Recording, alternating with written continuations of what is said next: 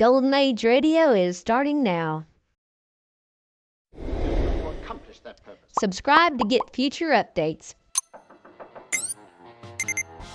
Get ready for some spy thrillers and noir detective mysteries with The Man Called X, Secret Agent K7, Dangerous Assignments, Richard Diamond, Dick Tracy, The Avengers, Whistler, Shadow, Falcon, and Top Secret. You're twice as sure with two great names, Frigidaire and General Motors.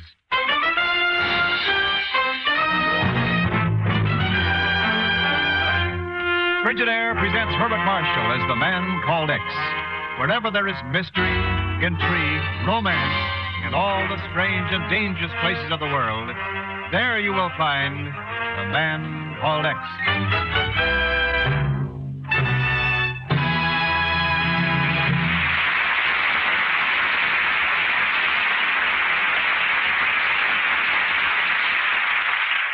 You're twice as sure with two great names, Frigidaire and General Motors. For Frigidaire refrigerators are made only by Frigidaire, a division of General Motors. And it is this association of Frigidaire and this association of experience with experience, of skill with skill, that makes Frigidaire America's favorite refrigerator.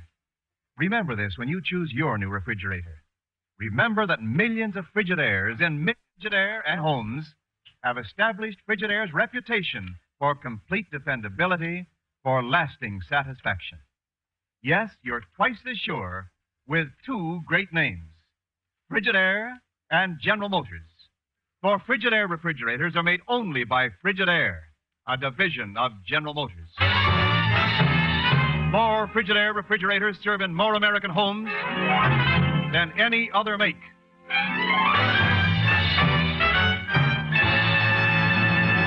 And now Frigidaire presents Herbert Marshall as Ken Thurston, The Man Called X.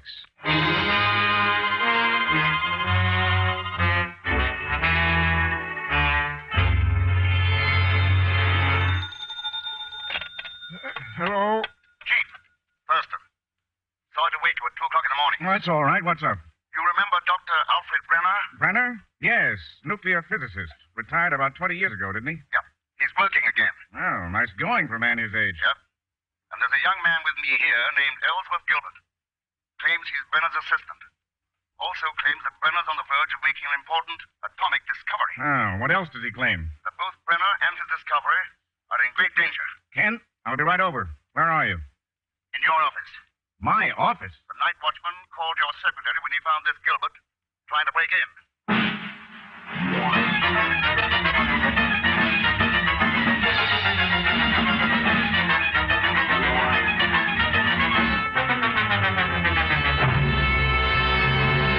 Must I repeat this over and over again like a parrot while you're sitting here wasting time with these questions? Heaven knows what they're doing to Dr. Brenner. Mr. Gilbert, when a man's caught trying to break into this office at 2 in the morning, I think some questions are in order. I had to get in here. I'm going back to join Dr. Brenner in Madagascar tonight. I had to see somebody before I... Tell us something about Dr. Brenner's discovery. He's working on a method of using common metals like iron or lead for nuclear fission. Not quite perfected yet. That's why the doctor sent me to America to get all possible information on atomic energy. And did you? This information I have is all Dr. Brenner needs to complete his experiment successfully. Why do you say Dr. Brenner's in danger? There's a man who owns a nightclub in Madagascar called the Black Rose. His name is Rocky Grant. He's a cheap racketeer, but a dangerous one. Especially when he wants something. Something like the doctor's discovery? Yes. Hand me that telephone, Chief. Sure, Ken.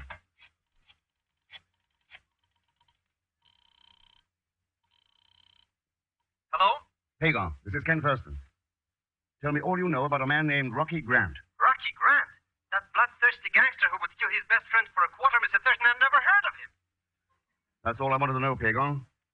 Meet the airport in half an hour. Where are we going? Madagascar.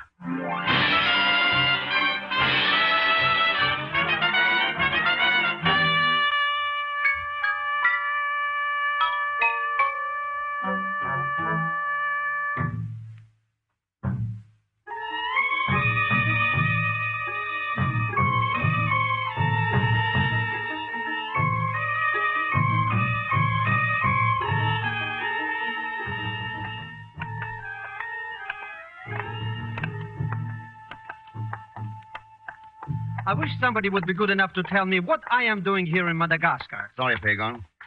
I had to bring you along. You know enough about Rocky Grant to be useful. Who is there? Hello, Dr. Brenner. Gilbert, I'm so delighted to see you. Oh, Doctor, this is Mr. Thurston How do you do? and Mr. Zellschmidt. Hello. Oh, please excuse my bad manners, gentlemen. I'm so happy to see Gilbert, I forget common courtesy. It's a pleasure to meet you, Doctor. Gilbert, I'm impatient to know, was your trip successful? Oh, more successful than we dared hope. Come, show me what you brought. We've come all the way from America to talk to you, sir. Talk to me. But why? You're in danger here. We want to take you where you'll be safe. Oh, I'm merely an old man tinkering with science for my own amusement, Mr. Thurston. Who would possibly want to harm me? Possibly Rocky Grant. Rocky Grant. Oh, I see that Gilbert has been telling you tales. Is that another way of saying you won't return to America with us? As you see, I'm getting on, my friend. I cannot afford the time to become enmeshed in these plots of intrigue. Believe me, I'm more than grateful for your deep concern about me. But you won't leave. No, I won't leave.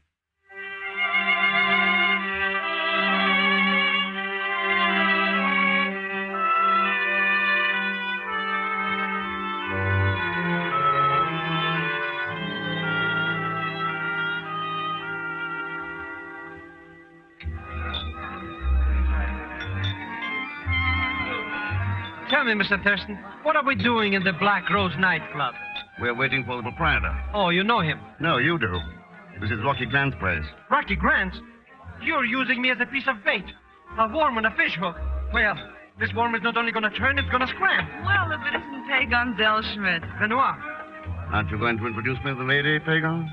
this is my friend, Mr. Ken Thurston. So you're Ken Thurston. Won't you join us, Miss Benoit? Well, thanks, I will. I've got a few minutes before I go on again. You work here. I am the floor show, if you please. Then perhaps you'll tell me where I can find Rocky Grant. No, I couldn't. Rocky left here a few minutes ago and said he wouldn't be back tonight.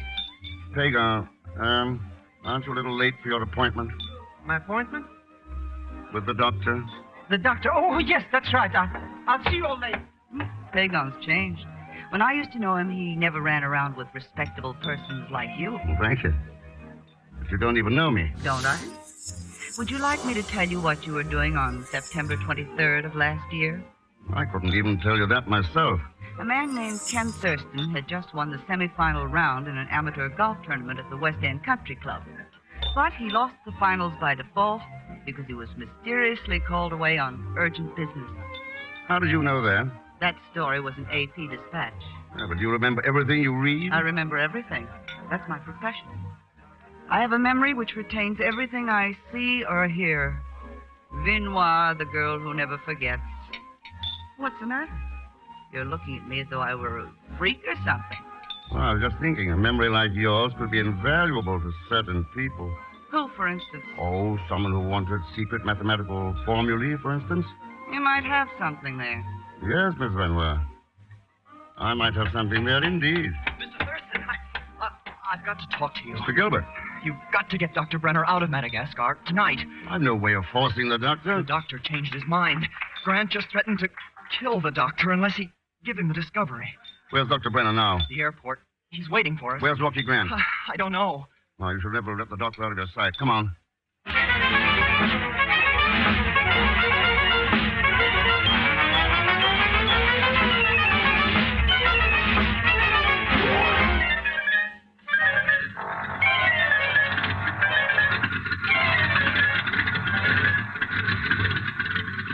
Mr. Thurston, I'm still not so sure I should leave with you. Maybe we are acting too hastily. Grant threatened to kill you, didn't he? Yes, but leaving Madagascar like this with so much work still undone. You have your notebook with you, Doctor. Look, Mr. Thurston, over there. That automobile racing across the field. It's coming right towards us. Mr. Thurston, wait. Benoit. You must take me with you. Please don't say no, don't say anything. Just take me. I've got to get out of Madagascar now on this plane. You have a trick memory, Miss Benoit. How do I know you don't have a few other tricks up your sleeve? You don't. Except for that gun that's now in your hands. I'm just desperate enough to use it, Mr. Thurston. Oh, in that event, step aboard. After you, Mr. Thurston.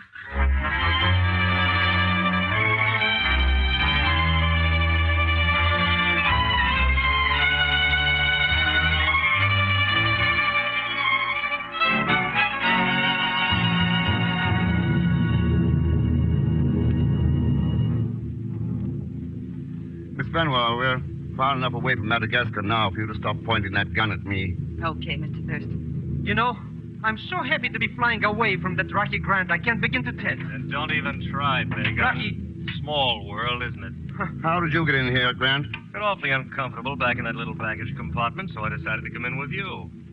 As I look around me, I see a lot of my old friends here. Don't look at me.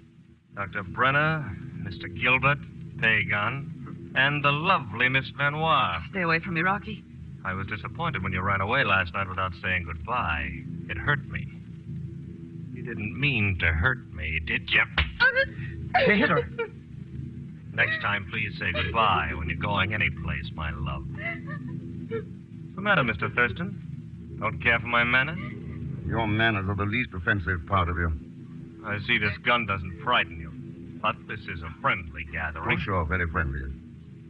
I imagine even the pilot is some kind of friend of yours. No, he surprised me a little. I actually had to remind him of what he owes me before he let me come along. And maybe getting ready to crash into that island just ahead is his own idea. What island? We're going to crash. That pilot's lost his mind. Get down on the floor.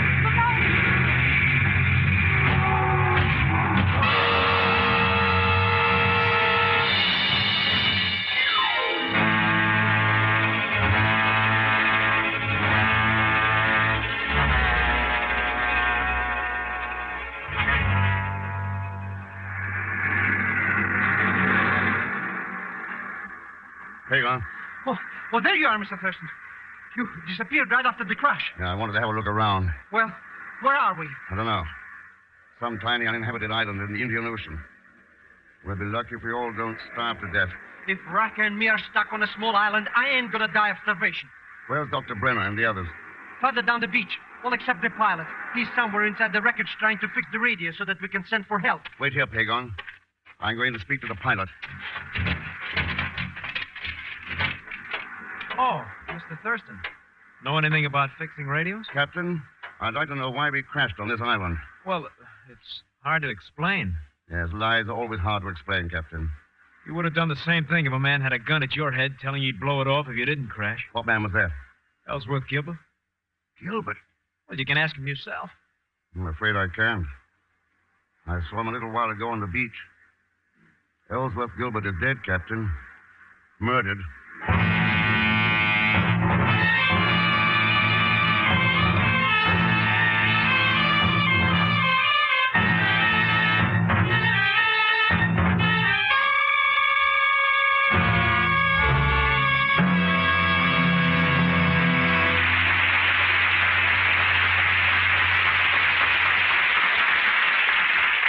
In just a moment, we continue with Frigidaire's Man Called X, created by J. Richard Kennedy.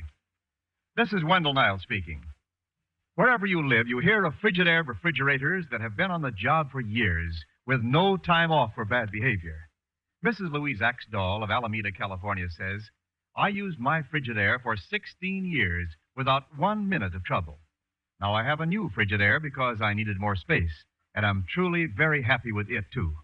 And from Richmond, Indiana, Mr. and Mrs. O.E. Goodman report that their 23-year-old Frigidaire refrigerator is still going strong.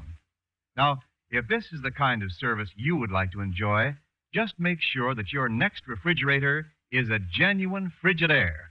In fact, you can be even more certain of long service than were these purchasers of former years. For today's Frigidaire refrigerators are powered by the famous Frigidaire Meter Miser. And the Meter Miser is the simplest coal-making mechanism ever built. Not a single belt or gear or pulley to get out of order and demand attention. Remember the good reports you hear about Frigidaire refrigerators that have served for years.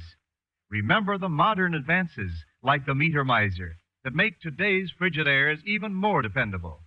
And remember, for all the advantages you want, ask to see the name Frigidaire when you ask to see a new refrigerator.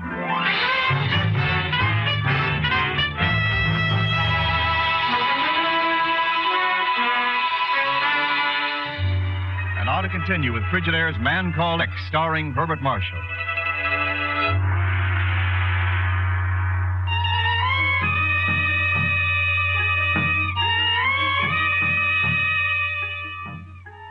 Ken Thurston was flying Dr. Brenner from Madagascar back to the United States because Rocky Grant, a racketeer, had tried to seize the doctor's atomic discovery. While in flight, Grant entered from the baggage compartment where he'd been hiding. Suddenly, the plane crash-landed on a small desert island somewhere in the Indian Ocean. The pilot explained to Mr. Thurston that he'd been forced to land there by Dr. Brenner's assistant, Ellsworth Gilbert. Mr. Thurston was unable to verify this since he had just seen Ellsworth Gilbert on the beach. He'd been murdered. But now it's the following morning, and Mr. Thurston has just awakened from a troubled, fitful sleep. He sees Miss Vanois working busily over a small fire. Good morning, Miss Vanois. Hello there. You're just in time for some coffee. Coffee? Where did you dig up such a luxury on this bleak place? We formed a salvaging party early this morning to look for food, and somebody found a pound of coffee in the plane. Mr. Thurston, I'm sorry for the way I acted last night, but I just had to get out of Madagascar. Why? Remember, you suggested that I might use my memory on secret formulae. Well, someone else came to me with the same idea last night, only wasn't suggesting he was demanding. Coffee's ready. Aren't you having any? After you. We only have one drinking cup. All right, thanks. Tell me, was the man who demanded that you memorize formulae our friend, Mr. Grant? I think I can answer that question. Rocky? I was crude enough to eavesdrop from behind those bushes. He's got a gun, Mr. Thurston. Don't worry, Vanois. That memory of yours is too valuable for me to kill you. But I'm afraid I'm going to have to deprive you of your companion, Mr. Thurston. Don't be a fool, Grant. Sorry, Thurston. The talkative Miss Vanois has told you too much for your own good. So long. What does it shoot? Hey, Grant, you look awfully silly standing there shooting an empty pistol. Empty? I unloaded it last night while you were asleep. I'll kill you for Stay that. where you are, Rocky. Where'd you get a gun? Oh, now, wait a minute, baby. You wouldn't shoot me. Why not? Now, put the gun down, baby. Put it down. Why? I've seen you kill people so often, I'm used to it. Oh, now. Thurston, stop her. I don't know if I can, Grant. Look, I'll do anything you say. Just give me a break. Why did you stow away on that plane? I knew Brenner's discovery would be worth millions. I tried to lay my hands on it, that's all. Why did we crash on this island? I had nothing to do with that. I have no idea why we crashed here. I suppose you have no idea why Gilbert was murdered. No, I don't. I didn't kill him. Who did? I don't know. All I know is I didn't do it. Thurston, you've got to believe my story. I didn't do it, I tell you. I didn't. Get a hold of yourself. Huh? Here. You better drink my coffee. You need it more than I do. Huh? Thanks, Mr. Thurston. Thanks a lot. Feeling any better, Grant? Yeah? Yeah, I feel fine. I feel just like... Oh. He fainted. Water somebody, quick! Well, the dangerous killer passed out from fright. He didn't faint. That cup of coffee had enough poison in it to kill all of us. Grant's dead. Dead? Poison? Well, who would have done that? A very good question, Miss Vanois. Well, you don't think that... You're not accusing me. I'm not accusing anybody. Where did you get that coffee? I told you, from the wrecked plane. And you had no idea it was poison? Of course not. I was going to drink some myself. But you made sure to give me the first cup. You said there was a salvaging party. Yes, everyone was finding things in the plane and handing them out to me. Who handed you the coffee? I don't remember. I was so anxious to see what they were giving me, I didn't even look at their faces. All I remember is hands. Strange. A girl who earns a living by feats of memory can't remember who gave her a pound of coffee less than an hour ago. I can't remember. I just can't remember.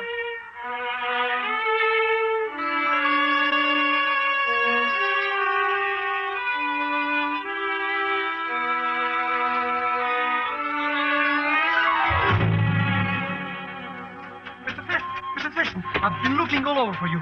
Boy, have I got bad news. The radio's busted. The radio's been busted since the moment we crashed here. Yeah, but it was fixed, and now it's busted again. That was our last chance. Now nobody will ever know what happened to us. Apparently somebody knows. See that small boat out there? Boat? Where? I see it. Yeah, I see it. We're saved. They found us. Ahoy there! We're over here!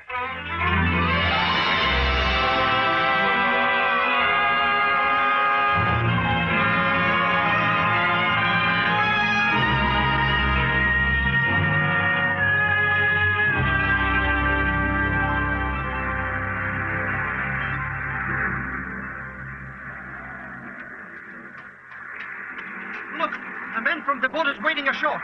Mr. Thurston, he's got a gun. I suppose he thinks we're wild savages. Hey there, mister, you don't need the gun. All right, everybody. Stand back, get your hands up. You're making a big mistake. Shut up, you. Didn't you come here to rescue us? What do you want? I want Brenner's notebook. Give it to him, Doctor. He If you say so, Mr. Thurston. Brenner, I think I'll take you along with me. And if I refuse to go with you? Look, my boss wants the information in that notebook. He wants it absolutely exclusive. So there's nothing else to do but take you with us where we can keep an eye on you.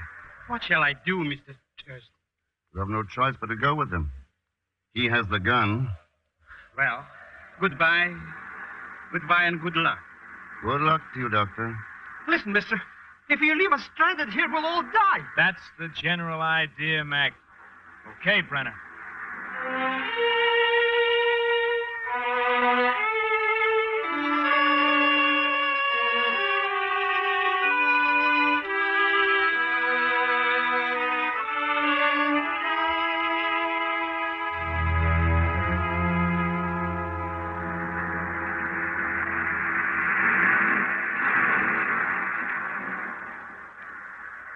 I'm beginning to envy Gilbert and Grant. At least they're not dying slowly like we are. Oh, it's entirely possible that within a few minutes we'll be picked up by an American destroyer. Mr. Thurston, you sound delirious. Maybe. But look out there across the water. Tell me what you see. There's a... Could it be a mirage? No. No, it's a boat, Mr. Thurston. A destroyer, like you said. A beautiful American destroyer.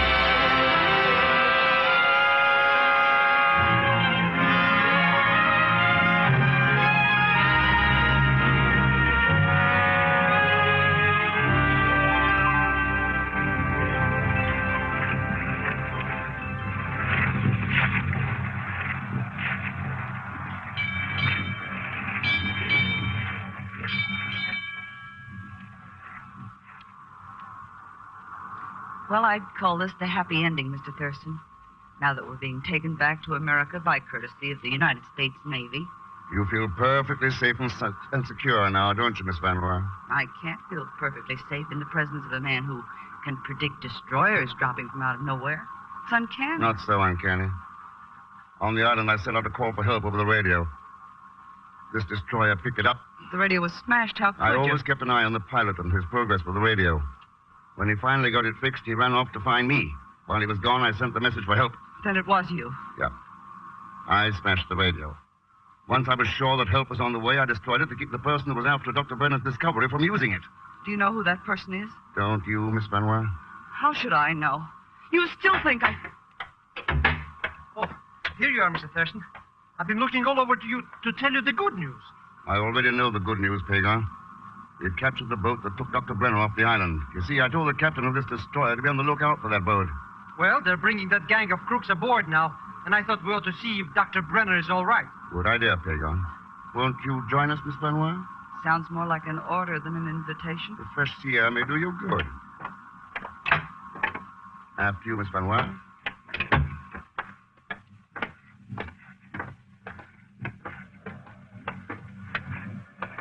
I can't wait to see the surprised look on Dr. Brenner's face when he sees us He's here. coming on deck now. Good evening, Dr. Brenner. Mr. Church, Surprised, Doctor? very pleasantly surprised. Now, perhaps we can all put our heads together and figure out who killed Gilbert and Grant. Problems like these are a little out of my line, Mr. Thurston, but I will do my best. Miss Benoit, You think I did it, nothing will change your mind. What possible reason would I have? we'll examine your motives later, but first, I'd like to see if Dr. Brenner might have had some reason. You're accusing me. Not at all, Doctor. But as a scientist, you know that one must study every possibility before reaching the correct solution. Of course. Now, let's take a hypothetical case. Suppose, Doctor, that you had decided to sell your atomic secret to the highest bidder.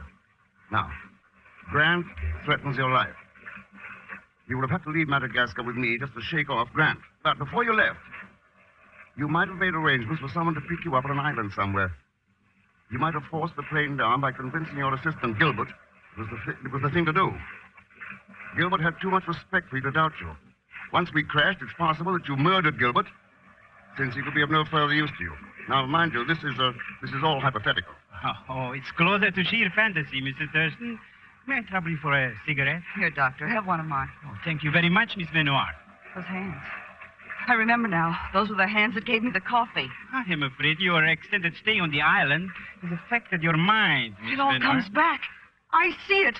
What made me forget? You didn't forget, Miss Benoit.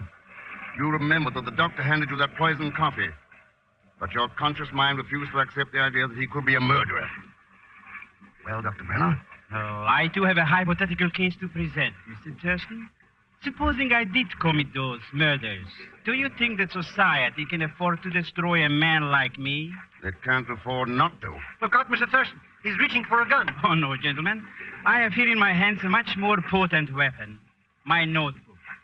With your assistance, there is still a chance for me to get away, Mr. Thurston, and no one will blame you. I'll trade you this notebook against my freedom. It's no deal. Now, consider carefully.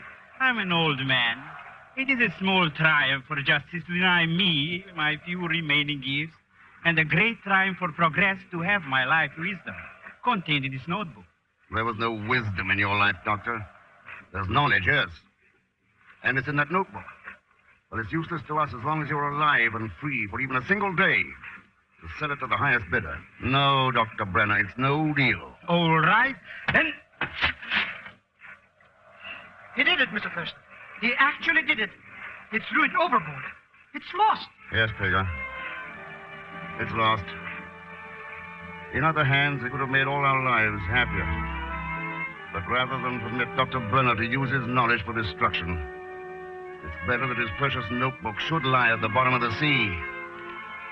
Perhaps someday, somewhere, maybe at this very moment, some scientist is making that discovery again. Let's hope that that man will use his knowledge for good instead of evil. Let's hope for the best, Pagan.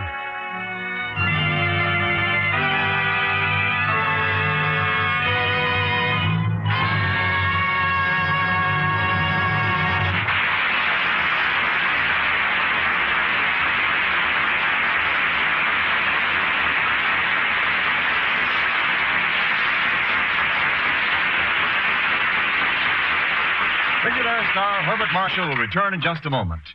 Frigidaire's Man Called X is presented each week with the best wishes of your Frigidaire dealer. We invite you to come in and learn about the famous line of Frigidaire electric appliances, refrigerators, ranges, water heaters, home freezers, the new automatic washer, dryer, ironer, and many other Frigidaire refrigerating and air conditioning products for homes, farms, stores, offices, and factories. I've always wanted an electric water heater, Mr. Niles. Well, then take my advice and buy a Frigidaire electric water heater. Ask your Frigidaire dealer about the wonderful new magnesium rod that makes tanks last years longer. Ask about the new 10-year protection plan on Frigidaire electric water heaters.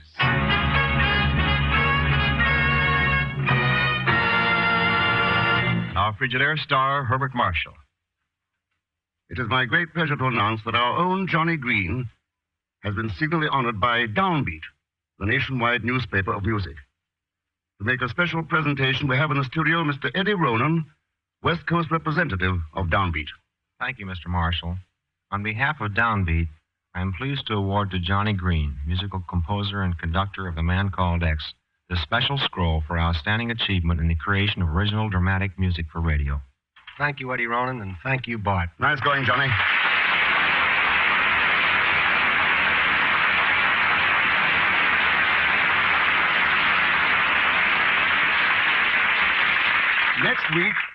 Next week, Laughing Lady, the story of the dread Sicilian Mafia, a terrorist organization operating in a traveling circus. As usual, Leon Belasco will be along as Pagon Zellschmidt. So join us, won't you, when next I return as The Man Called X. Good night.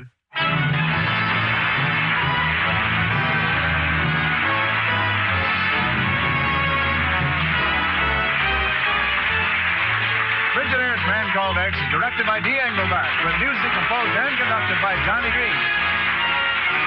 Tonight's story was written by David Shaw. So until next week, same time, same station, this is Wendell Niles speaking for Frigidaire, made only by General Motors. All characters and incidents used on this program are fictitious. Any resemblance to actual persons or incidents is purely coincidental. This is CBS, the Columbia Broadcasting System.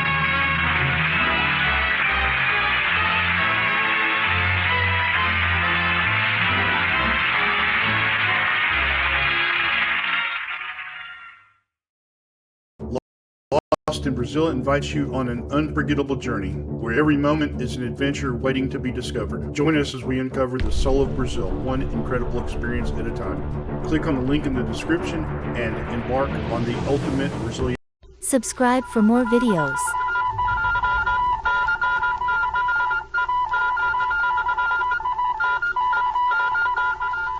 Secret Agent K7 returns.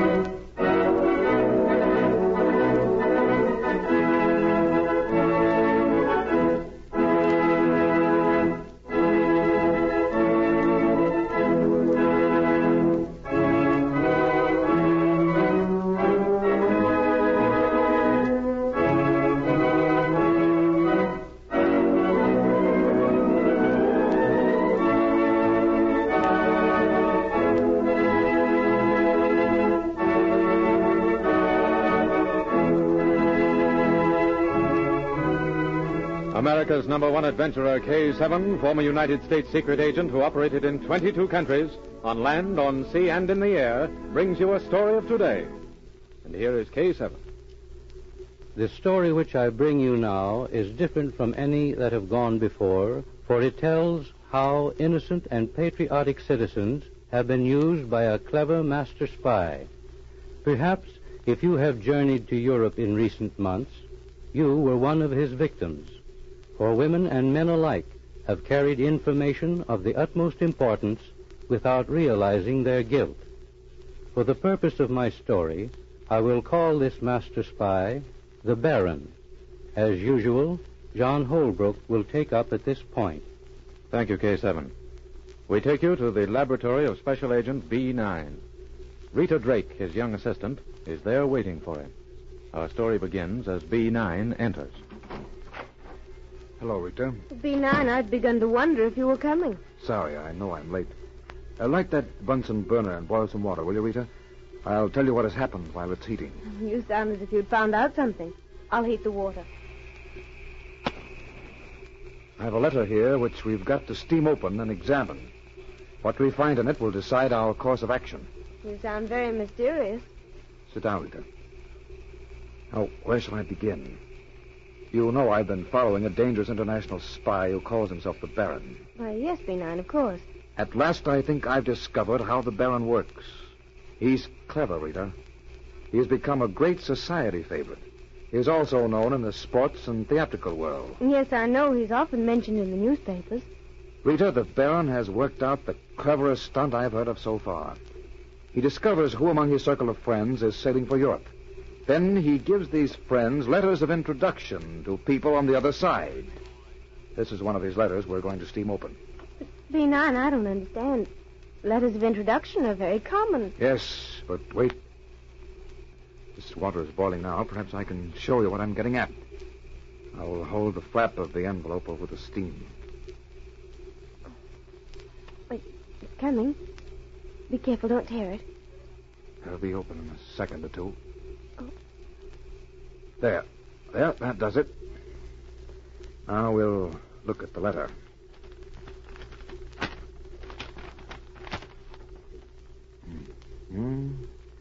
Just as I expected. Rita, instead of a letter of introduction, this is a complete description of one of this country's latest machine guns. Now you see what I mean. Yes, the Baron uses innocent people to carry his information. Exactly. It's a clever stunt. Fortunately, this letter was given to the wife of a young man I know. She turned it over to me. Then you can make an arrest. Not yet. The Baron is clever. He probably had this letter written by someone who works with him. It's not even in his handwriting. He'd deny everything. No, we've got to catch him with the information on him. And that's not going to be easy. I think it will be. Mrs. Duran, the woman who was to have carried this letter, sails tomorrow morning. You're going to the boat with her. There you'll meet the Baron. Mrs. Duran will introduce you and tell him that you're sailing in 4 days. She'll arrange for the Baron to give you a letter of introduction. Then we'll have him.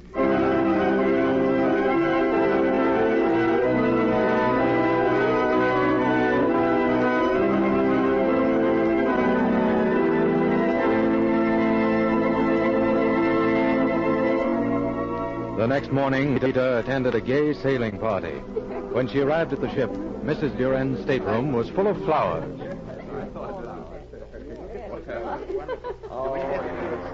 And now, my dear Mary, I'm leaving before I get carried across with you. Your husband would never understand that, you know. And best of luck, old girl. Bon voyage. Goodbye, Freddie. Oh, I beg your pardon. Mary, here's another visitor. Rita. Oh, I'm so glad you've got here. Run along, Freddie. All right, dear. He's here. I've talked with Agent B9. I'll carry it off, so don't worry. I used to be an actress, you know. Everybody, stop talking. I want you all to meet a very special friend of mine, Miss Drake. How do you do? Miss Drake. Thank you. Oh, dear, there's the last call. Baron, come over here. Miss Drake, may I present the Baron? This is indeed a pleasure. And for me too, Baron. All ashore, let's go ashore. Oh, dear, their time's up. Baron, I want you to help Rita. She was sailing with me, but she couldn't get reservations on this ship. Oh, that is too bad. She's not sailing until next Monday. Baron, will you give her a letter of introduction like the one you gave me? We won't meet in Europe I and... should be most pleased to write a letter, Mary. You sail next Monday, Miss Drake? Yes. You'll help me? Of course, of course. As soon as Mary has sailed, we will have lunch together and arrange. Thank you, Baron. I knew you'd do it for me. All ashore. Oh, well, there's the final warning. Goodbye, everybody. Goodbye, Mary.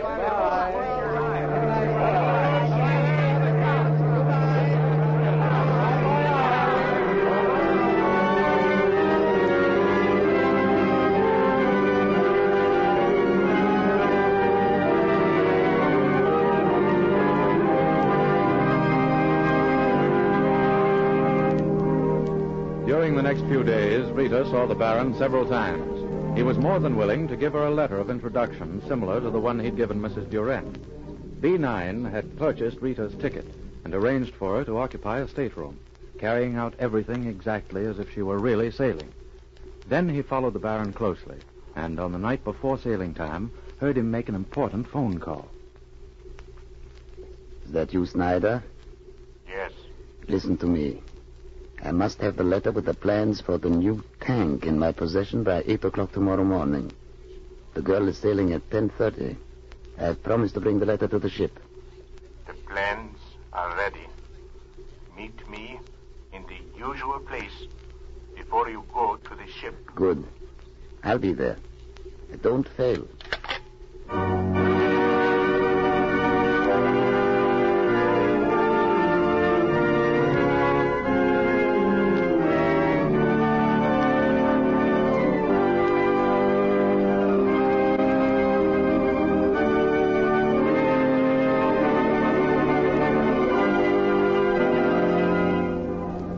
The next morning, B9 followed the Baron into a florist shop. There he heard him order flowers sent to Rita Drake's stateroom. When he paid for them, he received an envelope slipped between the bills of his change. Then he left. A minute later, B9 blew a police whistle outside the flower shop. Yes, B9, surround the shop. Seize the man behind the counter and hold him at headquarters until I arrive. Search the place thoroughly. Right. I'm going to the boat. I shall be back within an hour.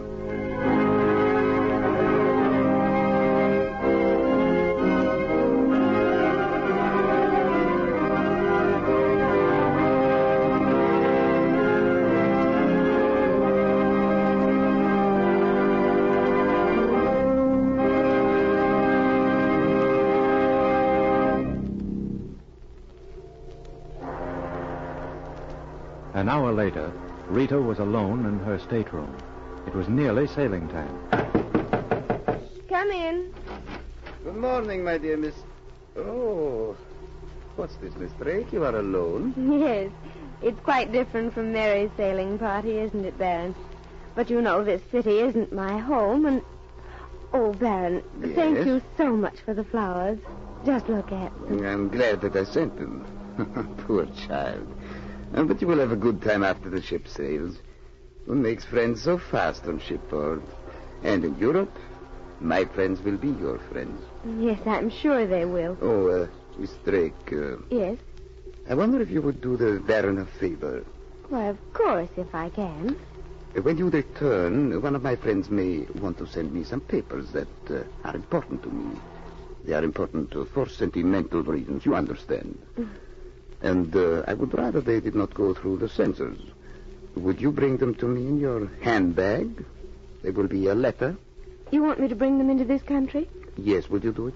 Of course, Baron.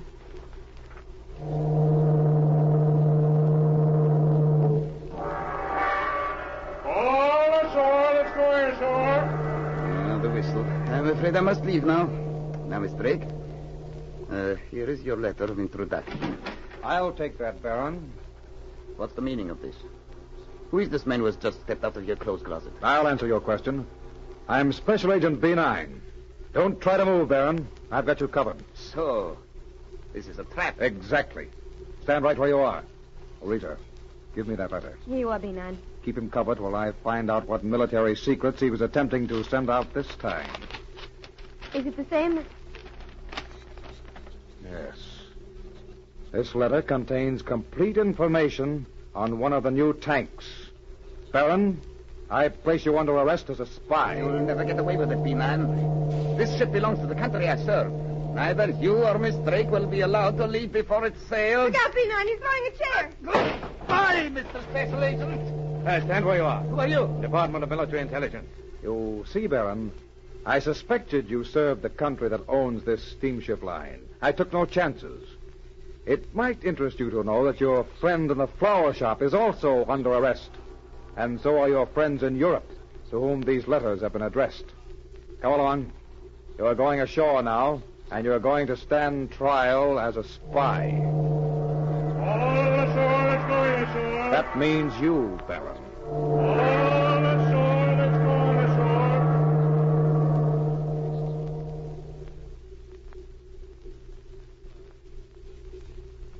I have told my story without using the names of any actual persons.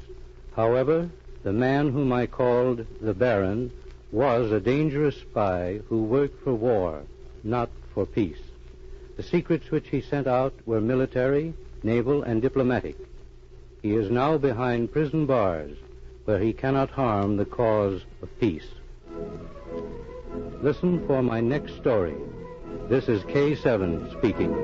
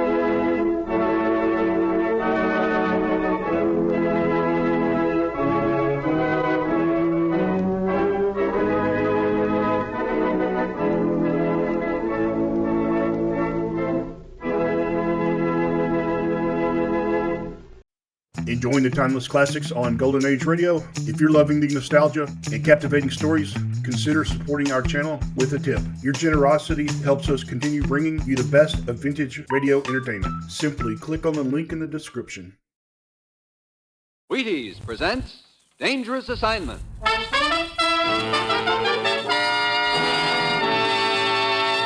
On stage tonight from Hollywood, Dangerous Assignment, another in the Wheaties' big parade of exciting half-hour presentations.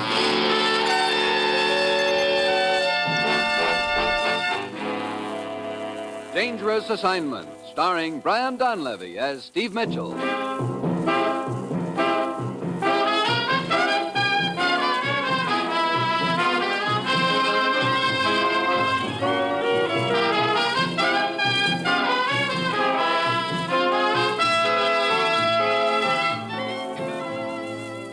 Yeah, danger is my assignment.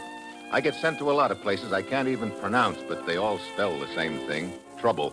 But when I walk into the commissioner's office, I don't realize that this assignment is going to involve an innocent little picture postcard that almost turns out to be my death warrant.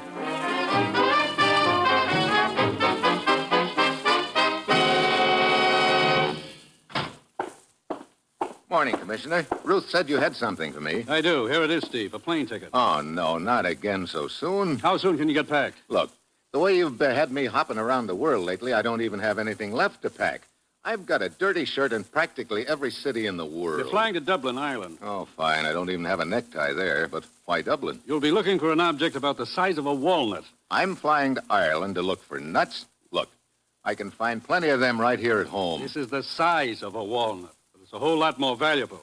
A roll of microfilm, Steve, containing the complete plans of our latest and most improved guided missile.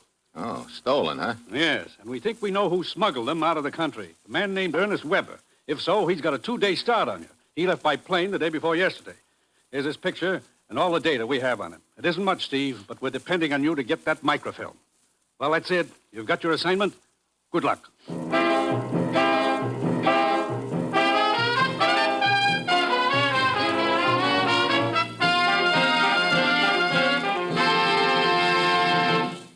Dangerous Assignment will continue in a moment. Now, here is the Wheaties man, Frank Martin. If you've got a job to do tomorrow, folks, get your Wheaties. Sure, Breakfast of Champions is for you, just like it's for Ralph Kiner, pride of the Pittsburgh Pirates. You may not play ball for a living, but whatever your job is tomorrow, you can do it better on a better breakfast. And it's a better breakfast you're starting with Wheaties. There's a whole kernel of wheat in every Wheaties flake. Yes, whole wheat, good, sound whole wheat. Plump and ripe and bursting with vitamins and minerals and protein for your vitality, your energy, your working power. So tumble the Wheaties out of the package, pour on the milk, put on the fruit, pick up the spoon, and smile. You're eating good to be feeling good. Breakfast of Champions for people who are going places. Are you ready? Try 'em. See how Wheaties at 7 can help at 11.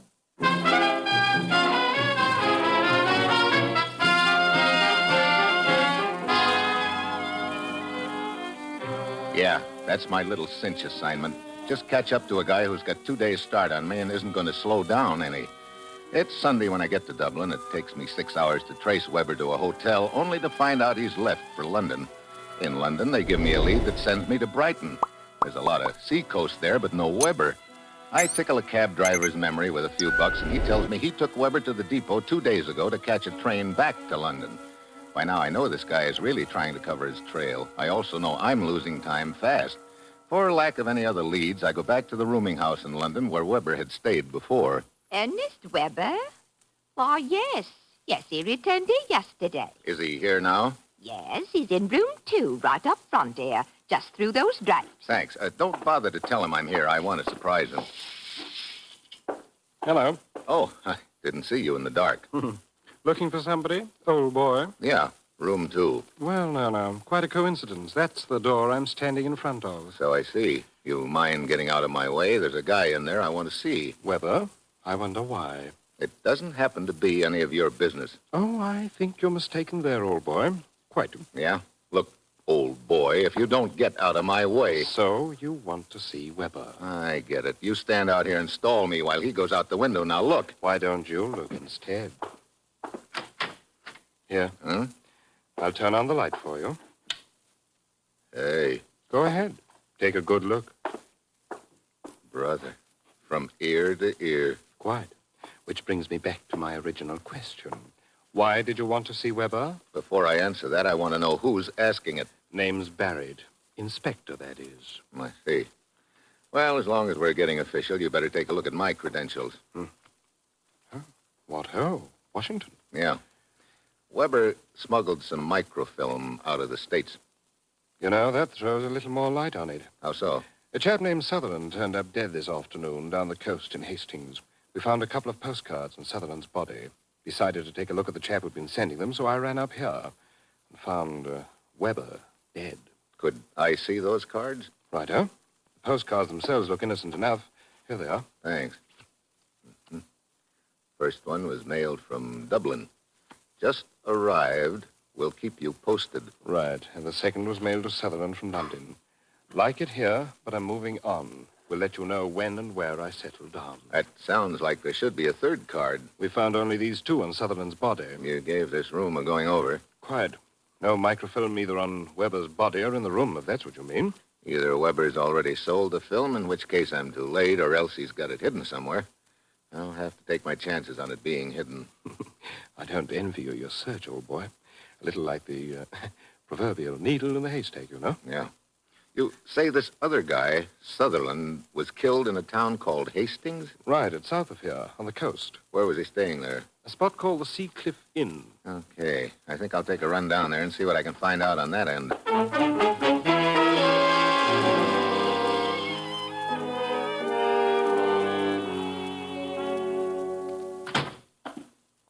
Good evening, Governor. Hi.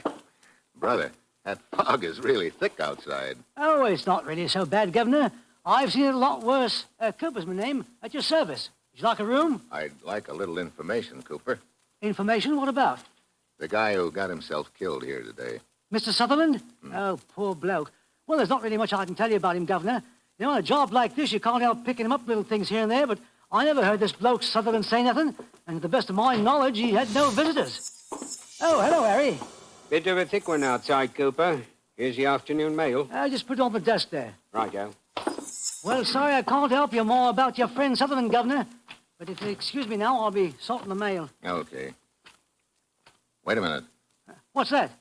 You've got a picture postcard in that stack of mail. Let's see it. Now, see here, I can't have you reading the guest's mail. Let me have it. Yeah. From Weber, and it's addressed to Sutherland. Oh, sorry, Governor. I didn't realize it was sent to your friend. Let's see. Why, it was sent from Brighton. Yes, that's a picture of the Empire Hotel there. Quite a nice spot, too. The Empire Hotel, Brighton, as seen through the trees from Providence Point. Good-sized place, isn't it? What's the matter? Oh, nothing. Just looking at the picture. Oh, that blinking switchboard again. Excuse me, Governor. Oh, sure. Take your time, Governor. I slipped the postcard into my pocket and eased quietly out the door while Cooper's on the phone. This is the postcard I've been looking for. The message reads, "Like it here. Guess I'll stay." And on the picture of the hotel, there's an X over one of the windows. So now I'm pretty sure where the microfilm is hidden. Outside, the fog is swirling thicker than ever. I can't see 3 feet in front of me. I head in the direction the depot's supposed to be, and then I hear steps. I stop. The steps stop. I start again. So do the steps. But in the fog, I can't tell where they're coming from. I stop again. The steps keep coming. Suddenly, a figure looms up, something shiny in his hand. I hit the sidewalk. The knife hits the door behind me. I scramble to my feet, take off after him, but he just melts into the fog. I can't tell which way he went, but I try about 3 different directions. I spot nothing. Finally, I give up. I managed to find the depot and take the train along the coast to the Empire Hotel in Brighton. Good evening, sir. You wish a room? Yeah. Just sign the register, please. Okay. There's one room in particular I'd like to have. Oh? I stayed here once before several years ago in that room and liked it very much. Well, now I'll do my best to arrange it, sir. What room might that be? I don't remember the number, but it's the 3rd room from the north end of the hotel on the 3rd floor. Yes. That'd be 317. Yeah, that's it. How about it? One moment, sir. Now I'll check. Yes, here we are. I'm sorry, sir, but that room is taken. I see. Who has it? Miss Sheila Moore from Dublin. Dublin. You mind telling me how long ago she checked in? Why, no. She checked in only yesterday. I don't know how long she's planning to stay here at the Empire, sir. But if you really would prefer that room, now, perhaps you could talk to her and see if she'd be willing to exchange it for another. You know, that's a good idea. See you later.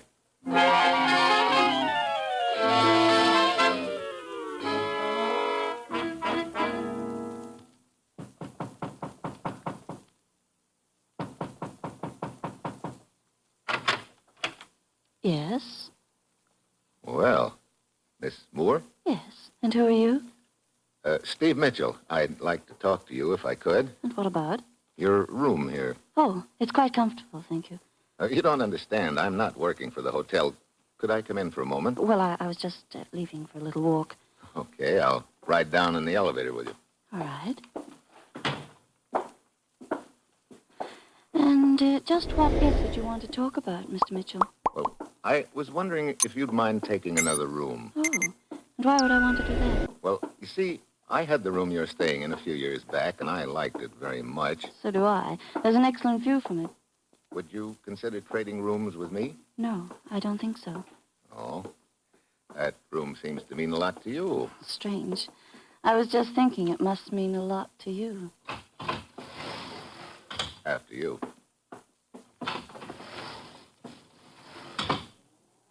You're from Dublin, aren't you? Yes.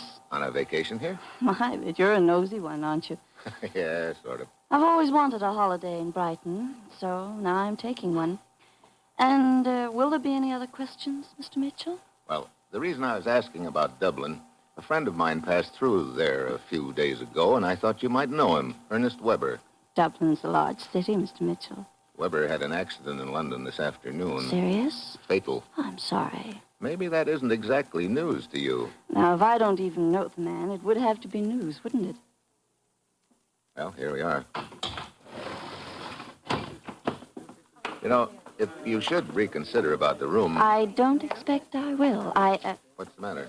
It's a little embarrassing. What I'd like to know What is, is? are we in Man and England his or wife talking to the clerk. a fine thing when a man and his wife can't come down to the shore for a holiday without having a beastly thing like this happen? Well, no. I'm very sorry, Mr. Chumley. I can't understand it. We haven't been troubled by burglars for quite a while. But we have very little of value. Why would burglars pick our room? I can't... Oh, Miss Moore. Hello, Mrs. Chumley. But I thought you had a headache, my dear. I did, but it's better now. I thought I'd just get a little breath of fresh air before bed. The most dreadful thing has happened, my dear. What do you mean? Well, you remember right after dinner you said you had a headache. Yes, a splitter. And Mrs. Chumley and I had a bit of a stroll along the coast. But when we came back to our room just a few minutes ago, we found it completely ransacked. What? What room are you staying in? I don't believe I had the pleasure, sir. Oh, this is Mr. Mitchell, Mr. Chumley. Mr. Mitchell just arrived. No. Well, I can't quite see what concern it is of yours, old boy, but we're staying in room 217. That is, we were staying there until this beastly thing happened. We'll have your room put back in order immediately, Mr. Chumley. Very well. Come along, Martha. We may as well have a spot or something while we're waiting. Room 217. That's the room right under yours, isn't it, Miss Moore? I suppose so. Why? Oh, just wondering. Hey, were you able to effect an exchange of rooms with Miss Moore, Mr. Mitchell? No, he wasn't. Oh, well, very well. Now, I have another nice room for you, sir. 224. I've taken the liberty of having your luggage sent up there. Okay, I guess that'll have to do. You care for a drink, Miss Moore? No, thanks. I think I'll be getting back to my room. Oh, change your mind about taking the walk? Yes. Well, I'll see you around, Sheila. Sheila heads for the elevator, and I fish the picture postcard out of my pocket and take another look. The Empire Hotel seen through the trees from Providence Point. Up to now, I'd thought the X on the card was on the window of room 317. But now I see that a branch of a tree on Providence Point partially covers the window of 317 and that the X is under the branch. So the X could be either under 317 or over 217. And whoever else is looking for that microfilm apparently thinks 217's the room. I go up to my own room, still thinking about it. Reach for the light switch, and just then somebody lowers the boom on me.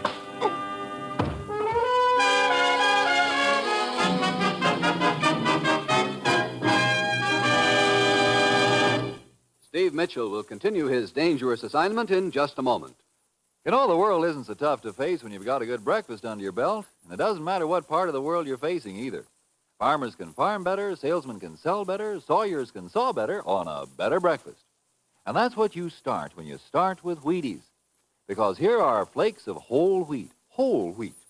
There's a whole kernel of wheat in every Wheaties flake. Yes, there's a whole kernel of wheat in every Wheaties flake. That's why I say Wheaties can give so much. The vitamins, the minerals, the wonderful energy of whole wheat. And that's why I say, pull the chair out at the table tomorrow at breakfast time, sit down to a meal that starts with Wheaties, and see if you don't feel the difference in smoother work all morning long. It's the whole wheat nourishment that helps. Of course, it's no fun getting up in the morning to just a batch of vitamins and minerals. Wouldn't that be dull? But it's fun, you bet it is, to lay spoon to crisp, flaky little flakes called Wheaties. Pour on the cold milk, put on the fruit you like best, and eat happy. Breakfast of champions. Breakfast for you. Come on now, you try it. See how Wheaties at 7 can help at 11.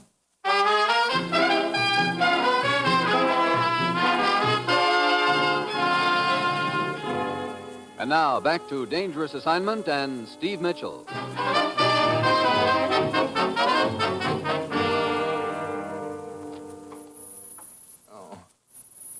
Mr. Mitchell. Steve.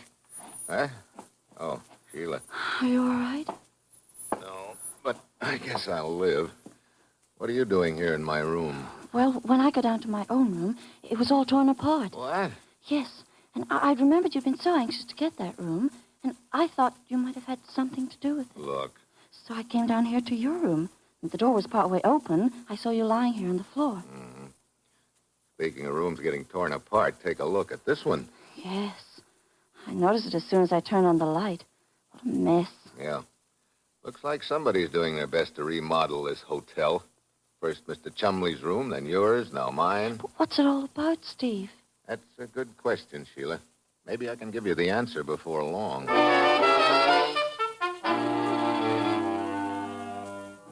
After she's gone, I start putting my room back together again. Then I remember the postcard. It's not in the pocket I put it in. I go through my other pockets, and I find it in one of them. So whoever clouded me on the head a few minutes ago took a look at it then. Well, at this point, I don't know where the microfilm is or who has it. All I'm sure of is that I don't. And then I think about Sheila. Quite a girl. She's either real innocent or real smart, and I've got to find out which. The next morning when I go downstairs, I spot Mr. and Mrs. Chumley having breakfast. Drive down the coast today, my dear. The sun's out for a change, and, Good morning. Huh? Oh, Mitchell, isn't it? Yeah, we were introduced last night in the lobby when you reported your room ransacked. Of course, Mr. Mitchell. Won't you sit down? Thanks. Care for a spot of breakfast with us, old boy? No, thanks, but I would like to ask you a couple of questions about Sheila Moore, if you don't mind. Not at all. Rather taking your fancy, eh? Yeah, sort of. By Jove, I don't blame you. If I were 10 years younger myself and, weren't, of course, already married to the loveliest person in the world. You got that in just in time, Arthur. She does seem to be a lovely girl, Mr. Mitchell. What is it you wanted to know about her? How long have you known her? Matter of fact, we just met her yesterday afternoon. Rather amusing circumstances, come to think of it. What do you mean? We were just returning to our room from a stroll when we found her trying to unlock our door. Oh? Yes, you see, her room is directly above ours, and I suppose she'd got confused. Yeah, sure. We struck up a conversation with her, and it ended by agreeing to have dinner together. But she developed a headache and left us early. And when you returned to your room after that, it had been torn apart? That's right. I say, you don't think that she could have had anything to do with it? There's probably no connection at all, Mr. Chumley. I beg your pardon, Governor. Huh? Could I have a word with you? Yeah, excuse me, Mrs. Chumley. Of course. Expect we'll be seeing you later, old boy. Yeah. Hope I'm not disturbing you, Governor. But you see, I have... You're the hotel clerk I talked to in Hastings yesterday afternoon, aren't you? Right you are. Cooper's the name. Yeah. What are you doing here in Brighton? Well, you remember I told you then I was coming up here on a vacation. Oh, yeah. But, well, to tell the truth, Governor, I've been looking for you. Why? Well, like you told me yesterday, a hotel clerk who keeps his eyes and ears open is liable to pick up things here and there. I get it. What's the bite? Now, I'm not a greedy chap, you know, and how much it's worth is up to you. Oh, wait a minute. But I haven't told you yet, Governor. Save it until I get back.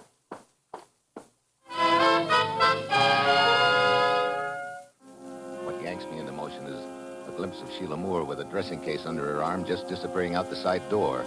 When I get to the sidewalk, she's down the street renting a bicycle. She starts pedaling down the road that leads along the coast. So I rent a bicycle and climb aboard. A great way to be chasing a suspect. Well, it's 20 years since I've ridden one of these contraptions, and all the dogs in town seem to agree that now is no time to break the spell. Get out of there. Go in. Get out. I finally get out of town with both legs and both wheels. I can see Sheila up ahead of me, and she turns towards the coast, but when I get to the spot, she's disappeared. Then I see her bicycle tracks leading down towards a clump of bushes. I park my velocipede and ease over.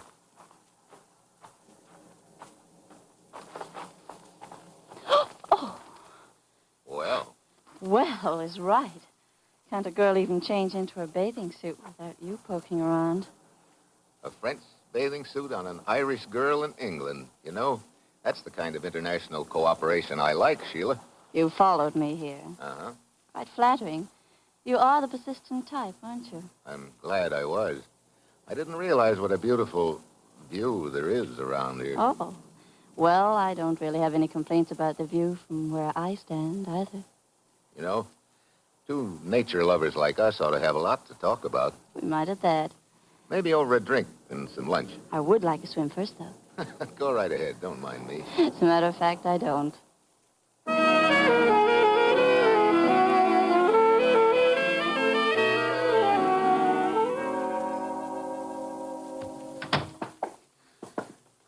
It's been a wonderful day, Steve. Swim, lunch, bicycle ride. Yeah. My legs are killing me. Now it's sunset already. Just look out the window. Isn't it beautiful? Water, sun slipping down behind that point over there. Providence Point. Yeah, you do get quite a view from your room here. So now we're talking about views again. Yeah, so It's a nice day, Steve. you know, the view's getting better by the moment. View out the window, you mean? Sure. Now you see why I didn't want to give up this room? Sorry you mentioned that, Sheila. Hmm? Look, this is all very pleasant, but if you're trying to pull a little razzle-dazzle over my eyes, you'd better give up. I don't know what you're talking about. I don't know just where you fit into this deal, but it's time we found out. What do you mean? I think you know I've been looking for something. Well, now, it's fairly obvious. That's not what I mean. Yeah, it could have been you right from the start. What could have been me? You figured it was hidden in this room. That's why you wouldn't change rooms. What? But you couldn't find it here, so you thought it might be in the room directly below, Chumley's room. You tore it apart looking for it, but it wasn't there. Steve! And you tore your own room apart as a cover for yourself. At this point, you figured I might have gotten it, so you slugged me and searched my room. Look, if there was something of value hidden here, and I had gotten it, do you think I'd still be staying around here? That would be stupid. Stupid or awfully smart? I don't know what this is all about, Steve. But all I can say is you certainly seem to have the wrong point of view about me. Yeah. I guess so, Sheila. But if I've got the wrong point of view about you, that means I'm fresh out of Leeds and I'm licked. What's the matter, Steve? Wait a minute. What's wrong? Why are you staring out the window? Yeah. I guess I've had the wrong point of view right from the start. See you later, Sheila.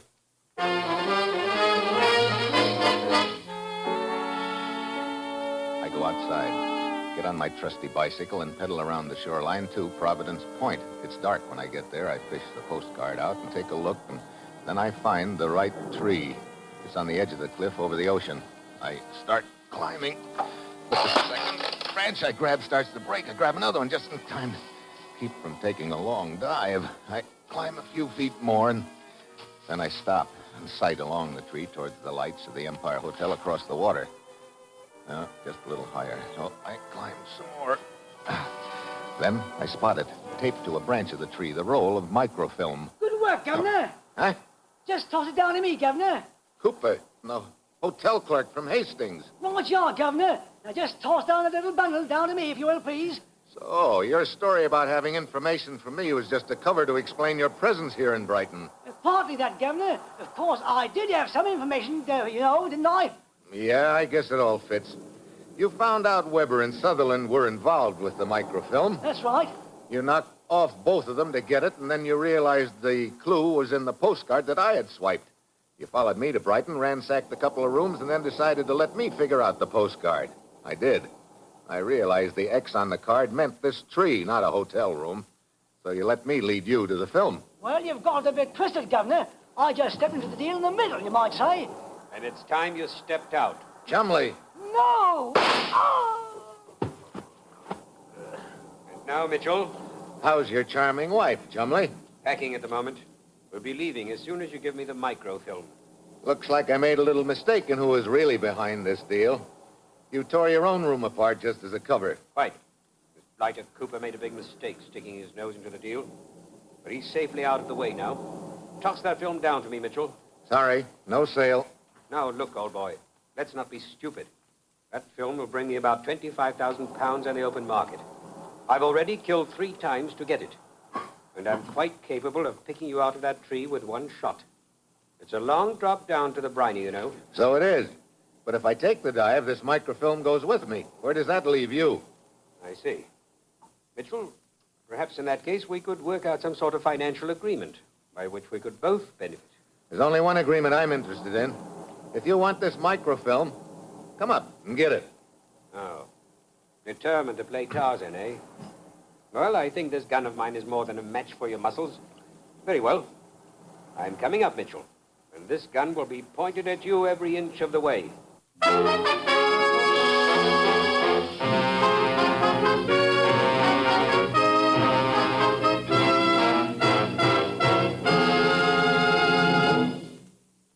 You will hear the conclusion of Dangerous Assignment in a moment. First, here is the Wheaties man, Frank Martin. Well, tomorrow's Thursday, and you can breeze through your work right up till noon with Wheaties to help. Sure, what Wheaties can do for you every morning, every morning. Wheaties with milk and fruit at breakfast can help send you striding through the morning high, wide, and handsome. Because, listen, there's a whole kernel of wheat in every Wheaties flake. Think of that. There's a whole kernel of wheat in every Wheaties flake. That's a lot of vitamins and minerals and protein for a Wheaties flake to be carrying around, but it's true, just as sure as Wheaties are crisp and sunny and naturally sweet. That's why Wheaties have so much. That's why Wheaties at 7 can help at 11. So get the energy there is in Wheaties. Have some tomorrow. Breakfast of champions. Yourself, see how Wheaties at 7 can help at 11.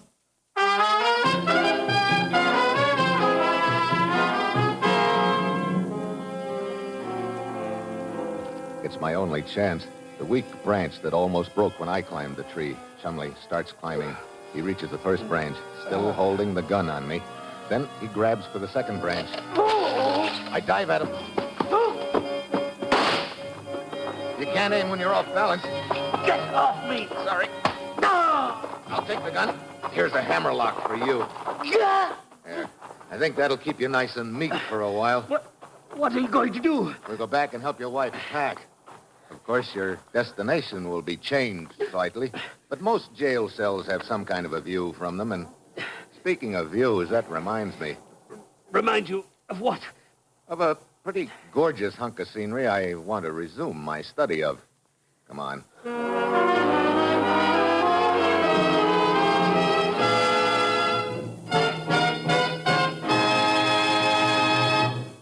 Dangerous Assignment, starring Brian Donlevy as Steve Mitchell, is written by Bob Reif, with music composed by Basil Adlam and conducted by Ralph Hollenbeck, and is produced and directed by Bill Karn.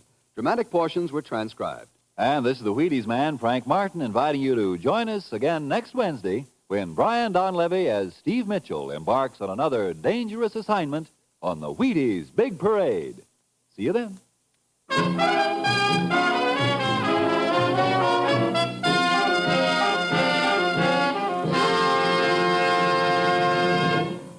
Coming up, the Falcon. 3 chimes mean good times on NBC.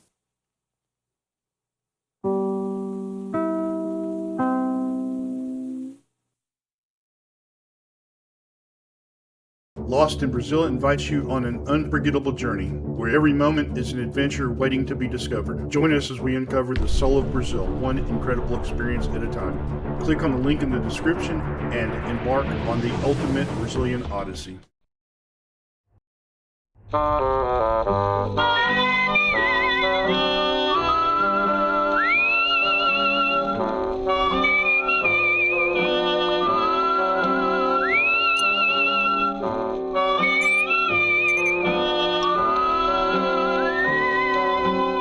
Here's Dick Powell as Richard Diamond, private detective.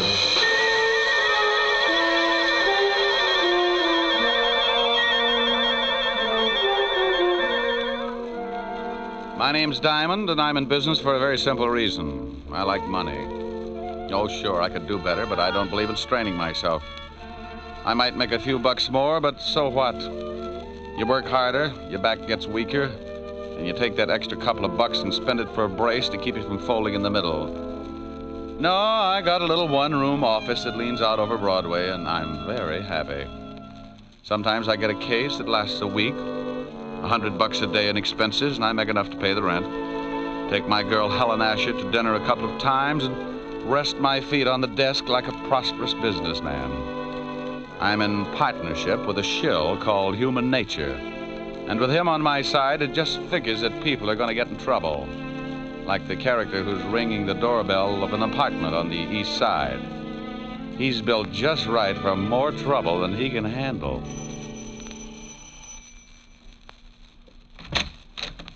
Well, Hello, Mrs. Moran. you say that like you're really glad to see me. I'll let you know as soon as we can talk business. Did you bring a rubber hose along? Why? Are you going to be hard to get along with? This time, yes. Where's your husband?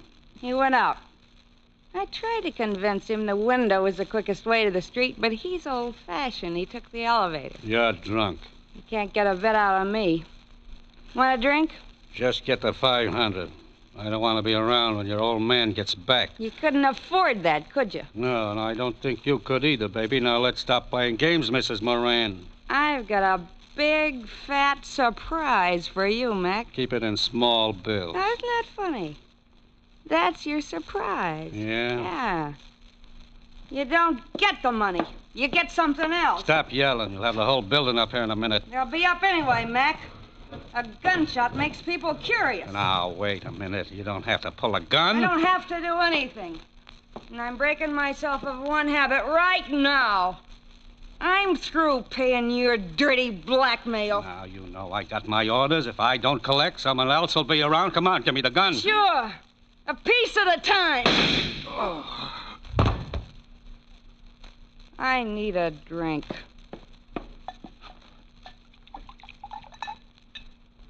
Well, here's to nothing, Betty, old girl. Oh.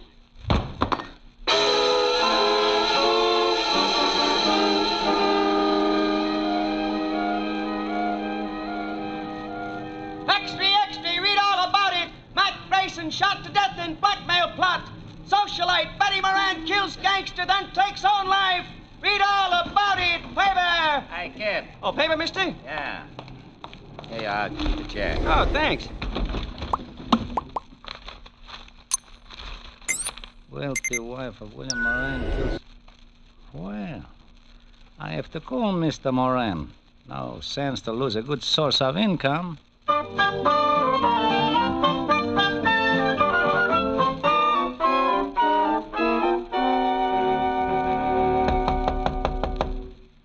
Yeah, come in.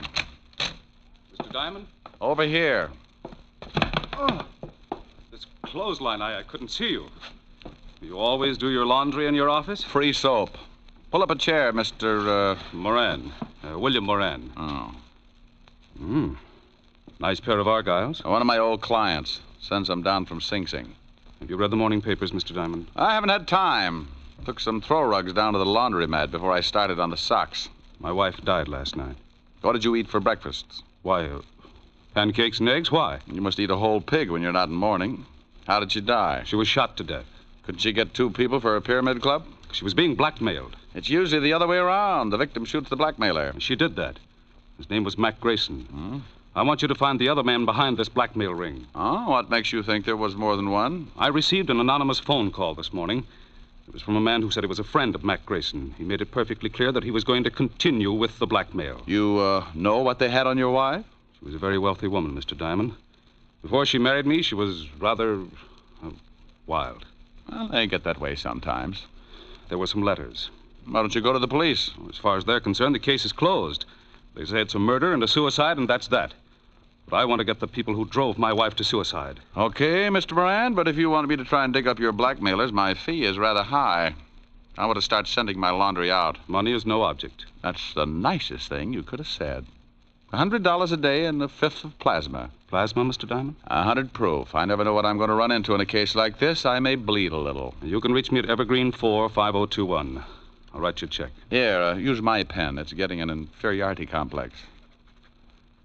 Do you know anything more about this man who called you this morning? Yeah, only that he said he was a friend of Mac Grayson's. Oh, there you are, Mr. Diamond. This should be enough of a retainer. Oh, yes. And that's all you know? I'm sorry I can't be of more help. Oh, you've been a brick. I'll get the rest from homicide. Thank you and goodbye, Mr. Moran. Goodbye, Mr. Diamond, and good luck. Oh, I'm sorry I knocked down some of your washing. There. Well, I'll be hearing from you. Well, that's the way it goes. One minute you're washing socks, and the next you got enough money to stake out a claim on every night spot from Mott Street to Harlem. Unless a particular blackmail ring likes to kill private detectives. I had a hunch the assignment might run into overtime, so I put in a call to a lovely redhead named Helen Asher. Francis, the butler, answered, and I told him to pass the word along that I might be late for my date. I hung up before Helen could get on the pipe and start screaming at me like a wounded eagle. I locked the office, went down to 5th Precinct, and an old friend, Lieutenant Levinson. He was in charge of the homicide detail and could tell me about the late Mrs. Moran and her victim. When I walked in, Sergeant Otis was polishing his billy. Hello, Otis. The lieutenant in? Well, Richard Diamond, the all-American gumshoe. Oh, you're just jealous because that club you've got is a better shape than your head. Lieutenant, Diamond's out here. Okay, send them in. Tell me, Shamus, how does one get to be a great big private detective? 7 box tops? Well, you have to observe things, Otis, my boy. For instance, one look at your shirt, and I can tell you've been eating well for a week. Why don't you either get it cleaned or stick it in a pressure cooker? Hello, Walt. Now, wait a minute, Rick. If you've got a body somewhere, take it to another precinct. No, I'm a little short right now, but maybe I can dig one up. What I said. Yeah, that was a swell one. Is this just a social visit, or am I a dreamer? It's about the Moran suicide. You handle it? Uh-huh. One of the neighbors called us. They're both deader than Otis on a double date. What about the Grayson guy she knocked off? Cheap thug, couple of convictions. Oh, don't tell me Moran's been to you with that blackmail story. Yeah. He seems to think Grayson was working with someone. Rick, that guy pestered us all morning, but there's no proof of blackmail or anything else, except 2 people got killed. Give me a quick rundown. I don't know why you're interested. I think Moran drummed up the blackmail theory just to cover that his wife was running around with another man. Well, I'm interested because Moran gave me a fat $200 in advance to get me in the spirit of the thing. Well, if you want to be bored, here are the photographs of the deal. Here's Mac Grayson. Bullet entered his chest just below the 10th rib. Gun was a .32. Same one that the Moran dame used on herself. Enough powder burns on the shirt to show that she was standing pretty close when she gave it to him. She'd have to be not to miss him. Now, you can see she was lying about 10 feet from Grayson near the bar. Probably needed a stiff shot before she knocked herself off. That's the highball glass on the floor near her head. And that's the .32 she used, about 6 inches from her right hand, and only her prints on it. Powder burns on the girl? Sure, all over her temple. We did the paraffin test on her hand, too. She fired the gun all right. Did Grayson have any friends?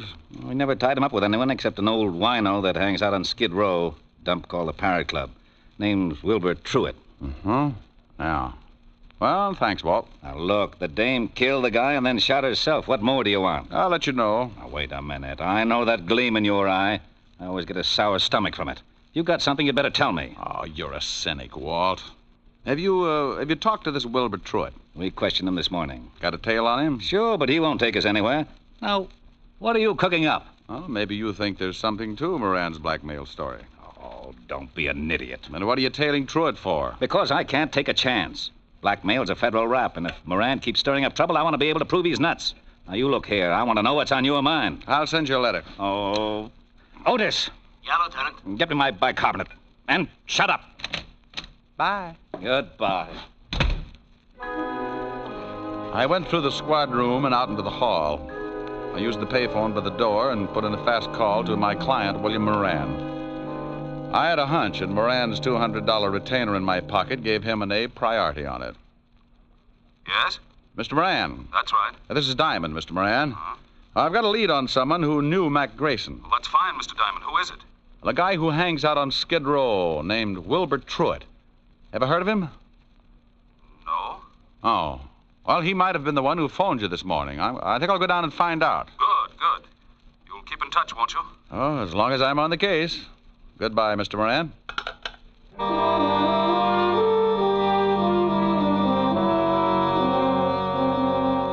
I left the 5th Precinct and headed for Skid Row. If you've never seen the street, it's a liberal education in the misery of human beings. Even the sun winds up with a hangover if it shines on the place too long. The Parrot Club was a cellar with a low ceiling and a drink of wine for 10 cents a glass. The smell of stale alcohol was so strong that if you opened the door to air the place out, the walls would probably cave in. I found Wilbur Truitt sitting at the bar with a dirty towel around his neck. He held the towel and a glass of wine in one hand, and with the other he pulled the towel, lifting his hand and the glass up to his mouth. You must have been an engineer. I learned this little stunt in grammar school, bucko. I started missing my mouth 30 years ago, so I used this towel as a sort of alcohol pulley. It cuts down the element of risk.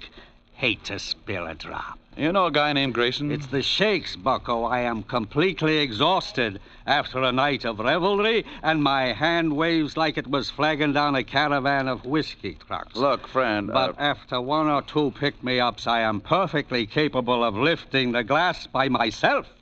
And come nightfall, I'm in excellent condition to entertain my little friend. Oh, swell. Most cowards let the little fellows frighten them, and they end up in Bellevue, but I like them.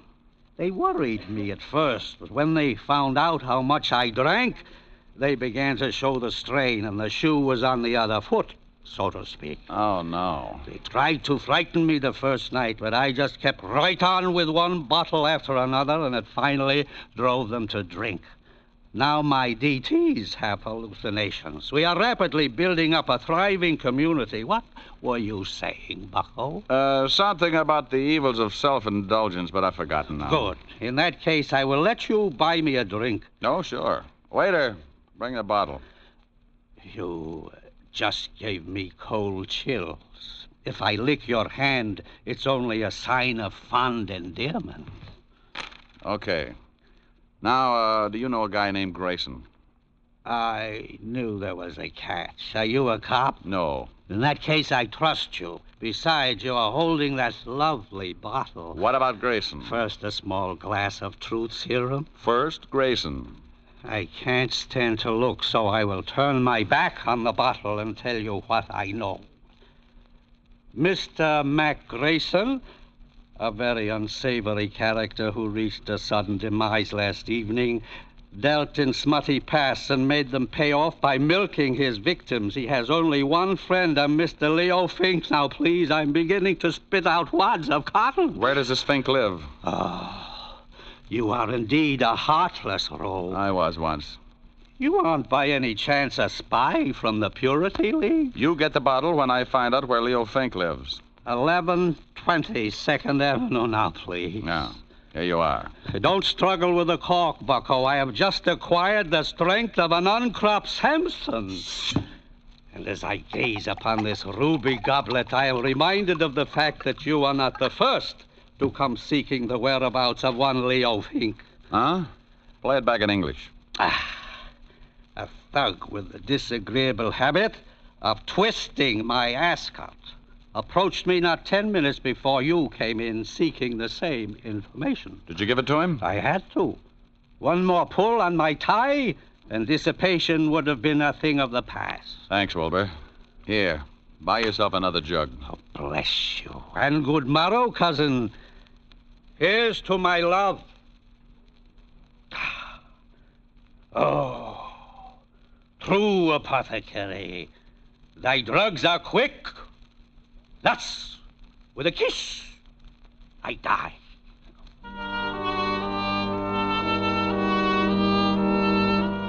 I left Wilbur with his first love and walked out on the street.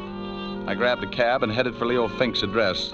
All the way over, I kept thinking how wonderful fresh air really was. When we finally got there, I paid off the cabbie and looked at my watch. It was 4:30, and the city was turning soft and mellow as the sun started giving up behind the tall buildings. I got that lousy feeling again when I looked across the street. A prowl car was parked at the curb, and it looked like Homicide's private limousine. Something was wrong. I went up to Fink's apartment in a hurry. Yeah? What do you want, Shamus? Well, good afternoon, Sergeant. I'm taking the census. How long ago did you die, sir? Very funny, Diamond. Otis, who is that? Diamond, who else? I didn't ask for a quick quiz on well-known personalities. Let him in. Yeah, Lieutenant. Shame on you, Otis. You'll never make an Eagle Scout. Hello, Rick. What do you want? I'll bet he's dead. You'll bet who's dead? You know who's dead. Sure, I know who's dead. Who do you think is dead? The guy I came up here to see. Well, who did you come up to see? Well, I think it's the guy who's dead. Don't you know? No, I ask you. Well, I'm telling you. You told me nothing. Look, why are you up here? Because I'm looking for a guy. What guy? I think it's the guy who's dead. Who's dead? Oh, he's on third. Don't you know? I think I know, Lieutenant. You shut up. Of course I know. Well, all right. If you're going to hold out on your old pal... Now, wait a minute. How did we get into this thing? Otis! Here's your bicarbonate, all mixed. All right, now let's start again. Walt, who's dead? Oh, let's not have two bodies up here. The guy's name is Fink, Leo Fink. Why didn't you say that in the first place? Because I don't have to do anything I don't want to do. Walt. Lieutenant Levinson. Now, what are you doing up here? Oh, I came up to see Leo Fink, that's all. Well, he's in the other room. If he spills anything, don't believe it. He's been dead for 10 minutes. That's too bad. He knew Mac Grayson. Yeah, how did you find out? That sweet old gentleman you sent me over to, Wilbur Truitt. Oh, you got something out of him, huh? What else did he tell you? Nothing, but we struck up quite a friendship. I'm going to go back over and see what another bottle of wine will do to his memory. I'd better haul him in. Well, don't do it, Walt. Don't do it. I can find out things a lot quicker. Shh. I got a system. Okay, but keep me posted. I've got to clean up here. How did Fink get it? 2 bullets in the head. No idea who gave it to him. They used a Luger, I think. Hey, have you questioned Otis? Oh, go on. Get out of here. Walt, tell me, did you check the prints on that highball glass next to Mrs. Moran to find out whether they were from her right or left hand? Now, what difference does it make? I'll let you know. Now, you wait a minute. No, I can't. I'm behind schedule now. Bye. Oh, Otis!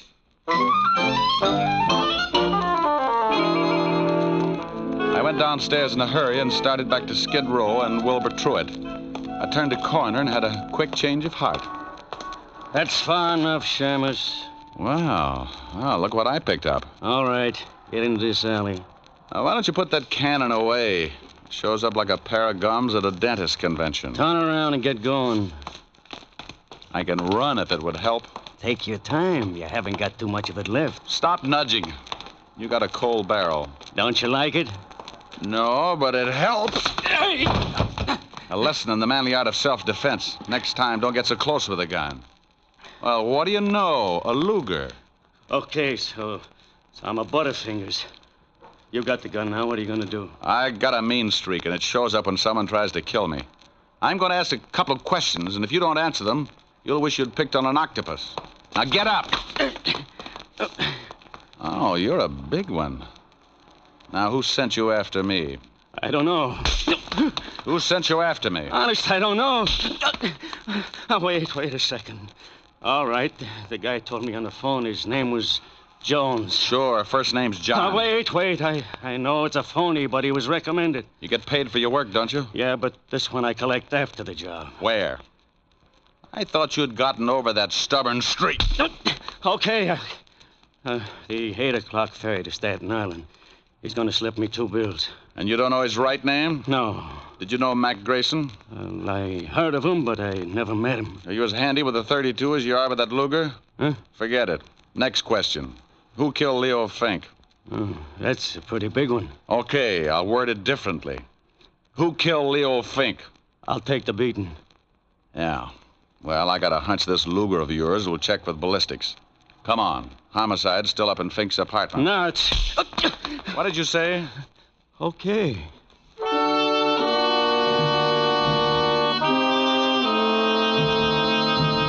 I hustled Loy up to Walt and left him handcuffed to Sergeant Otis.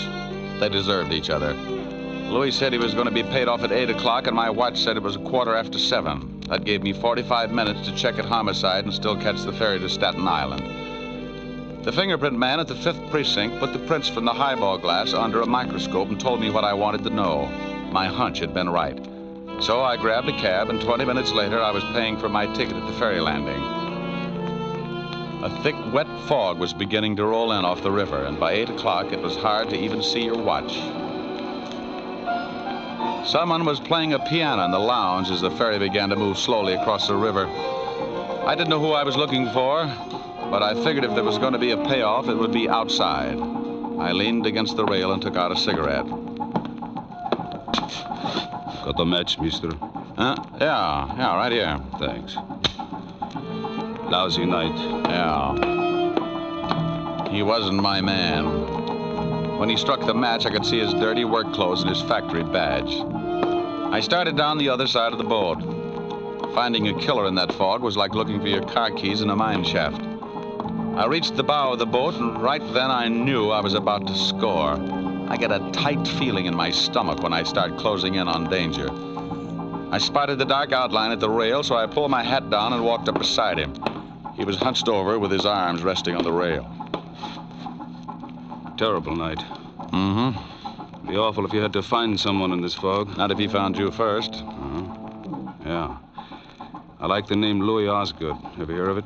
I like the name Moran, William Moran. Who are you? Just an employee. Diamond. Yeah, you get a gold star. Well, what do you want? Have you found the blackmailers? Now stop playing Alice in Wonderland. I just pushed around your hired gunner, Louis Osgood. He had enough to say to put you away for a long time. He couldn't have. He didn't know. Didn't know your name? Who murdered your wife, you or Louis Osgood? Why do you say murder? The police said it was suicide. Well, I got news for you, Buster. Homicide just changed its mind. I checked and found out that the highball glass near her head was covered with prints from her right hand. What does that prove? It proves that to take her own life, she'd have to have fingers a foot long. The prints on the gun were also from her right hand. You're going to tell me that your wife shot herself while holding a highball glass in the same hand? That's not my problem, Mr. Diamond. But I think it is. If Louis Osgood didn't shoot her, that leaves just one suspect, you. Now, let's take a walk back to the cabin. I want to keep an eye on you for homicide. All right. This is where I leave you, Mr. Diamond. Hey, come here. I hadn't thought he'd make a break, but as long as he had a gun and knew how to use it, I could understand why he did. I got my gun out and took off after him. I expected him to go over the side and in the fog, and he'd have a good chance. But when a guy gets cornered, he does funny things. I never would have spotted him, but he threw open a door and framed himself in the light from the inside. I must have caught him because I saw him start to fold and stagger through the door. I took my time getting there. A wounded man with a gun can get pretty mean sometimes. The door swung back and forth with the motion of the boat, and I could hear the sound of the engines. He'd gone down in the engine room, so I dropped to my knees and went in after him. A long, polished ladder led down to the big diesels below, and I knew I'd hit him with the first shot because there was a bright red trail of blood leading down the ladder and behind the churning machinery. Moran! Oh, Moran, come on out! You can't get out of here. Come and get me, Diamond. I don't like being slapped around, and I'm going to see that you get yours. He was somewhere off to my left and keeping himself hidden. A catwalk circled the engine room, so I pulled an old stunt. I took a wrench off the wall and tossed it down the metal ladder. I watched for his gun flashes, and when I spotted his position, I got down on my stomach and crawled along the catwalk until I was directly over his head. He was sitting in a lot of blood, and he didn't look like he had long to go. Come on, Diamond, I know you're down here. Surprise, look at the birdie. What? Don't try it.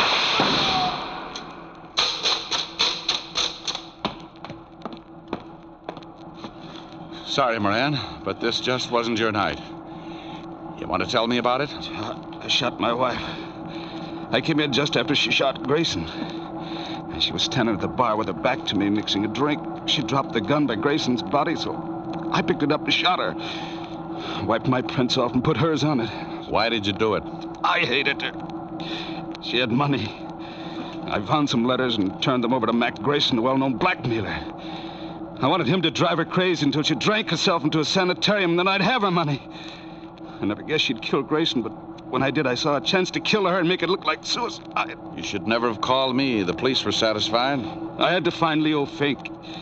He knew I'd hired Grayson, and he was going to blackmail me. So when I dug up the little wino that knew Fink, you hired Louis Osgood to bump Fink and me. Is that right?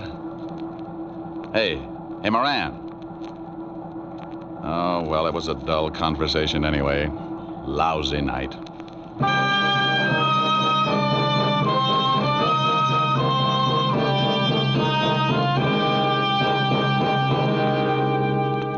The captain came and helped me carry him up to the deck. Back at the ferry landing, I called Walt Levinson and told him the whole story. I didn't wait around. I just hung up in the middle of his lecture on good behavior and started walking. A stiff breeze was kicking up and pushing the fog back where it came from. After a good round of murder, a guy likes to relax. And I knew just the place to curl up and get my fur brushed.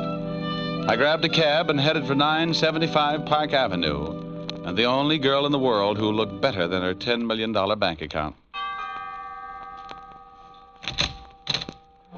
Oh, good evening, Mr. Diamond. Hello, Francis. Is Miss Asher in? Yes, sir. She's in the library. Thanks. Get me a glass of milk, will you, Francis? Milk? Oh, yes, sir. Right away. Hey, that's a B flat. Rick, where have you been? Sailing, sailing over the bounding main. Move over. You were supposed to have been here at 8 o'clock. Oh, what's an hour if you tack it on to the end of the evening? Well, I'm glad you've been keeping out of trouble. I can't stand it when you wander in all beat up. You smell nice. What kind of cologne is that? Gunpowder, 38. What? Oh, nothing. What's this you were playing? Oh, a new song. Again. You were just dandy. Well, you know I don't play well. I just pick. You should be glad you don't play the guitar. With those beautiful nails, you'd saw it in half. You're ridiculous. Whoops. Oh, that wasn't a B flat. Rick. Mm-hmm. Who do you love? I won't tell. Rick? I love you, baby. Then let's get married. Hey, these are pretty good lyrics. Now stop that. Again, this couldn't happen again. I hate you. This is that once in a lifetime. This is that moment divine. You never sing when I want you to. What's more, this never happened before.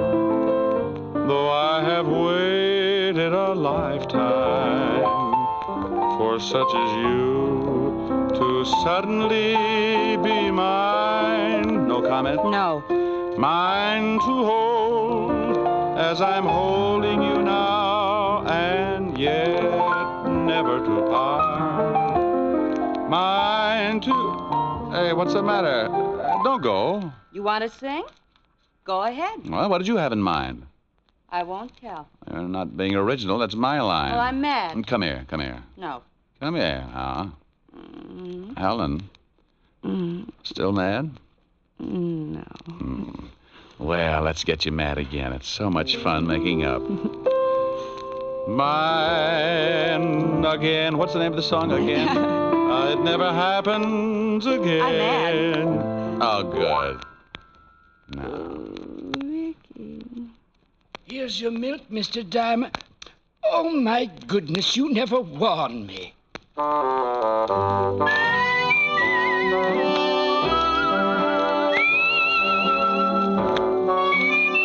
You have just heard Richard Diamond, Private Detective, starring Dick Powell. Helen was played by Virginia Gregg, Lieutenant Levinson by Ed Begley. Also in our cast were Wilms Herbert, Tal Avery, Herbert Butterfield, and Jack Petruzzi. Music was under the direction of David Baskerville. Richard Diamond is written by Blake Edwards and directed by William P. Rousseau. Now, this is Eddie King inviting you to be with us again at the same time next week when we will again bring you Dick Powell as Richard Diamond, Private Detective. This program has come to you from Hollywood. Now, NBC brings you a three-way cavalcade of grand comedy with Phil Harris and Alice Faye, Fred Allen and Henry Morgan, all following in fast succession over most of these NBC stations.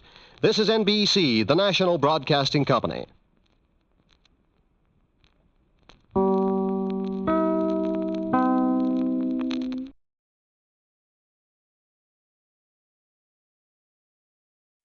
Enjoying the timeless classics on Golden Age Radio? If you're loving the nostalgia and captivating stories, consider supporting our channel with a tip. Your generosity helps us continue bringing you the best of vintage radio entertainment. Simply click on the link in the description.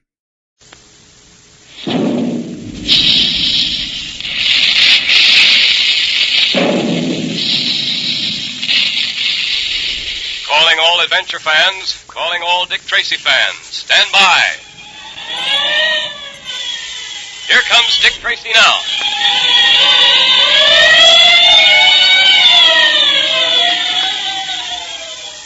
This electrically transcribed series of thrilling Dick Tracy adventures is brought to you by Quaker Puffed Wheat and Quaker Puffed Rice, especially delicious, nourishing cereals that are shot from guns to give you trigger-fast food energy. Dick Tracy, Jr. sure has lots of quick energy, hasn't he? Well, that's the way you want to be, trigger-fast in thought and action. And you can be if you eat the right food, because all your energy comes from the food you eat. Now, you take puffed wheat and puffed rice, for instance. Those two swell-tasting cereals give you all the nourishment of wheat and rice in its most delicious, digestible form. That's because they're shot from guns. The grains of energy-rich wheat and rice are exploded to 8 times their normal size. Now, that changes them from small, hard kernels into crisp, tempting grains of wholesome goodness like magic. Now they're specially easy to digest. All the trigger-fast food energy is retained, and you can use it quickly and easily. It's great fun to have puffed wheat one day and then puffed rice the next, the way thousands of wide-awake families do. Try it. Ask Mother now to get you some Quaker puffed wheat and Quaker puffed rice right away from the grocer who displays the famous Dick Tracy headquarters sign. In our last episode, we heard how Junior was saved from Kyle's men by the mysterious Purple Rider who, leaving Kyle's men tied to trees, rode off with Junior. He intended to pick up 2 other members of Kyle's gang, held prisoner at his hideout, bring them back to the cabin, and force all to walk to their deaths over the side of the precipice. Meanwhile, Dick and Pat arrived at Kyle's cabin in answer to Junior's code message and found Junior gone. The Purple Rider was about to return to the cabin when Junior, fighting for law and order, turned the tables on the mystery man. And what are you going to do with me, Junior? I'm afraid I'll have to turn you over to Dick Tracy. Come on, let's get going. We'll return to Pitchblende right away. Move, Ryder. Now, wait a minute. I said move. All right. All right, I'm going. I'm sorry I had to do it, Ryder, but it was the only way. You see, you wouldn't listen to reason. There's only one way to reason with Vernon Kyle and his coyotes. Yes, but your way is not the legal way. Not Dick Tracy's way. You're a strange youngster. Oh, I don't think so. I'm only doing what Dick Tracy taught me. Even though you've prevented me from doing what I set out to do, I can't help liking you. Yes, and I can't help being grateful to you because, well, after all, you did save my life. You won't believe this, but by preventing you from taking the law into your own hands... He's doing me a great favor. If you're taking me back to Pitchblende, let's get going. Right. I suppose you want me to unmask her. I suppose you want to know who I am. Yes, I do, but I'm not going to unmask you. That's Dick's job, not mine. Besides, I do owe you something, and if you want to remain a man of mystery, it's all right with me. My job, as I see it, is to turn you over to Tracy. It's Dick's job from there on. All right, shall we go? Jumping jellyfish. It's the kid. He's captured the Purple Rider. It looks that way, doesn't it, Baldy? Well, what do you know? Hey, kid, what are you going to do with us? I'm taking you back to Pitchblende and Dick Tracy, boys. Junior is very anxious to see that you boys get a fair trial. A fair trial, huh? If we get in a court of law and those miners are in the jury, we won't have a chance. I was going to save you the trouble. Never mind that. Listen, kid, I want to talk to you. You have nothing to say to me. All right, Ryder, up on your horse. I'll ride this one here. That's Pinto. He's a pretty wild Mustang. You sure you can ride him? Oh, I think so. Easy, boy.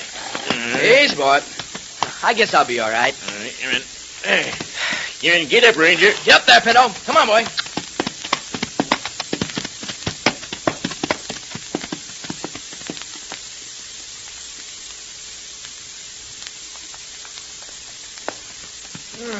Riding up these mountain trails isn't any too easy on these horses, Dick. No, Pat, it isn't. But it's got to be done.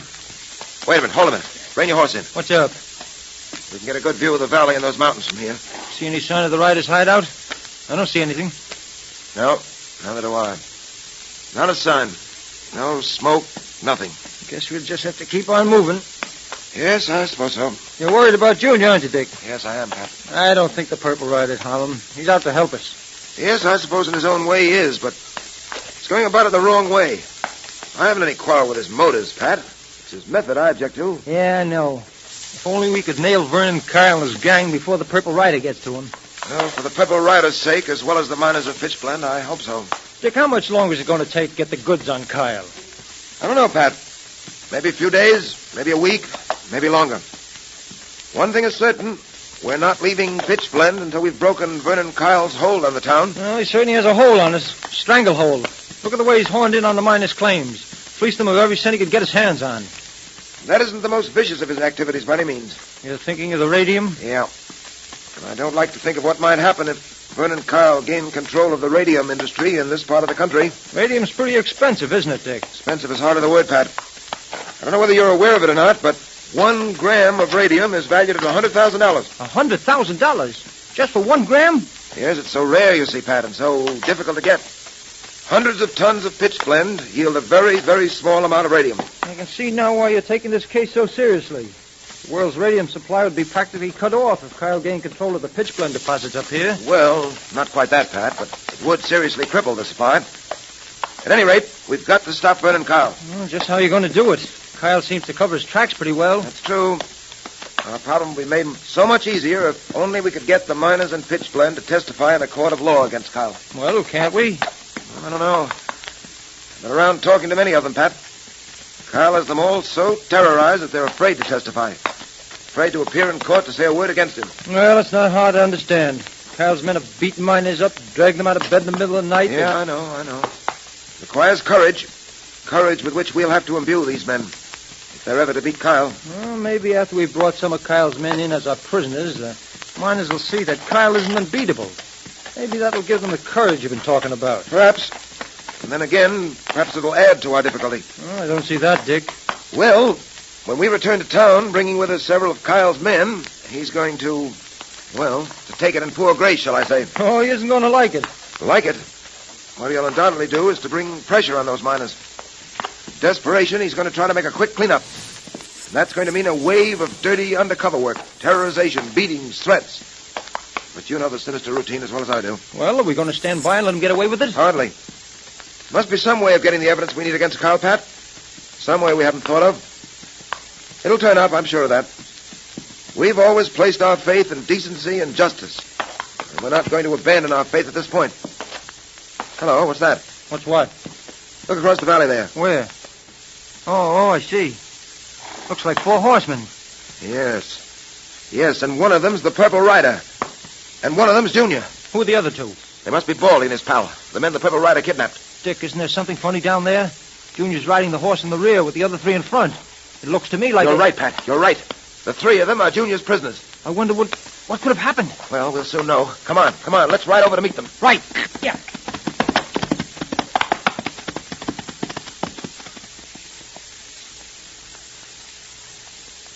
Junior, Yes, Ryder?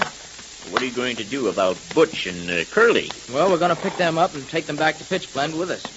They can ride with Baldy and his friend there. Hello, Junior! Well, look who... Gosh, it's Dick Tracy. So I see. Hi, Dick. Oh, Pat. Hello, Hi, Junior. What's happened? Looks like you're riding herd on the boys. Yeah, they're all my prisoners. Gee, isn't it swell, Dick? Tracy, your young friend is to be congratulated. He turned the tables on me very neatly. He managed to locate a gun I had lying around. And, I didn't say I had a gun, Ryder. What do you mean? Well, it wasn't a gun I was holding in my pocket. Here, look. Well, an old broken stirrer. Yeah, I picked it up outside your cabin. Well, I must say... Junior, I'm proud of you. It looks as if you've not only captured the Purple Rider, but part of Kyle's gang as well. We've got a couple of others waiting back at Kyle's headquarters. Junior, you did a swell job. Oh, thanks, Pat. Boy, wait till we ride into town with a whole bunch of them. Won't everybody be surprised, though, huh? Well, Tracy, we meet again. Yes, and I'm glad of it. I warned you that no matter what your motives were, you had no right to take the law in your own hands, to decide to administer justice in your own way.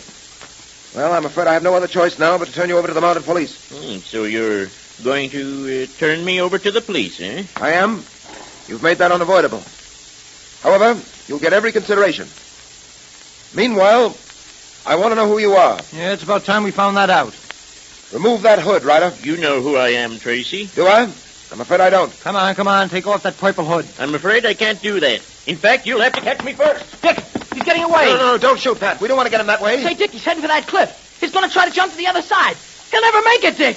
Hey, where are you going, Dick? Gotta catch him. He mustn't escape us now. Look at that boy ride. Yeah, look at the purple rider. He's coming to the cliff. Look, he's going to jump his horse. Yeah. He made it, for the skin of his teeth. Dick, don't try it. Don't try it. Pat, Dick's going right after him. Dick's going to try and make it, too. There he goes.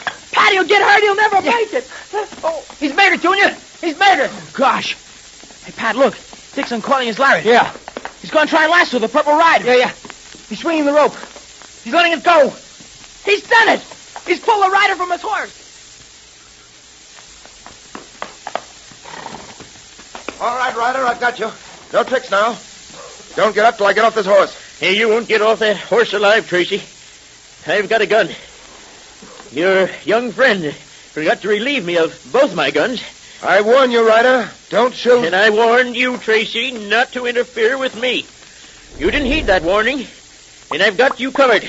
The game is up, Tracy. What will Dick do now, covered by the gun of the Purple Rider? Can there be any escape for the great detective? And who is the Purple Rider? Well, see if you can guess. And now we're all ready for our Dick Tracy Secret Service Patrol meeting, brought to you by Quaker Puffed Wheat and Quaker Puffed Rice, the delicious, refreshing cereals that are shot from guns to give you lots of trigger-fast food energy. The meeting will now come to order. And tomorrow's the big day, patrol members. It's official patrol badge day. Yes, that's an official assignment, right from Dick Tracy himself to you. You see, Dick knows that you patrol members wear your badges most of the time. But now that the patrol is a great national organization of the finest boys and girls in the country, Dick wants all the members to be sure to wear their badge on one special day. And that day is tomorrow. Then everyone will realize what a powerful force for law and order your Dick Tracy Secret Service Patrol actually is. So be sure to wear your badge tomorrow. Wear the badge of the highest rank that you've been promoted to. And tell all the patrol members you know to wear their badges tomorrow, too. And if there are any that you didn't see today, will you call them on the phone right now? Right. And if any of your friends haven't joined the Dick Tracy Secret Service Patrol or the National Girls Division yet, tell them how easy it is to join and how much fun it is. And if you're not a member yet yourself, join the patrol right away. Now, Dick Tracy wants you to. Here's all you do. Just tear the tops off 2 Quaker Puffed Wheat or Quaker Puffed Rice packages. Then print your name and address on a plain piece of paper. Also write boy if you're a boy, or Girls Division if you're a girl at the top of the page. And then mail it with your 2 Quaker Puffed Wheat or Quaker Puffed Rice box tops to Dick Tracy, Box L, Chicago. Then you're a full-fledged member of one of the finest organizations for boys and girls in the world. Right. And you'll realize that tomorrow when you see all the patrol members wearing their badges. And you'll be mighty proud that you're wearing yours. And remember that Quaker Puffed Wheat and Quaker Puffed Rice are shot from guns to give you lots of trigger-fast food energy. So ask Mother to get you some Quaker Puffed Wheat and Quaker Puffed Rice at the grocer's right away.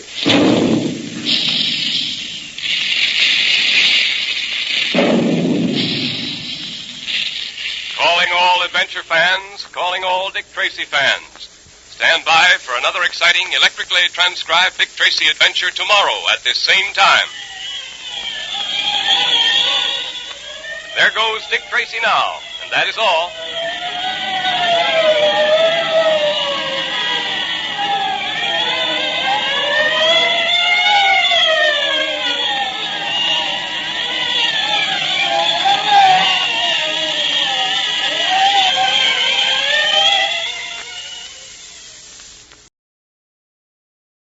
Lost in Brazil invites you on an unforgettable journey, where every moment is an adventure waiting to be discovered. Join us as we uncover the soul of Brazil, one incredible experience at a time. Click on the link in the description and embark on the ultimate Brazilian odyssey. Now, from the makers of Cold Water Omo. Well, at least we know why Charles Baines was killed. This tape that I found, it's labeled XR40. Obviously, Baines used this to program George XR. Then you must stay near the patient, Mrs. Peel. If they manage to revive XR40, then you can feed him that tape. And where will you be, Steve? Sir Wilfrid Pelly created George. He's on leave at the moment, but I'm going to join him. Bye, Mrs. Peel.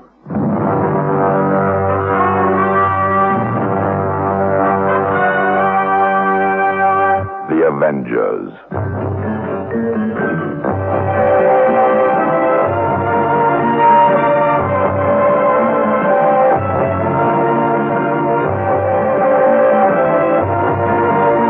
John Steed and Emma Peel, The Avengers.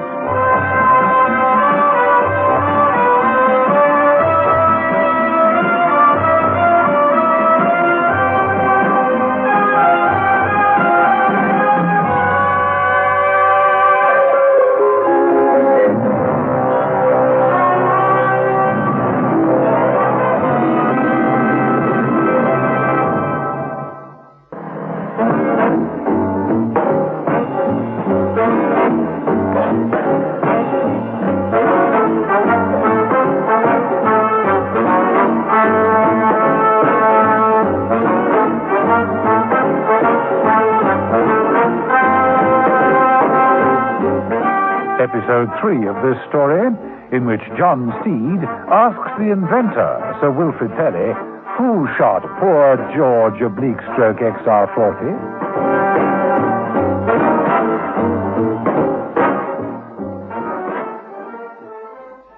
John Steed and Emma Peel had to agree that they weren't getting very far, very fast on the case of George XR40. The supercomputer was still on the danger list in spite of hours of skillful work by Dr. Ardmore, the cybernetic surgeon, and his assistant, Tobin.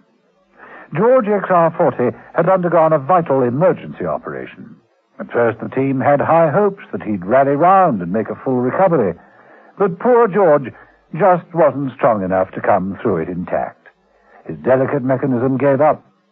There he lay on the operating table, out of action, a feeble glow from his dials, his impulses flat, his current barely flowing.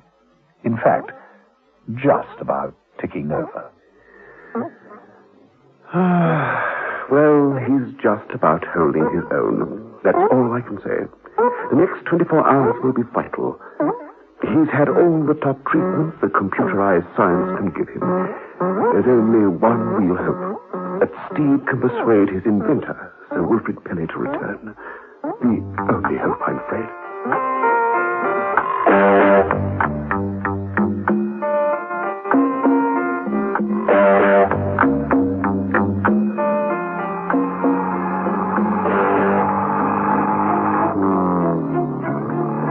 John Steed had motored down to Sir Wilfrid Pelly's country home at top speed. He found it without difficulty, turning into the gravelled drive and drawing up in front of the large Georgian entrance.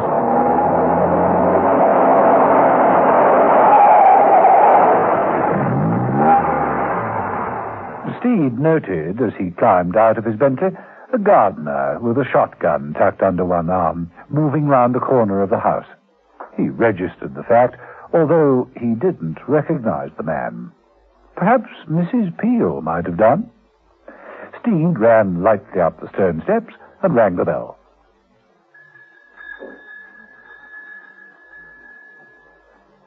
A few moments later. Yes, John Steed. Did you get my message? The telephone from the heroin establishment. Indeed. Yes, that is, Mr. Steed. But I regret that your journey has been wasted. I'm afraid Sir Wilfrid has been forced to retire. Forced? You mean he's ill? Perhaps tomorrow. Oh, ill is he? Poor old boy. Well, I must deliver my... Sir, I must ask you... Don't ask me anything. I can never give the right answers. This way... Sir, please. Thank you. A chap like you are worth your weight in the family silver. Just take my coat, my hat, my umbrella. What is it? Good chap, thank you. In here, yeah? Ah, you must be Sir Wilfrid. Splendid. You know, your butler's quite pre-war. Don't treat him like that anymore. How are you, Sir Wilfrid? Steed addressed his remarks to a tall, grey-haired gentleman who was sitting in an old, comfortable leather chair, staring pensively into the open fire. He was thin, but tanned. The type of elderly man one would expect to positively crackle with energy. But he merely looked up nervously at Steed's entrance. Informed Mr. Steed that you were unwell and in the process of retiring, sir. Oh, yes, I'm afraid that's true. I can't see you now. Well, this shouldn't take a minute. It's about George XR40. If you please, sir. Sir Wilfrid has made it quite clear that he doesn't want to... Just a minute, Jason. George XR40, you say? Oh, in that case... Won't take a minute, promise. Well, perhaps a moment or two. It'll be all right. You do sit down. Thank you. Thank you, sir. Would you care for a drink? Scotch with a breath of soda. Quite a drive down here. First to work driving. Now, how is XR40? Critical. I'm afraid someone took a shot at him, Sir Wilfrid. What? George shot? Almost point-blank range. Took it in the middle. Good gracious, in the middle, eh? Vital organs affected? Totally. Gracious. But why? Does anyone know why? Not too wet. Sorry, sir. No, Sir Wilfrid. No one knows why. In fact, everyone's quite baffled. That's why we'd like your assistance. Mine? How could I help? Well, you did design XR, so there's no one better qualified to diagnose the damage. Yes, but when... He has been asking for you, sir. Is that so? Is that really so? You're Scotch, sir. Thank you. Well, cheers. I think I'll have one, Jason. It's rather later for you, isn't it, sir? Scotch, Jason. Make it a double. At the double. Very good, sir. Ardmore is a good man. Oh, yes, very. But he's already had a go. He's not the best. You are. I'm sorry, Mr. Steed, very sorry, but it's out of the question. Poor old George XR. You know, the only words he managed were help and Pelly. That's so. You're double Scotch, sir. Oh, thank you, Jason. No, Steed, I'm not giving up my holiday, not even for XR. Anyway, there are plenty of good men at the center, equally qualified. There's no necessity for me to return now. I see. No, I don't think you do see. I worked for 3 years on that project without a break. And before that, 5 years at Harwell, without so much as a day off. Pressures, indispensability. That's the trouble with the ministry, Steve. They treat one as though one were a computer. Oh, I'm sorry. Oh, I understand, Sir Wilfrid. But this is an emergency. There are always emergencies, always extreme cases. No, I'm going to finish my holiday, Steve. But surely, Sir Wilfrid, I can persuade... No.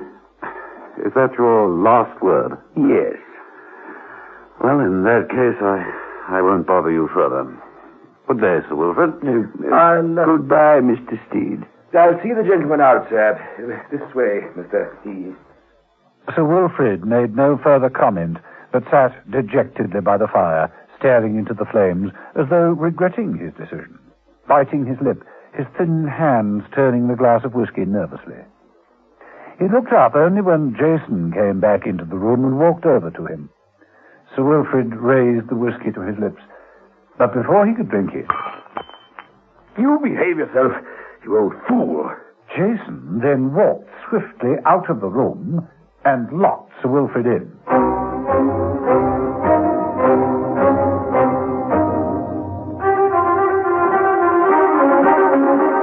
Back at the Heron establishment, Dr. Ardmore had been forced to turn his attentions back to poor George. There was no doubt about it. The patient was sinking fast. Shock electrode treatment had been applied, but vital organs needed repair. Yet another attempt was to be made on the operating table. Tweezers.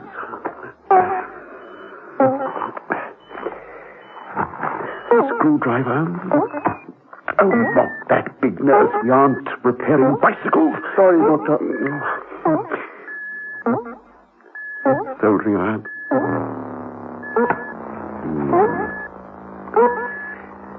Things still in a state of flux. Now, this is the important part. If I can but join up the two cracks, he just might have another chance. Swab. Thank you, nurse. By the time Steed returned to the establishment, George XR40 was out of the operating theatre and resting quietly. Steed found Mrs. Peel in the waiting room. Mrs. Peel, how is George XR? Hanging on. The last thing at computers was 2 plus 2 equals 5. You know, I've always suspected that. It's something to do with his memory circuits. The official bulletin is very, very, very poorly.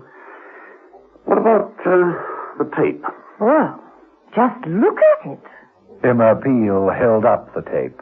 It was punched full of holes. Not the kind of thing one solves over a cup of coffee. It appears to be a problem in tensor calculus.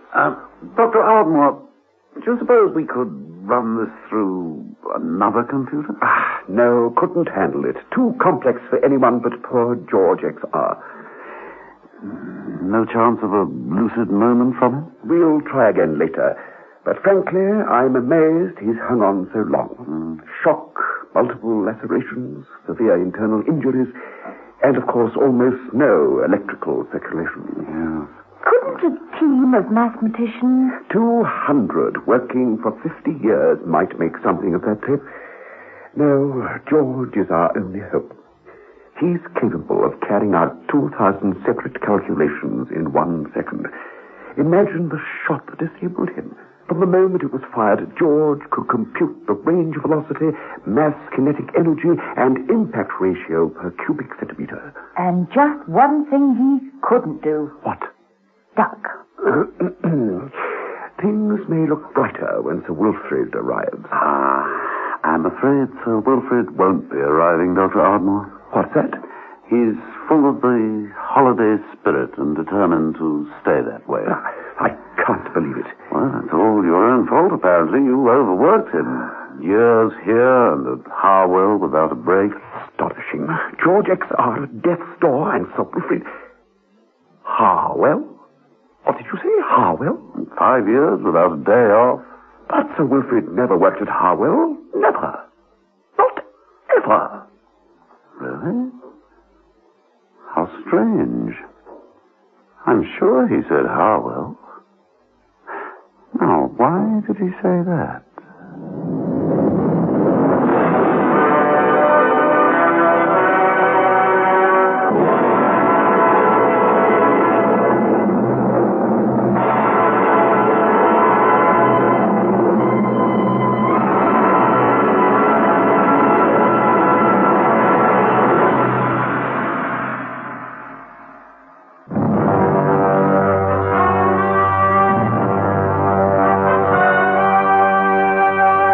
Avengers.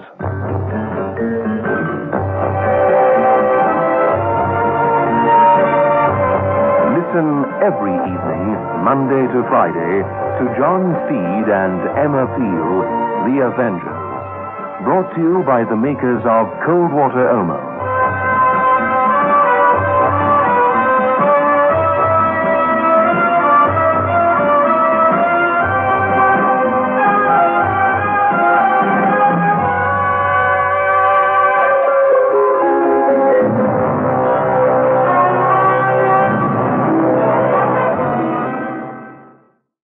Enjoying the timeless classics on Golden Age Radio? If you're loving the nostalgia and captivating stories, consider supporting our channel with a tip. Your generosity helps us continue bringing you the best of vintage radio entertainment. Simply click on the link in the description. Signal gasoline. Signal, the new gasoline you can prove is superior.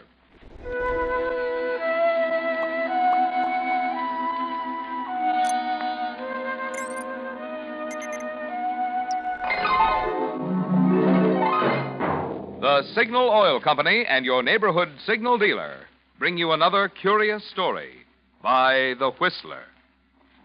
Tonight, Death Laughs Last.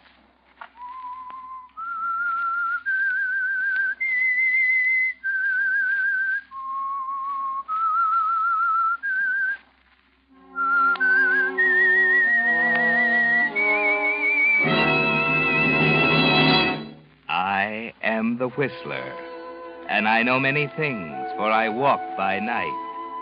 I know many strange tales hidden in the hearts of men and women who have stepped into the shadows. Yes, I know the nameless terrors of which they dare not speak.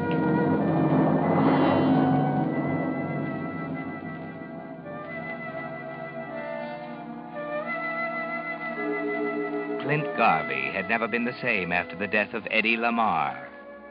Eddie was his closest friend. They'd gone to school together, come up from the streets into the big time side by side. Their partnership had been a profitable one. Eddie had plenty of money. There were no domestic troubles. His health was good. And Clint had always seemed puzzled as to why a man like Eddie would commit suicide. It just wasn't in the cards. Still, no matter how much pressure Clint put on the police department, their answer was always the same. Forget it, Garvey. It was suicide. The coroner says so, the police surgeon says so, and I say so. You could still be wrong. Oh, look. It's been a year now. 1 year this month since we went on the case. We've gone into every angle.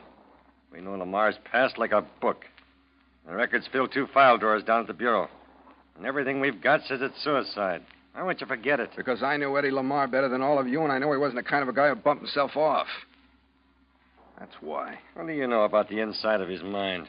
We got a million cases just like it. Guy comes home happy, kisses his wife, not a care in the world, bingo, puts himself away. Not Eddie. You're off the beams, Sergeant. I'm sorry, Clint. We're closing the case for keeps this time. There's nothing more we can do. Ever made a mistake, Sergeant? Not very many. Check the record. This department is a pretty high batting average, Clint. There hasn't been a single unsolved murder in the books for the past 18 months. Oh, come on, Sergeant. You're not trying to tell me that Just for check the record. It's all there in black and white. Well, I better get going.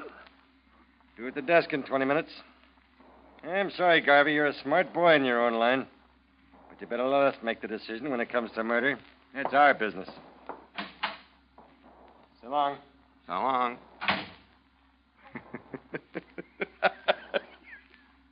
Yeah, the boobs. The poor, dumb boobs. Oh, what I'd give to tell 'em off.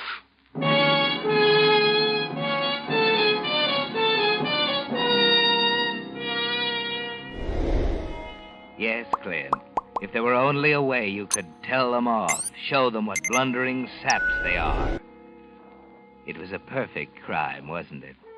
So perfect that for the past year you've had a wonderful time playing with them, watching them stumble, goading them on, almost daring them to discover how Eddie Lamar really died. Yes, Clint, it was a new kind of sport, full of thrills and danger. But you knew you were safe, because it was so perfect. No loopholes, no loose ends. You saw to that when you killed him.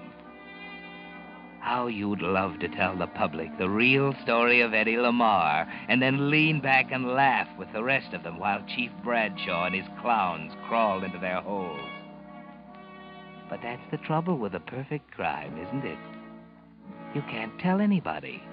You've just got to sit back and smile and boil a little inside. And then, one Saturday night on the highway north of San Diego, your lights pick up a hitchhiker at the edge of the road. Where to, buddy? Stick 'em up. Hey, wait a minute, pal. You don't know... You heard what I said. Stick 'em up. Okay. Now, get out of the car.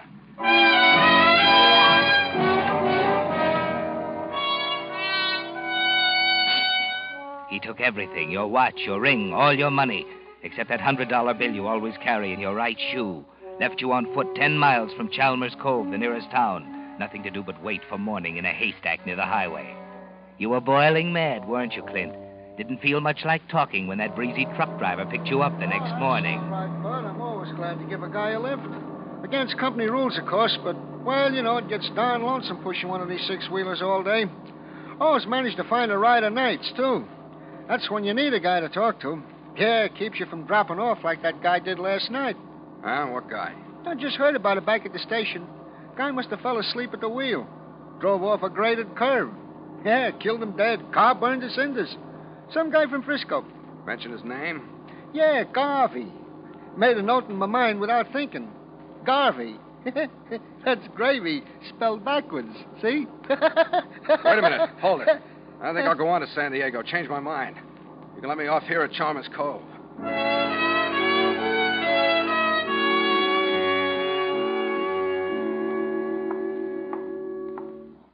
Yes, sir? Got a room for me? Yeah, I think so. I can give you 29. That'll be $4 with that. That'll do. My name's Lawrence. Sign the register, please. Yeah. Okay. Now give me one of those newspapers, will you? Here you are. The maid will be in to make up the room right away. Tell her to skip it for a couple hours. I want to be alone.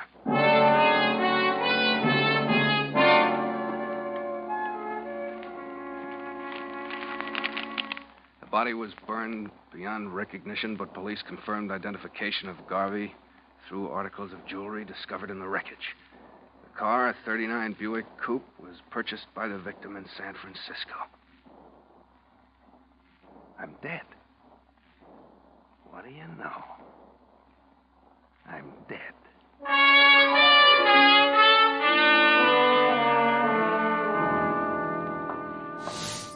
Say, clerk. Yes, sir? How does the mail run around here? I mean, tomorrow being a holiday. It'll be picked up Tuesday morning at 9. When was the last pickup on Saturday? Let me see. Was it 5? Yeah, that's right. 5 o'clock Saturday afternoon. I see. Your mind's going a mile a minute, isn't it, Clint? A whole year of talking to yourself, of chuckling in private at the stupidity of Bradshaw and his homicide detail. And now it's laid right in your lap. You think it through carefully alone in your room. They can't execute a dead man. And as far as their records go, you were killed Saturday night. A confession letter would knock the props out from under Bradshaw, wouldn't it? A letter from a dead man telling the citizens what a bunch of clowns they've got in the police department. A letter mailed to Jerry Slade of the San Francisco Times-Star, Bradshaw's #1 enemy.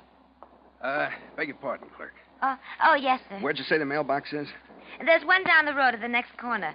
Right by the Signal Oil Station. Thanks. You can leave it here at the desk if you like. No, I want to put this one in the box myself. It's kind of important.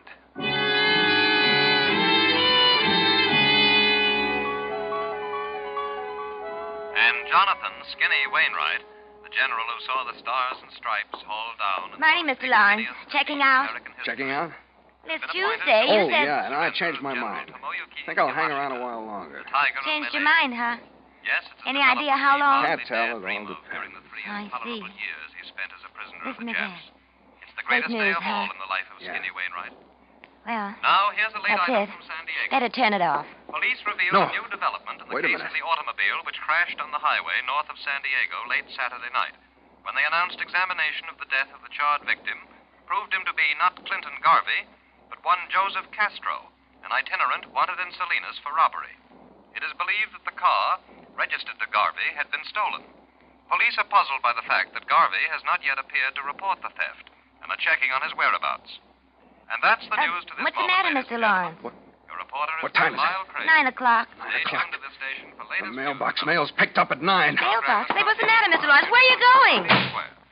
There's something wrong with that guy. I bet he's changed his mind again.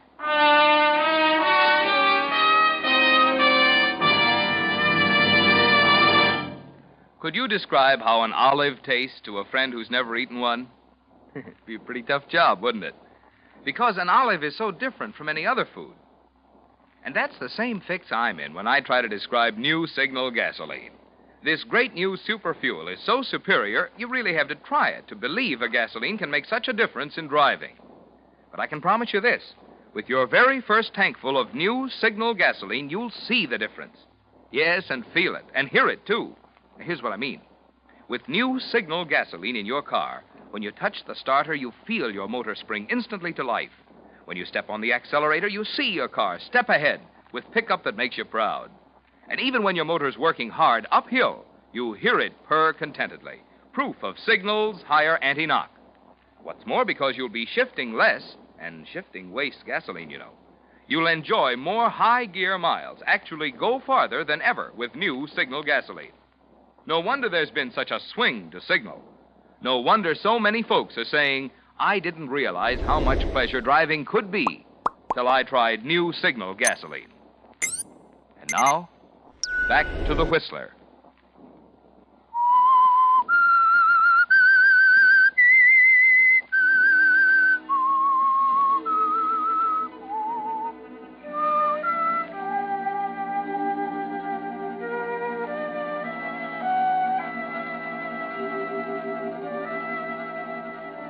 Well, Clint, the shoe's on the other foot now, isn't it? The laugh won't be as loud or as long as you'd hoped if that letter ever reaches San Francisco. Yes, if it gets there, you're a dead duck, and you know it as you race pell-mell down the side street in Chalmers Cove toward the mailbox you dropped it in last night. 9:05, the pickup scheduled for 9 o'clock. Maybe the truck will be late, you keep telling yourself. Yes, it's pulled up at the box as you turn the corner. Hey, wait a minute. Huh? What's wrong? Listen, this letter I mailed last night. Yeah? I don't want to mail it. I changed my mind. I got to get it back. Well, where'd you mail it? This box right here, last night. Well, can't get it back against department regulations. Once she's in the box, she's our baby till we make delivery. Better take it up with the postmaster. Well, listen, nobody will know about it. All you got to do Sorry, bud. I tell you, I got to get it. I can't. Okay. Sorry, pal. I'm under the bushes with you. Where do you keep your keys? Oh, here. Okay, check the box first.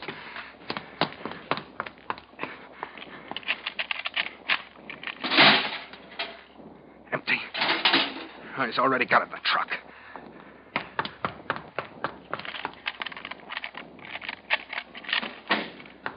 Yeah, 3 mail bags. Okay.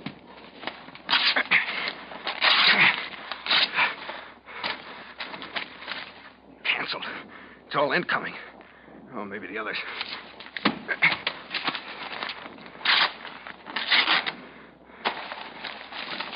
Canceled. Incoming. Better be in this one.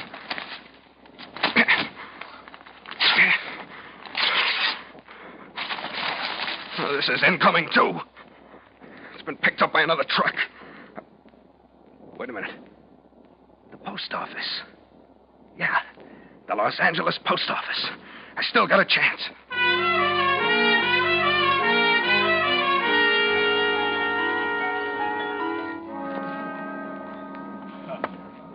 Just a minute now. Now, what was that again, ma'am? You say you left a request at home? He's writing me each week for 6 weeks, wanting always 1 can mixed nuts. Yeah, but you gotta have the letter with you on all overseas packages. Pardon me, Chief. There's something I want to ask. Yeah, wait your turn, will you, pal? What was that, lady? Well, it'll only take a second. I just want to I said wait your turn. Now, lady. 1 package mixed nuts I'm sending in weekly to Okinawa Island. Yeah, I know. But you can't send a package that size without a written request. It's home, I'm telling you. Today my husband Look, is Chief, you gotta tell me... Say, what's eating you? Take your time, will you?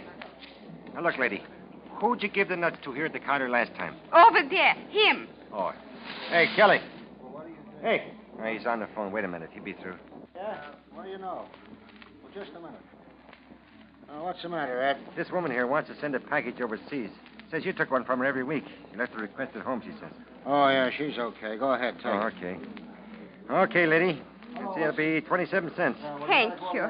Next time I bring the letter. Right.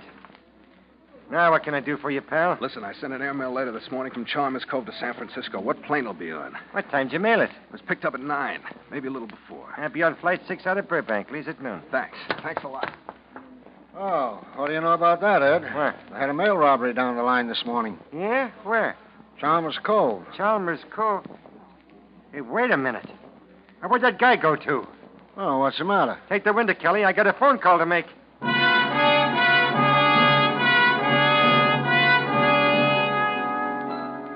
11 o'clock, Clint. 1 hour to make that plane, and you haven't a chance without a reservation. Unless, yes, you walk into a phone booth in a drugstore.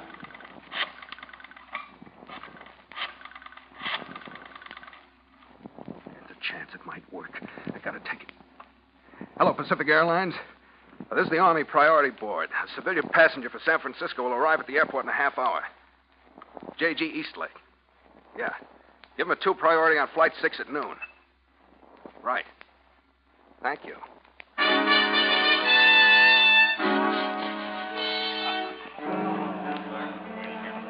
Passengers Noble, Gray, and Hackett on Flight 10 to Las Vegas. Please report to reservation desk.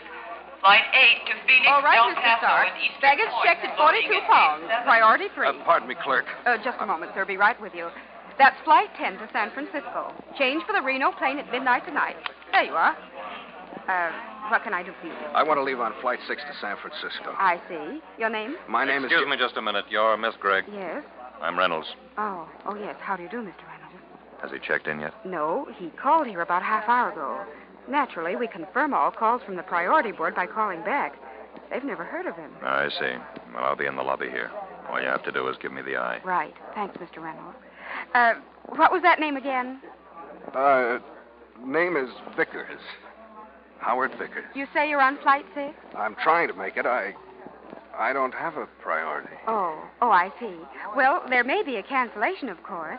Will you wait here in the lobby? Take off in 15 minutes. Yes, I'll wait. You'll have a pretty fair chance. As it happens, we're running 2 sections on Flight 6. 2 sections? Yes.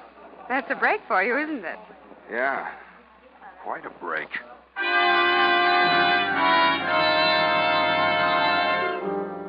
2 sections, Clint, both of them carrying mail. You can see the trucks out there on the strip now, loading it on both planes. Even if you make it now, you've only got a 50-50 chance. The first plane takes off at noon.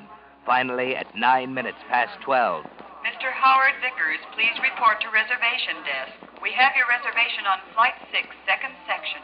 Mr. Vickers, please. If you knew how to pray, Clint, you'd be praying now. Praying that the letter that means life or death to you is in one of the sacks you saw them load into the tail compartment of the plane you're riding on. Yes, and that you can follow it from the airport in San Francisco, tail the postman who takes it to the office of the Times-Star. But if it's on the first plane, Clint, if it's delivered before you arrive, you're just as dead as if you'd stayed in Chalmers Cove and waited for them to come and get you. You need a break, Clint, a good, healthy break. Then at 1:30. Fasten safety belts, please. There's nothing to worry about. Fasten safety belts. Fasten safety belts, please. We're going to land. There's absolutely no danger. We've simply run into a storm and we're landing until it blows over. But where are we? We just passed over the Salinas. It may be necessary to spend the night here. A company limousine will pick you up and take you to a hotel. Just relax. We're landing now. Stewardess. Yes, sir? What about the first section, up ahead? Well, I couldn't say, sir. They may be through the storm. They'll arrive in San Francisco before we do? Well, maybe. I don't know. I'll try to find out for you later.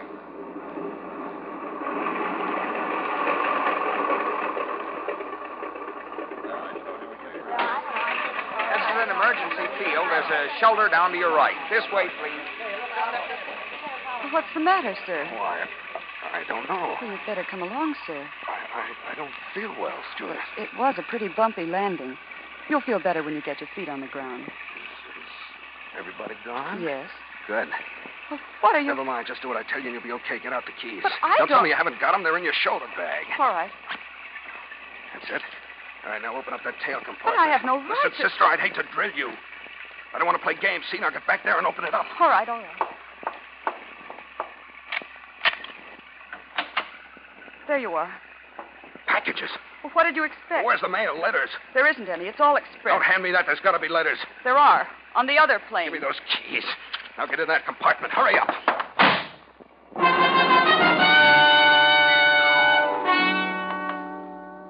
You're pretty panicky, aren't you, Clint? There's no way out of it now. For once, you don't know what to do. And just as you're about ready to give up, A train. If I can make that train. it's a quarter mile along the edge of the field of the tracks. A car is pulled up on the highway at the grade crossing. That's a better idea, isn't it, Clint? A car. Hey! Hey, you! Hey! What's up? Wait a minute, will you? Wait a minute! Sure. What What's the matter, mister? Had a wet, ain't you? Never mind that. Get out. What you talking I said about? get out or I'll blow your head off. Hurry up. Oh, yeah, sure. I didn't see All right, that. beat it. Yeah, mister, sure, I'm going. I'm going.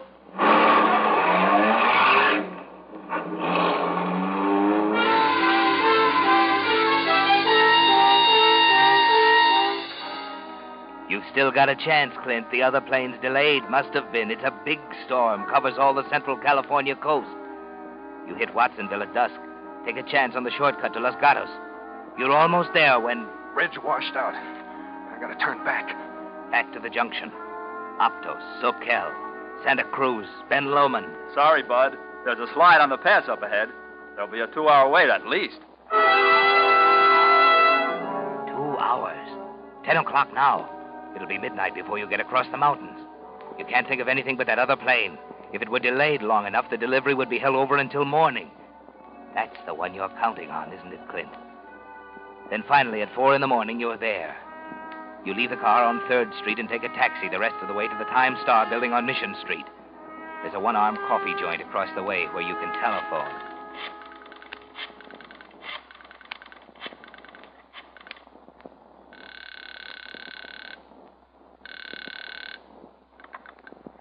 Pacific Airlines. Listen, I want some information. Yes, sir. About Flight 6.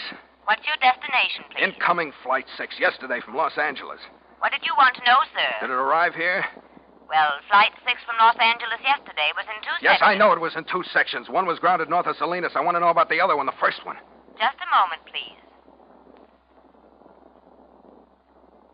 What is the reason for your call, sir? Does there have to be a reason? I'm sorry, sir. Is there someone aboard the I'm plane? calling from the San Francisco Times Star. There's a very important airmail letter aboard the first section of Flight 6 addressed to my office, and I want to know whether it'll arrive this morning. Does that satisfy you? Just a moment, sir.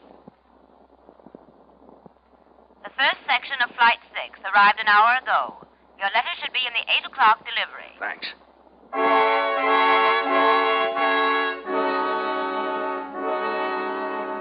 3 hours to go. 3 miles of pacing up and down Montgomery Street, over to Kearny, up Market to 7th, and back again. 5 cups of coffee. You're going on your nerve, Clint. Your hands are shaking so you can hardly light a cigarette. Then at 5 minutes of 8, a mail truck drives up to the rear entrance of the Time Star building. And you're ready for it, waiting on the platform. Hello there. Is that our mail? This is for the Time Star, if that's what you mean. Great.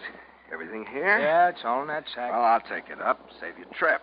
Well, thanks a lot. Hey, better take her by the cord here. Okay. It's heavier than it looks. Yeah. I'll see you later. So long. Oh, where can I... Phone booth. Yeah. Well. What? What would you be taking that mailbag into a phone booth for, Mr. Garvey? Get away from me. I'll let you Give me have it. Okay. Thanks. 38 caliber, professional model. You know how to use it, too. I'm Reynolds, FBI. Saw you yesterday at the Los Angeles airport, right? What's the gimmick? Charges? Well, let me see. There are 2 assault charges, 2 mail robbery counts, a car theft, and defrauding an innkeeper. You didn't pay your bill at the Chalmers Cove Hotel, you know. Of course, I'm mainly interested in this mail business, just like you are. You gonna tell me why? You seem to know a lot of answers. Suppose you tell me. You knew one answer you weren't supposed to know, Garvey. You were the only citizen in San Francisco outside the Pacific Airlines organization who knew the second flight of Flight 6 was grounded at Salinas yesterday. You know, it doesn't take much fooling with mailbags to get a lot of publicity. We checked you from that affair you pulled yesterday at Chalmers Cove right through to the call you made to the airline a little while ago. I was down there when it came in. Now, suppose you just walk along far enough in front of me to keep things friendly, We'll take care of the mail.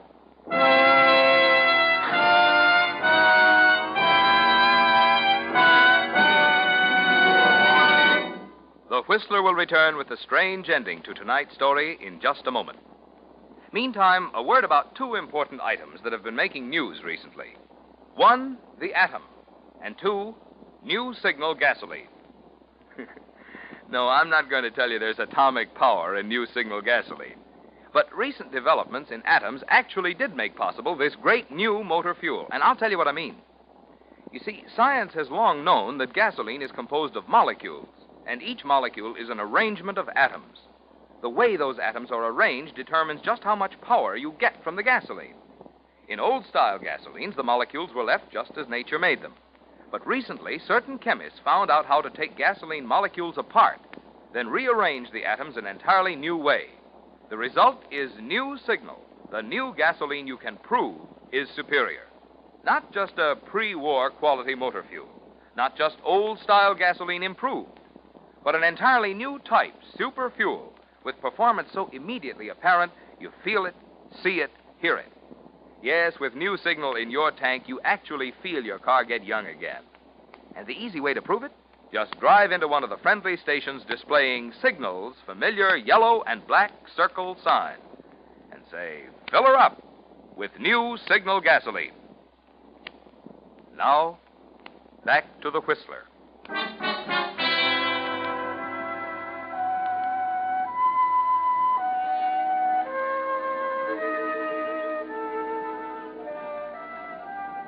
Well, Clint, you have a lot of time to think it over in your cell at the city jail during the next week. It was bad enough to be picked up just as you got to the payoff with a letter practically in your hand.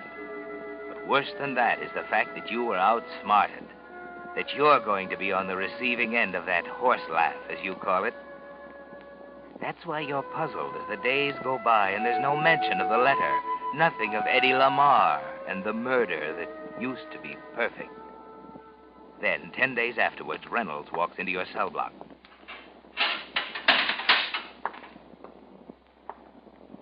Hello, Clint. Hello. We got it. What? The letter. Took you long enough. Yeah. Slow service. Why you been holding it? We haven't? Oh, wait a minute. It wasn't in the sack, Clint. Where was it? Back at Chalmers Cove, the hotel. What? You're a little behind the times, Clint. The airmail rate is 8 cents, not 6.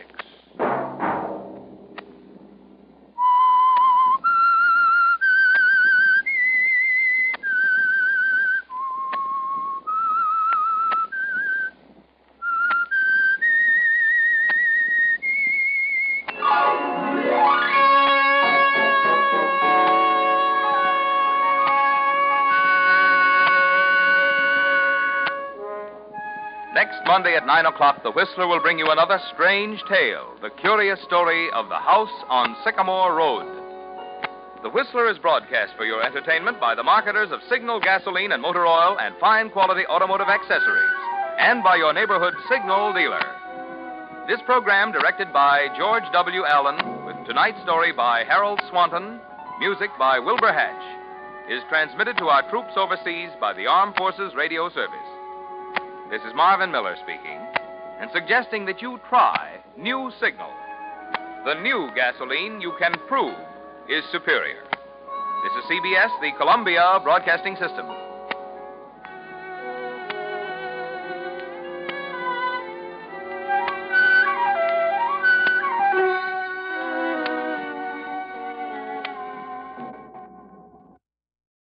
Lost in Brazil invites you on an unforgettable journey where every moment is an adventure waiting to be discovered. Join us as we Brazil, one incredible experience at a time. Click on the link in the description and embark on the Brazilian Odyssey.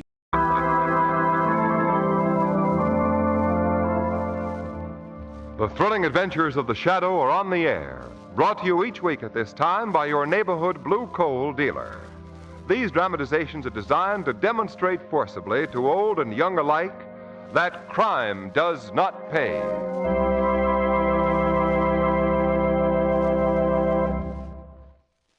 Think about your coal supply now, and you won't have to worry about it later.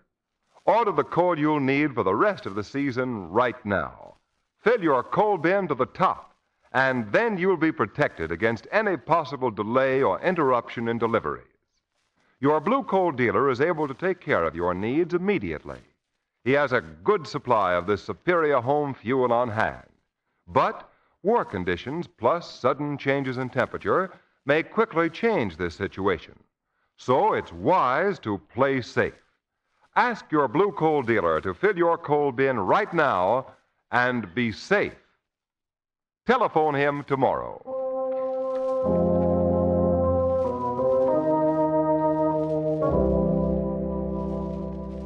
The Shadow, mysterious character who aids the forces of law and order, is in reality Lamont Cranston, wealthy young man about town. Several years ago in the Orient, Cranston learned a strange and powerful secret. The secret of hypnotic power to cloud men's minds so that they cannot see him. Cranston's friend and companion, the lovely Margot Lane, is the only person who knows to whom the voice of the invisible shadow belongs. Today's drama, Dead Man's Revenge.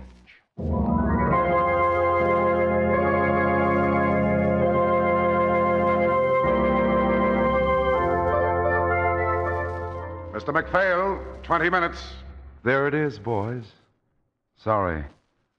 The interview's over. Oh, now, Mr. McPhail, you promised us the story for our paper. Look, Mr. McPhail, a leading theatrical director like you is news. Give us something. Something about your career, maybe. Oh, you heard the call, boys. I've only 20 minutes before... You theatrical people are always in a hurry. Couldn't be that you're getting nervous, could it, Mr. McPhail? No, it couldn't. Not after all my years on the stage. This is old stuff for me, boys. Ah, then give us a break. We're trying to get a lead off for the morning edition. You got the time, Mr. McPhail. All right. All right, I haven't got the time, but I'll give you your lead off just the same. That's the way to talk. I guess you all know something about this story anyway. It happened while I was rehearsing a new 3-character play in the old John Carter Theater. Just a second. John Carter Theater. There hadn't been a play to open in that theater for 20 years. Not since the great John Carter, the actor for whom the place was named, had passed away. I'd begged the backers not to rent it. Why, McPhail? The theater was jinxed, people said. Yeah, something about a curse. A curse of 20 years standing. But the backers ignored me, rented the place anyhow. I didn't like the idea, but I had Miss Maudie Stillwell for the star. The play was shaping up beautifully. Then, the night before the private dress rehearsal, the trouble began. Well, how did it begin? What happened, Mr. McPhail? Well, there was a night watchman, you see. A man who'd worked around the theater ever since old John Carter himself was alive. That night, he was making his rounds in the dark, musty cellars of the place. Later, the police established that it was just about midnight when the strangest... There ain't nothing down here. Everything's all right. Guess I'll go up and doze off and What was that? There is something down here. Who's there? I heard your cane tapping. Come on now. I got a gun here, and if you give me any trouble, I won't give you any trouble, Jason. Jason? Nobody's called me by that name for years. I knew you long ago, Jason. Who are you? I've heard there's going to be a play done in this theater, Jason. Yes, that's right. Have all of you forgotten old John Carter's dying wish? His dying wish? Let me remind you. He asked that this building which bears his name never again be used as a theater. Yes, he did. I remember he said it the night he died. It isn't wise to trifle with the wishes of the dead, Jason. Yes, I suppose you're right. But it don't make any difference now, eh? He's been dead 20 years. Ain't much he can do about it, eh? That's what the living think, do they? The living? Why do you say the living? What are you? Just an old friend of yours, Jason. Well, come out. Come out where I can see you. I'll come out, Jason. I'll come out. Oh, no. You see who I am, my friend. Oh, it ain't true. It can't be. You recognize me. What are you doing here? What is it you want? A dead man's revenge. Dead man's revenge.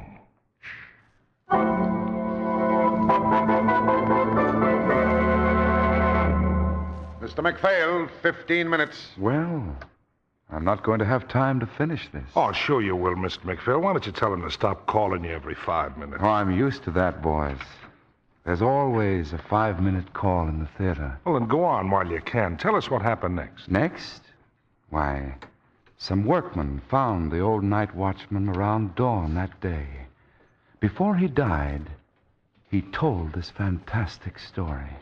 The papers got hold of it, and you remember, it was headlined in the noon editions of every newspaper in town. When I reached the theater that afternoon, Lamont Cranston, an old friend of mine, was in the theater green room. There was a young lady with him. Cranston. Hello, McPhail. You remember Margot Lane, don't you? Oh, yes, of course. How are you, Miss Lane? Well, we're just a little bit upset, Mr. McPhail. You see, well... You saw the headlines? Yes. Is that why you came in, Lamont? Well, not exactly. That is, we... No, it's my fault, really. We just noticed the headlines, or we certainly wouldn't have come here to annoy you. Annoy me? You see, Lamont told me that you were producing a play with only 3 performers in it. And I thought it was so unusual. And to come to the point with appropriate blushes, Margot thought we might be able to see the dress rehearsal tonight. Oh. There's not going to be a dress rehearsal. What? Oh, Humphrey. Come in, Humphrey. I am in, McPhail. Miss Lane, Mr. Cranston, this is Mr. Humphrey, one of the members of our cast. Well, how do you do? How do you do? McPhail, you must call this play off at once. Do you hear me? What? What's the matter with you, Humphreys? Last night's tragedy was nothing compared to what's in store for us if we attempt to carry on with this play. What does he mean? I don't know. The night watchman is strangled in the cellar, so he wants me to toss up a whole production. Now, who do you think it was strangled him, McPhail? Well, I don't know. The police are on the job. They'll find the man. Not this man, they won't. Oh, I think the police are quite capable of tracking down a murderer, Mr. Humphreys. This murderer, Mr. Cranston, was the phantom of old John Carter. John Carter? You're out of your mind. I tell you, the play must not go on. Miss Stillwell and Mr. Graves will want to go on even if you don't. Your crazy ghost stories won't stop them. Well, if the stories don't stop them, I warn you. All right, Humphreys, you warned me. Now get out. Very well. But remember, whatever happens will be on your head, McPhail. You don't suppose there could be anything in what he says, Lamont? I don't know, Margot. Who was it said, there are more things in heaven and earth than are dreamed of in your philosophy? Well, in that case, this might be the very best time for us to be on Miss Lane. Yes, Mr. McPhail. I'd like you and Mr. Cranston to be the only 2 guests tonight at the first dress rehearsal to be held in the John Carter Theater in 20 years. In 20 years. Well, go ahead. What happened then, Mr. McPhail? That night at the dress rehearsal, Miss Lane, Cranston, and I were the only people in the audience. Play was going well. The last act was almost over. And then came that scene where the leading woman, the part Miss Stillwell played, is supposed to be accused by an aging composer of stealing his symphony.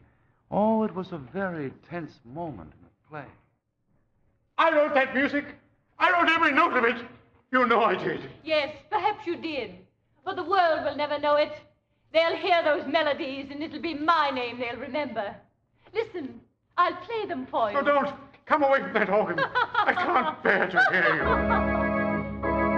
The world will love me for my music. Listen well, old friend. Forever after, these notes will belong to me. No! No! The next time I hear them, there will be no you. I've killed you. I've killed you. And my song is my own again. Like it, Margot? Look, I tore my program to shreds. Well, that's a very good sign. You made no mistake producing this, McPhail. You've got a hit on your hands, I'm afraid. Well, thank you. I'm going to applaud until they open those curtains again. There, it's opening now. Well, Miss Stillwell doesn't seem to appreciate Margot's applause. She's just sitting there at the organ without taking a bow. Oh, maybe she's tired. Oh, what does she keep holding that note for? Enough to drive you out of your mind. We've heard that note, Miss Stillwell. It's very, very pretty, but that'll do now. Oh, Miss Stillwell, please, let up. Stop it. Graves, Humphreys, one of you make Stillwell cut it out. It's not funny anymore. Who's that coming out on stage? Well, that's Mr. Graves. He's the third member of the cast. Oh, will you make us stop, will you, Graves? I'll try, Mr. McPhail. Miss Stillwell. Miss Stillwell, why don't... Miss Stillwell! Oh, Lamont, look. She fell. She's lying on the stage. What's going on? What is it, Graves? What's happened up there? I think Miss Stillwell's dead.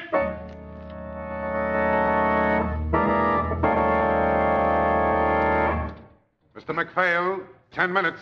Go on, McPhail. Don't waste any time. I believe you boys would hound a man for a story on the brink of the grave.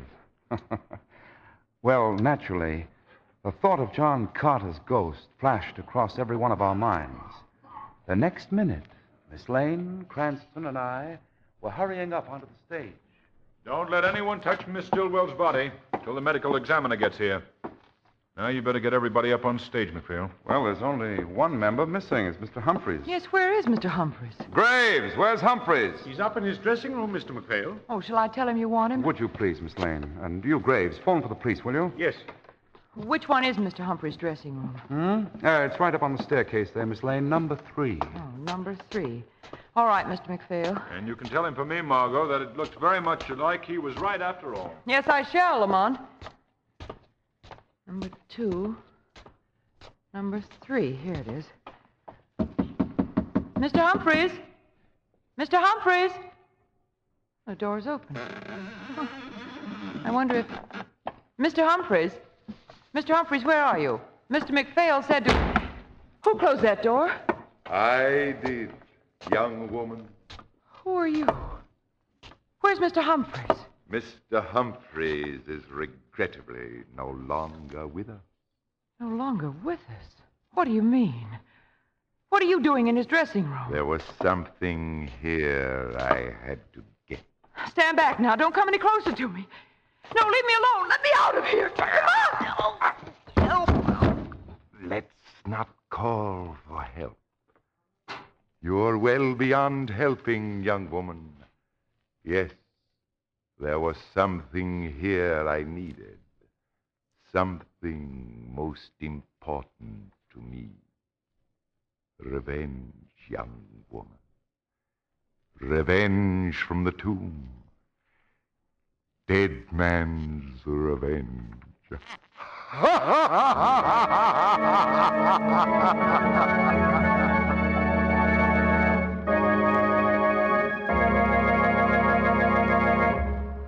Act 2 of Dead Man's Revenge will continue in just a minute.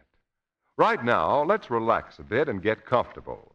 You know, comfort is very important in the blue coal scheme of things. Your comfort, that is. It's not just a matter of heating your house. Heat by itself doesn't mean comfort. You might be extremely uncomfortable right now, for example, because your home is overheated. Comfort means that you get the right amount of heat at the right time. And that's just exactly the case when you heat with blue coal. Know why? I'll tell you. It's because blue coal is prepared especially for home use. Now, that means a lot. It means, for example, that blue coal is delivered to your home in exactly the right size for your heating plant, which results in more efficient heat, even economical heat. When, on top of that, you have the new blue coal automatic heat regulator, well, a king couldn't ask for more. The regulator saves you thousands of steps up and down stairs, gives you added comfort plus money saved on fuel. The blue coal regulator, you see, automatically adjusts the dampers on your furnace so you get comfortable, even heat in every room. Ask your blue coal dealer for a free, no-obligation demonstration. He's listed under the words blue coal in the yellow section of your classified phone directory. Call him tomorrow.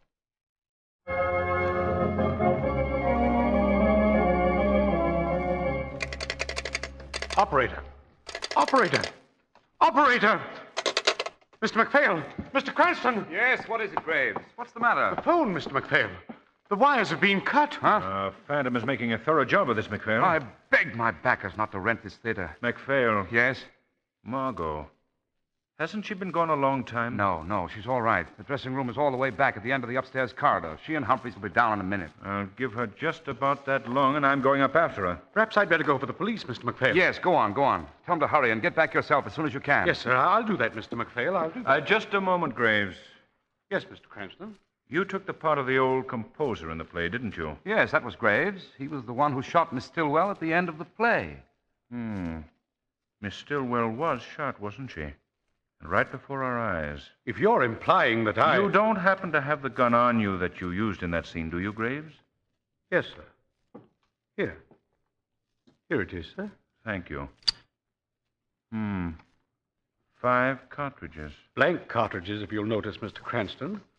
Blank cartridges? 5 blank cartridges, Graves. But that 6th cartridge, the one you fired at Miss Stillwell, how do we know that one was blank, eh? It was. It was, I tell you. But if it wasn't, If Graves, it wasn't, it's in Miss Stillwell's back right now. maybe we'd better look and see, Cranston. Perhaps we'd better. Particularly before we let Mr. Graves leave the theater. I'm sure the medical examiner will forgive us for... The lights! They've gone out. Stand where you are, Graves. Who's at that light switch? Who did that? Turn them on, McPhail. Trying. Let's see where I'm going. Oh, here it is. There. Okay now? Okay, McPhail. The lights are on, but... Mr. Cranston! Graves, what is it? Miss Stillwell! Miss Stillwell? Look! Her body, it's disappeared. What? What did you say, Graves? He's right. A corpse has vanished, McPhail. But I was standing right beside it. Yes, you bet you were. And we were just going to take a look to see if that 6th cartridge was in the body when the body conveniently disappears. Mr. McPhail, you don't think I'm not thinking anymore, Graves. I see it all now. McPhail, what do you mean? Give me the gun, Cranston. Yes, thanks. I'll show you how it all happened. Now, I'm Graves, you see. It's the last few minutes of the play. Graves? Yes, sir? Stand where Miss Stillwell was standing in that last scene. Mr. McPhail, you can't believe Go on, do as I tell you. All right. Yes, that's right. Just about there. Now, what did she do, Graves? She walked over here to the organ and began to play. All right, do it. What, sir? Sit down and play the way she did. I'll try, sir, but... Do it! Watch, Cranston. Now, I'm Graves. I point the gun at her. She keeps playing.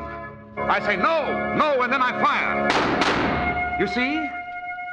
You see, he fired just at this level. The shot would have... All right, Graves, that's all. Get away from that keyboard and Cranston! McPhail.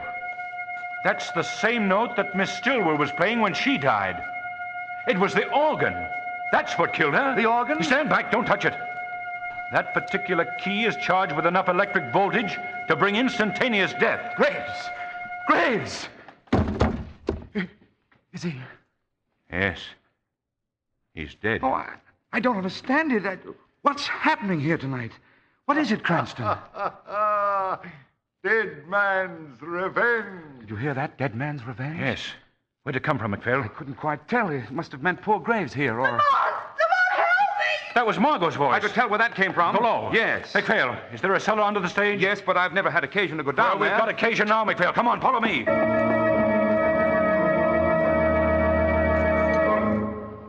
This is directly under the stage, isn't it, McPhail? Yes, it's just about. Well, there's an artfully concealed trap door up there somewhere. 10 to 1, Miss Stillwell's body was yanked through it from below here when the lights went out. I think you're right, Lamont, but let's take it easy. We don't know what we might be running into down here. This is no time to proceed with caution, McPhail. Still, it won't do any good for us to get... Listen. There it is. There, see? Coming down the corridor towards us. The Phantom. It's Carter to the life. As like him as I'm like myself. Watch. He's turning off. See? He's going into that room. If you ask me, we'd better... Margot's in that room. Hurry, McPhail. Margot! Margot! They'll never help you, Miss Lane. Let Miss Lane go or I'll... If there's anything you imagine you can do, Mr. Cranston, you may try it. I will. Come on, McPhail. Take warning. Look out, Lamont! Margot, Good work, McPhail. Excellent, excellent work. How's Miss Lane? She's fainted. All right, get her out of here, Humphreys. Take her up on the stage. Yes, McPhail. What about Cranston? I'm turning on this gas jet, Humphreys, and leaving him here in unconscious bliss. I hope you like your new home, Cranston. You're staying here a long, long time.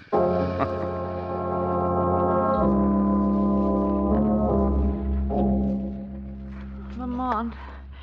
She'll be coming to in a minute, McPhail. All right, get Graves' body off the organ bench, Humphreys. And take off that makeup of yours. I don't like looking at the replica of a dead man. No, you don't need to be scared of me, McPhail. There. That takes care of Graves. Now, disconnect the organ voltage switch. I will in a minute. Good. You did a great job, Humphreys. I wouldn't be surprised if that impersonation of John Carter wasn't the best acting of your whole career. You were a success, McPhail. The dead bodies the police will find here were killed by the ghost of John Carter. This theater, why, after tonight, nobody'd ever touch this theater for fear of their lives. And we can buy it for peanuts. And then we can sell it to the bus company for a terminal at our own price. I hope so. I didn't go through this for nothing. Lamont. Come on. Sit in that chair over there, Humphreys, and pull your collar up around your face. What's the idea? The last act, pal. The last act. You're a detective, and Miss Lane is going to give us a little organ recital. Oh, I see what you mean. Lamont. You're all right, Miss Lane. Mr. McPhail. Where's Lamont? There now. Everything's all right now. The police have arrived. Commissioner Weston? No, he'll be here in a minute with Lamont. But there's a detective over there who wants you to show him just what Miss Stillwell did before she was murdered. A detective? Yeah. Over here, Miss Lane, with a coat all around me. Why don't they keep these theaters warm? Now, Miss Lane, right over to the organ, please. Yes, that's right. All right. Now, what did Miss Stillwell do just before she was killed? Before she was killed? Well, Oh, yes, well, she played the organ. Could you play what she played, Miss Lane? Well, I think so. You see, it went something like this. I think it was like this. I can't remember. Then what came next? Next? Oh, Yes. It was like this. Just like this. Stop! Huh? Who said stop? McPhail, what is it? What is it? It is the shadow, my friends, the voice of your doom. Shadow? Well, I can't see anything. There's just a voice. I am here with you, McPhail, Humphreys. Your plan has failed. It'll not help you to kill Miss Lane. I've already informed the police. They'll be here at any moment. Police, let me out of here. Stand back. Oh. Back, McPhail. You'll wait in this room for the justice of the law. All right, but you'll tell them the truth, won't you, Voice? What is the truth, McPhail? That I didn't kill anybody. It was Humphreys did it all. You're a liar, McPhail. He wired the organ. He killed Miss Stillwell and Graves. He did it all, I tell you. And he will pay for it, McPhail. And so will you. Oh, no. You may have McPhail, but not me. Stop him, Shadow. Don't let him get to the organ. Humphreys. Not until I'm dead.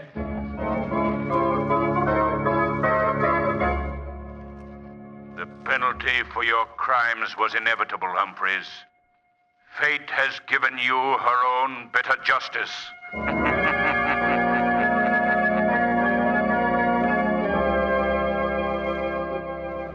But Lamont Cranston didn't die, McPhail. I've seen him since then. No. The blow wasn't as heavy as I thought, you see. Yes, he came to in time to stop the gas jet and find his way out of the cellar.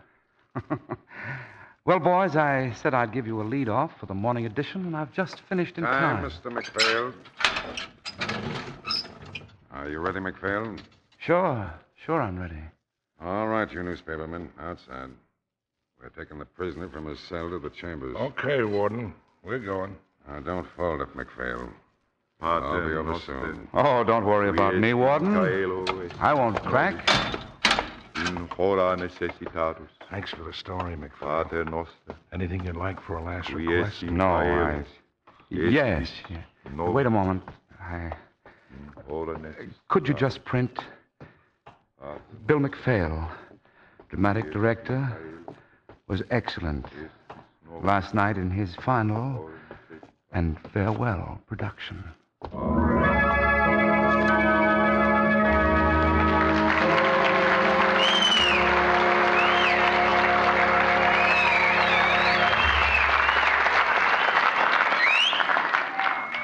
In a moment, we'll describe a real-life crime taken from police annals. But first, here is Blue Coal's distinguished home heating expert, John Barclay. Mr. Barclay. Thank you. Ladies and gentlemen, I hear some homeowners complain that they burn too much coal and get poor results. Well, the chances are they're burning the wrong size coal. And remember, it's just as important to use the right size coal as it is to use a good quality coal. You see, anthracite comes in 4 domestic sizes: egg, stove, chestnut, and pea. Now, we all know that any of these will burn in the average furnace.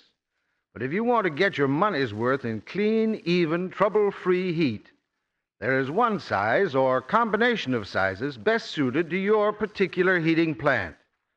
And if you're not sure which is the right size for your furnace, take my tip and call your Blue Coal dealer. He'll send a John Barclay serviceman who'll measure up your furnace and tell you exactly which size coal you should burn for the best heating results. And folks, while the serviceman is there, ask him for a demonstration of that great little time, trouble, and fuel saver, the Blue Coal heat regulator. This simple device automatically controls the furnace dampers from upstairs. It keeps your home at a normal, even, healthful temperature at all times without any attention from you. And besides, it quickly pays for itself in fuel savings. Thank you.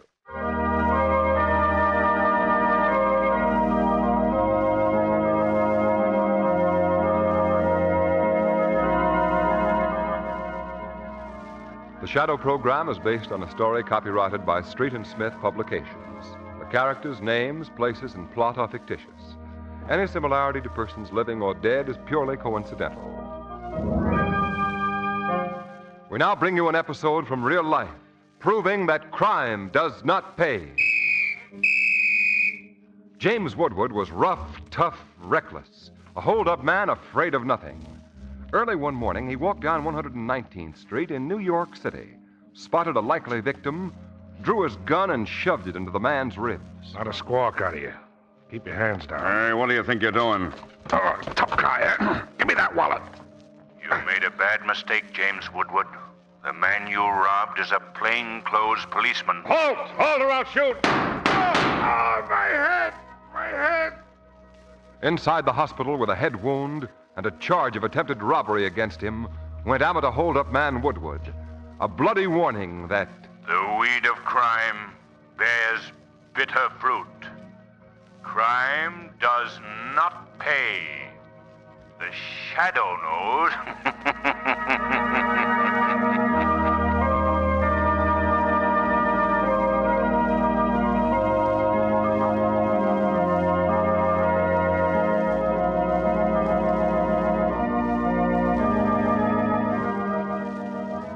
Next week, same time, same station, your friendly Blue Coal dealer brings you another strange and thrilling adventure in the Shadow's daring battle against the forces of evil. Be sure to listen, and be sure to phone your neighborhood Blue Coal dealer for greater heating comfort at less cost. Remember, keep the home fires burning with Blue Coal. This story produced by the DL&W Coal Company, distributors of Blue Coal. Enjoying the timeless classics on Golden Age Radio? If you're loving the nostalgia and captivating stories, consider supporting our channel with a tip. Your generosity helps us continue bringing you the best of vintage radio entertainment. Simply click on the link in the description. Hello? Yes, this is the Falcon speaking. Oh, Demi. Now, thanks for calling, but it can't be tonight, Angel. I'm on the case of a guy who jilted a girl. You'd think it would break her heart, but instead of being sad about it, it looks like she's trigger happy.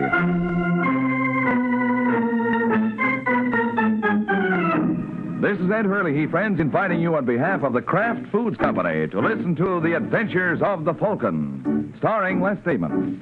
You met the Falcon first in his best-selling novels. Then you saw him in his thrilling motion picture series. Now join him on the air when the Falcon solves the case of the worried wife.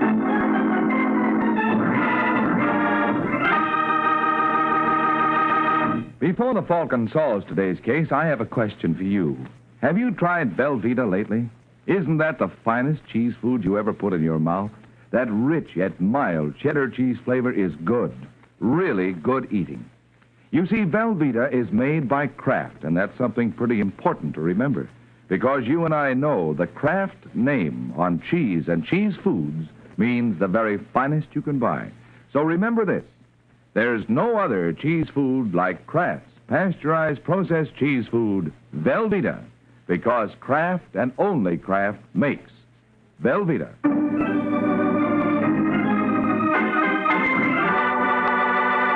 And now, the case of the worried wife. It's Sunday night in New York when pretty dark-haired Penny Layton pushes the button of an apartment overlooking the East River. While she's waiting for someone to answer, Penny opens her handbag and takes out a small pistol. She closes the bag and thrusts her right hand in with the pistol into the pocket of her fur coat and gnaws nervously on her lip as she hears someone approach the door. Yes. Are you Mrs. Sheffield? Yes. I want to see your husband. Well, what's it about? Just tell him Penny wants to see him. He'll know what it's about. All right. Wait here. I'll see what he says. I'll wait inside. But I don't know. I said I'll wait inside. All right, now you can close the door. I'll wait right here. Well, what are you waiting for? Who are you, anyway? I told you. Penny. Penny who? Ask Arnold. He'll tell you. And you can tell him I'm not leaving until I see him. Alone. All right. I'll tell him. Maybe he can explain what this is all about.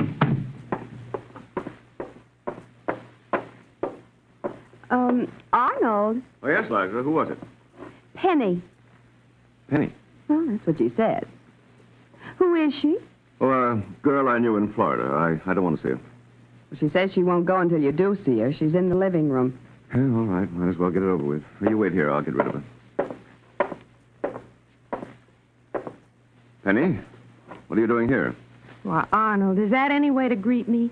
After I followed you all the way from Miami? I wrote you. It's all over. I figured as much when I saw in the paper you got married. That's why I came up. What do you hope to gain? For one thing, I wanted to see her.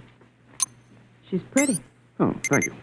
I'd never have forgiven you if you turned me down for a horse face. Yeah, she's pretty, and I'm in love with her. There's nothing more for you and me, so why don't you be a good girl and just run along? Be sensible. You call it sensible to give up the man I love to somebody else? You don't love me. That's right, Arnold, I don't. But I did, so I'm not giving you up so easy. There's nothing you can do. Isn't there? You little fool, be careful. She's not going to have you, Arnold. I'm going to kill you, and then I'm going to kill myself. Don't be ridiculous. Now give me that gun. Stay back, Arnold. Don't try to get it. Said, give it to me. Let go. When you drop the gun. Arnold! Arnold! What happened? I'm just trying to teach Penny not to play with guns. The bullet went into that chair. No great damage done. Now, Penny, you'd better get out of here. You'll be sorry about this. I am sorry. I thought you had better sense. Now, good night.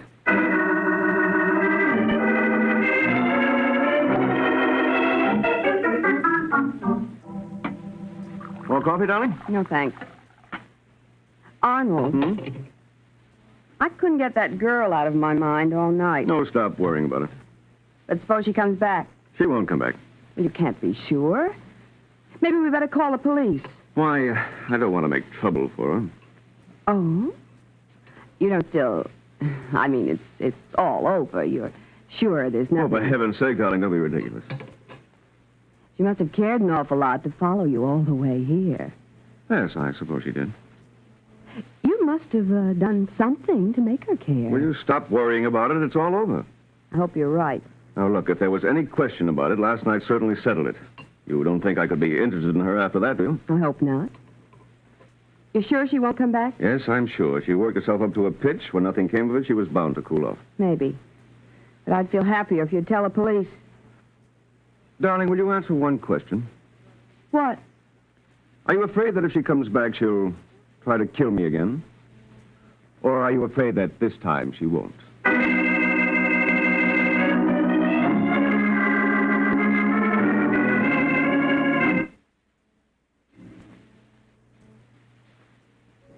Hello, Mara. Drinking alone? Oh, hello, Sheffield. I'll join you. Okay.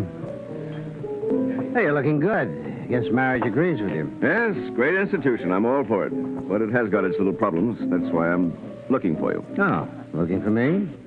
I thought this was a coincidence. No, I need my money. You need money?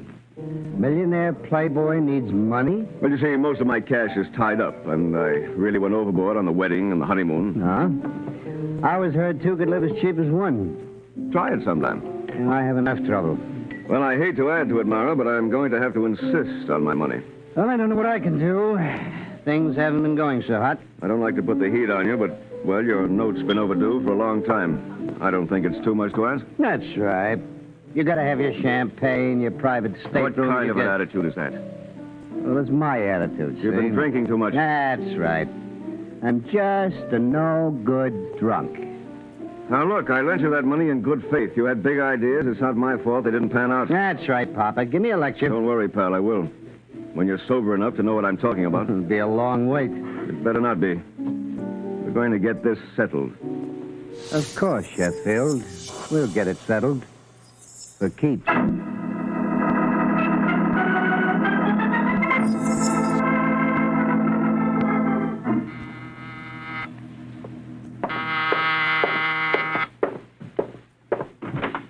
Hello?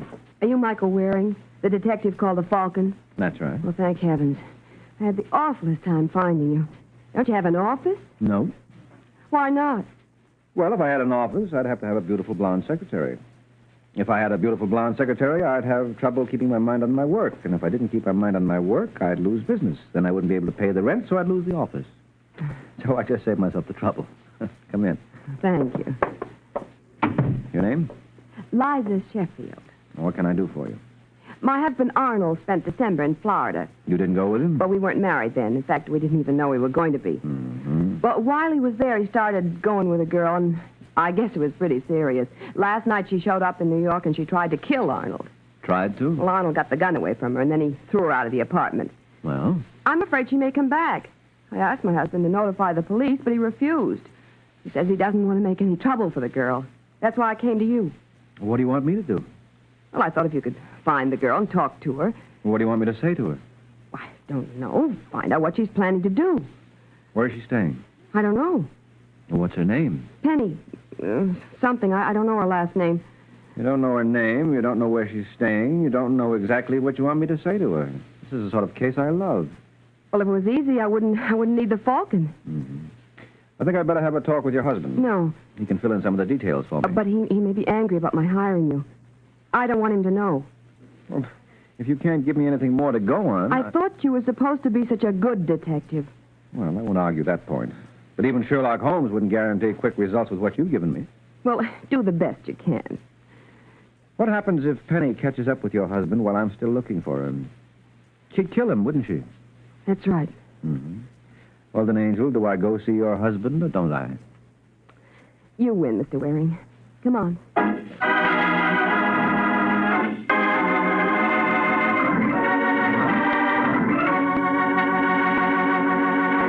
This is Ed Hurley, friends. Well, now, Mike won his way, all right. And you know, I'll bet you mothers would certainly like to win your way, too, when it comes to getting your family to eat those green vegetables that are so good for them. And you can. Just glamorize those vegetables a little by melting delicious Velveeta, Kraft's famous pasteurized processed cheese food, for a smooth golden cheese sauce to pour over them. And it's such an easy sauce to make. All you do is melt a half pound of Velveeta in the top of your double boiler. There's no need to cut it in little pieces because Velveeta melts easily and smoothly without any lumps at all. Then simply stir in a quarter cup of milk, season, and there you have a perfectly wonderful cheese sauce that'll add Velveeta's fine, rich, yet mild cheddar cheese flavor to cauliflower or spinach or broccoli. Velveeta makes them taste better than ever, and you'll be giving your family extra nourishment this way, too, because Velveeta is so rich in important food values from milk. Even the smallest youngsters can enjoy their vegetables a la Velveeta, because Velveeta is digestible as milk itself. So, Mother, make it your handy helper. Get Velveeta in the economical 2-pound loaf so you'll have plenty for cold snacks and sandwiches, too. Just be sure you get genuine Velveeta. It's the pasteurized processed cheese food of top quality, made only by Kraft.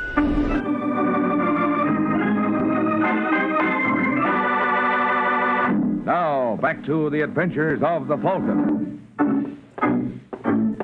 20 minutes have passed since Mike and Liza Sheffield started for the Sheffield apartment to see whether Liza's husband, Arnold, would object to his wife's efforts to keep him alive. Now, as they approach the apartment, they see a sharp-faced little man standing at the door. Oh, dear. It's Mr. Ballard. Unwelcome guest? Very.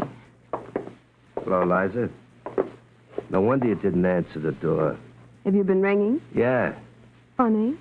I thought Arnold was home. Well, he ought to be here pretty soon. You can come in and wait, Mr. Waring. Right. As for you, Mr. Ballard, I can't see you now. I'm going to be busy. Oh, I'll wait. Call me tomorrow if you want to talk to me. Now, is that any way to treat an old friend? Please. I haven't time. It'll only take a minute. But I don't have anything for you now. Call me in the morning. Now, look, I want to get things set. All right. Tomorrow. Now. You heard what the lady said. Tomorrow, scram. Now, listen, mister. I said scram. Okay. You don't have to get tough. I'm going. What's with him? Oh, he's just somebody I used to know. Not important. Now, come on, let's go in. He's not exactly the sort of character that I would... Oh! What's the matter? Uh-oh. Is this your husband? Well, Mr. Sheffield, I'm afraid we're too late. He's dead.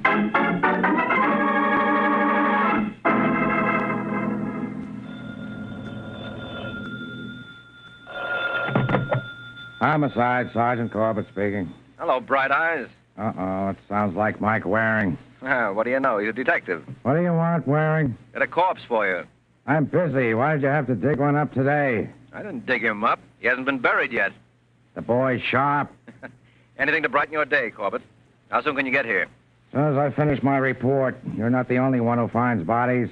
Oh, you got another? Yeah, and I bet she's cuter than yours. Could be. Of course, she may not be as dead, but she made a good try. A suicide attempt? Yeah, I jumped out of the fourth-story window. All because some guy gave her the brush. Love, it's wonderful. Did you leave a note? No, I talked to her. She bounced off an awning. Doc says she'll live. What's her name? Penny Layton. Why? Penny. Yeah. Hey, could be a package deal. Let's get together. Maybe we can wrap it up.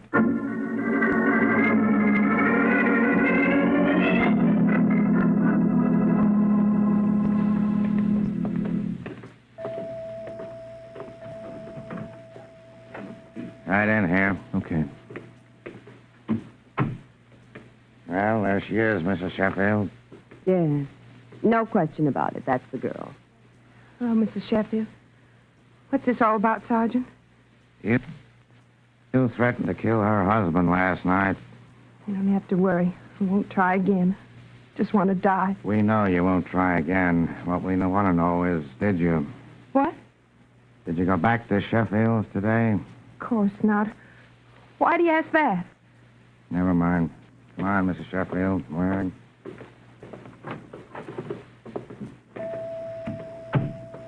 She killed him. I know she did. Well, that meant she got another gun. Why didn't she shoot herself instead of jumping? Maybe she counted on the awning saving her. A four-story jump? I don't think so. But she must have killed him. Who else would have done it? How about your slimy little pal? Who? Ballard. Why, he had nothing to do with Arnold. What did he want? I tell you, it had nothing to do with this. Who is this we're talking about, Waring? Oh, a character who was very determined to see Mrs. Sheffield today. Oh.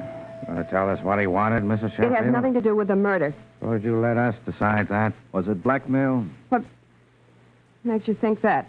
No, it certainly wasn't a friendly visit. And you said you didn't have anything for him. What would he be expecting from you? Well, it doesn't matter. I wish you'd believe that. Okay, if you won't tell me, I know somebody else who may. Who? Ballard.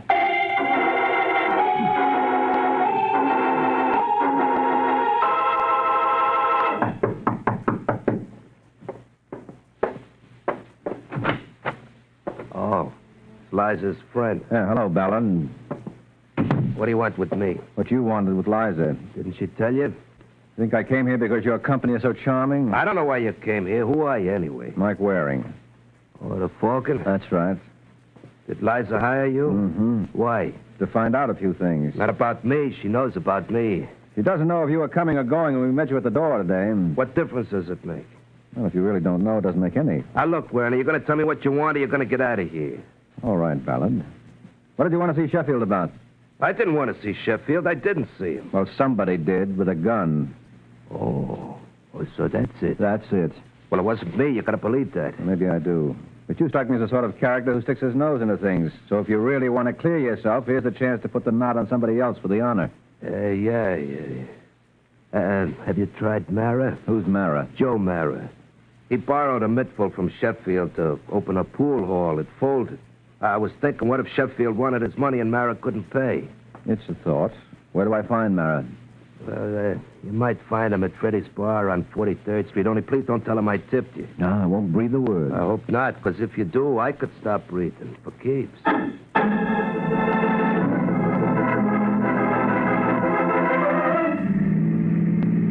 There it is in the next block. Yeah, I see it. We made pretty good time, huh? Hadn't made any better time, you'd be doing time. No, I'm fast, but I'm careful. Well, don't put down your flag. If my man isn't in there, I'll be right out. Okay. But what if he is in there? Wait anyway. It may not take too long. Right. Hey, mister, look out! Mister, are you all right? Yeah. When you shot it, I dropped. Yeah, those shots came from that alley. Yeah, I know. You get back. There may be more. I'll go see. You see anyone? No, the alley's empty. Did you get a look at who fired those shots? No, whoever it was standing close to the building in the alley. All I saw was the hand with the gun, and it come around the edge of the building, and I hollered. Or could you tell if it was a man or a woman? I wouldn't know. Like I say, all I saw... I know, a hand with a gun. I hope whoever it was thinks he got me. I'm not anxious to have him try again.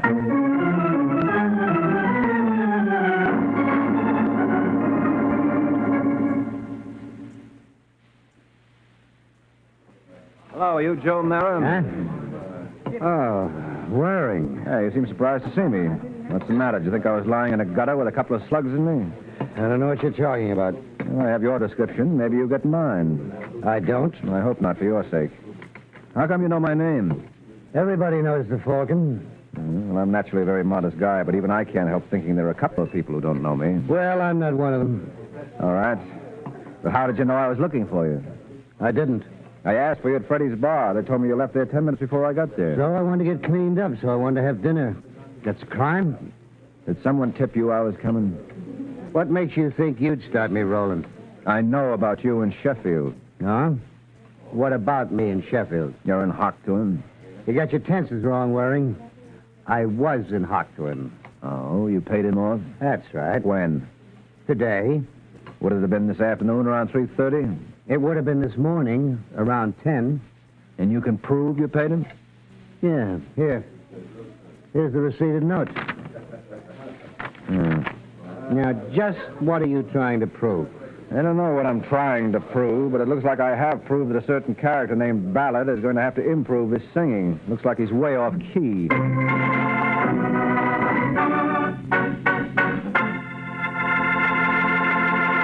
This is Ed Hurley again, friends. Well, now, maybe Mike isn't quite sure what he's trying to prove. But I'm sure of what I'm trying to prove, and what's more, I can do it with your help. All you have to do is this. Make yourself a big, hearty sandwich of your favorite kind of bread, spread with a little Kraft mayonnaise, and filled with a good, thick slice of Velveeta, Kraft's delicious pasteurized processed cheese food. Now, take a bite and see for yourself if what I'm trying to prove isn't true, that Velveeta is especially good tasting, with a fine, rich, yet mild cheddar cheese flavor. Mm-hmm. And Velveeta is good for you, too, because it's so rich in important food values from milk. These good Velveeta sandwiches are perfect for everyone, even the youngest children, any time of day, because Velveeta is digestible as milk itself. So make Velveeta your handy helper. For delicious snacks and sandwiches and for fine hot dishes, too, get genuine Velveeta, made by Kraft.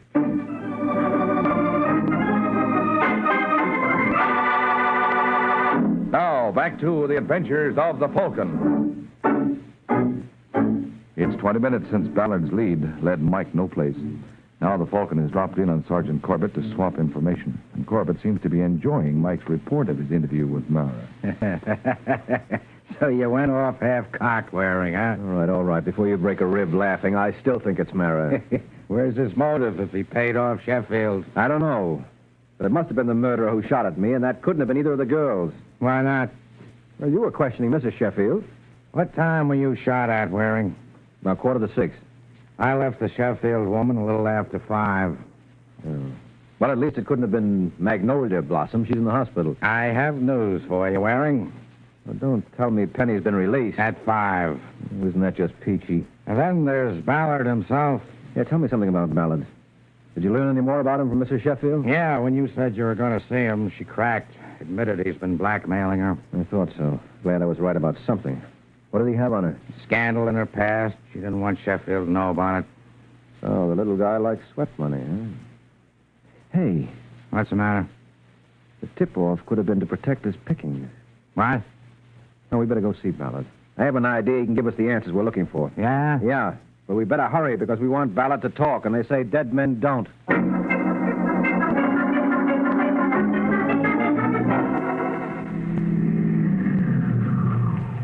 Well, here we are. Yeah. Oh, wait a minute. Don't get out of the car. Why not? Look, Ballard's just coming out. Oh, yeah. If he doesn't notice us, maybe we can follow him. He didn't see us. I'll let him get a little lead, and then I'll follow. Right. You better start your motor. He's hailing a taxi. Yeah. Wonder where he's going. Well, there's one way to find out. Don't want to follow too close. Hey! Of all the dumb drivers, you see that guy cut out right in front of me? Yeah, to a police car yet. Well, never mind him. The taxi just turned the next corner. We better get going. Yeah. Hey, the guy who cut in front of you is turning at the corner, too. Is he following Ballard, too? Could be. Makes a nice parade, huh? Look behind us, Waring. Well, what for? I just wonder if anybody's following us.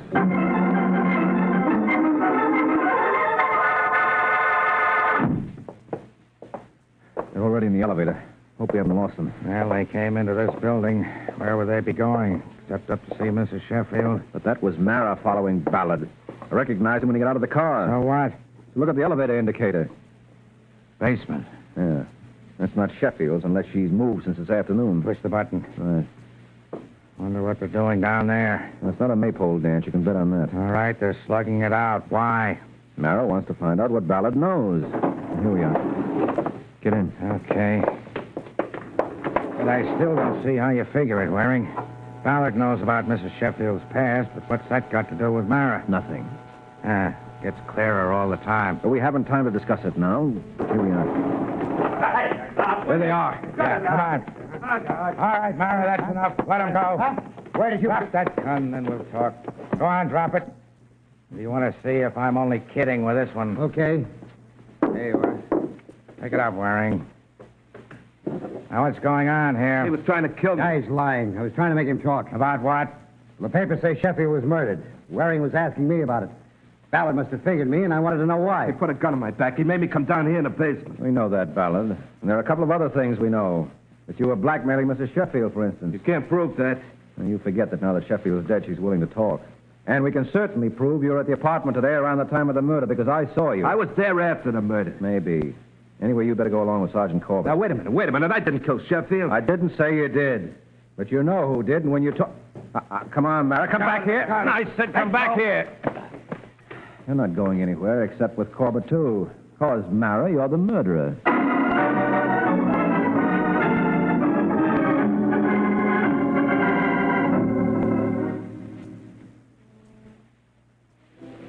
Well, sorry to spoil a little joke, Corbett. It was Mara after all.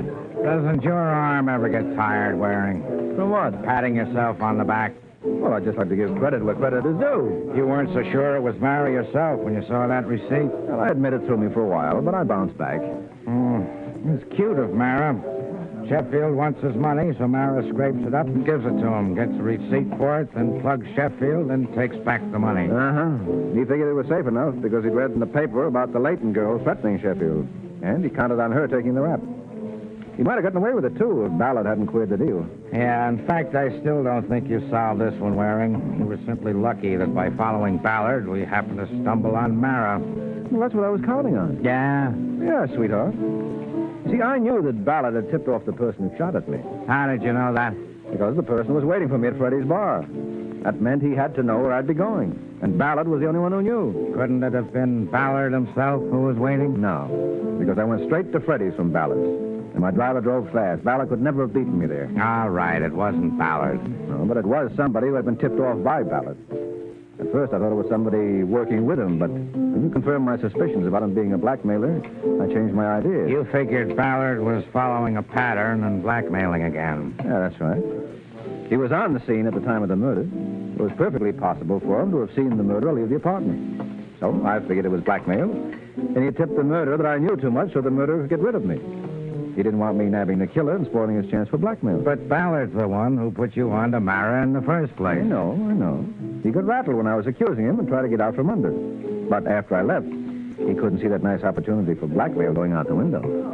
I see. Well, that's all there is to it. Once I realized Ballard was up to the old game of blackmail, I knew all we had to do was follow him. And sooner or later, we'd cross paths with the murderer. Yeah, Waring, it all adds up, except couldn't Mara have been telling the truth when he said all he was trying to do was find out why Ballard sicked you on him? How did he know Ballard was the one who steered me to him? No, Corbett. A Mara named Ballard, he put his head in the noose. You've got the wrong metaphor, Waring. In this state, it's not the noose, it's the electric chair. Well, in that case, hang around for. Good night, Corbett.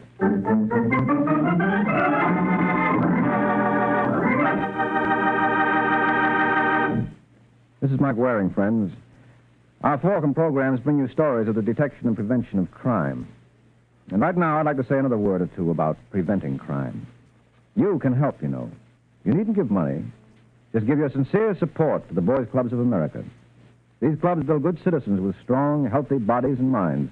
Boys who are completely honest, who respect property and individual rights, and who realize that America is a land of opportunity if you're willing to learn and work and try hard. These non-sectarian, non-profit boys' clubs are operated by groups of public-spirited adults so that boys from 8 to 20 can enjoy the right kind of recreation and companionship in their own clubhouses. If you and your neighbors would like to establish a boys' club in your community, get in touch with the Boys Clubs of America for help. Think about it, won't you? Thanks a lot.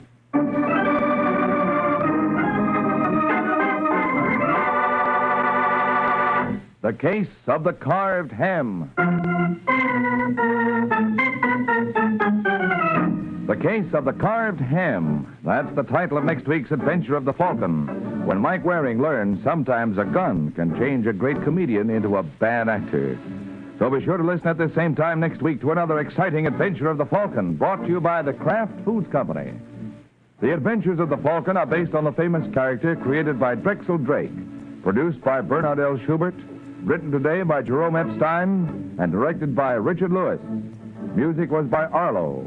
Les Damon was starred as the Falcon, with Ken Lynch as Sergeant Corbett. Be sure to hear the great Gildersleeve next Wednesday evening over most of these stations. In next Wednesday's broadcast, Gildy comes face to face with an hilarious problem and solves it in a way that will keep you laughing for days. Remember the show, the time, and the place. The Great Gildersleeve, next Wednesday evening, over most of these stations. Check your local newspaper for time of broadcast. This is Ed Hurley, he speaking for the Kraft Foods Company.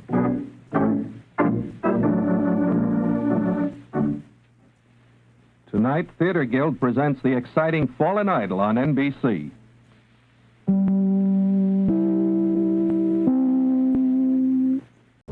Lost in Brazil invites you on an unforgettable journey, where every moment is an adventure waiting to be discovered. Join us as we uncover the soul of Brazil, one incredible experience at a time. Click on the link in the description and embark on the ultimate Brazilian odyssey. Until now, this story has been top secret. Top Secret, starring gorgeous Ilona Massey in transcribed dramas of intrigue and espionage. Stories of the Baroness Karen Geza, who fought for liberty and justice and freedom as bravely as any soldier anywhere. Tonight, as Assignment 8, the story of the unknown mission. A story until now, top secret.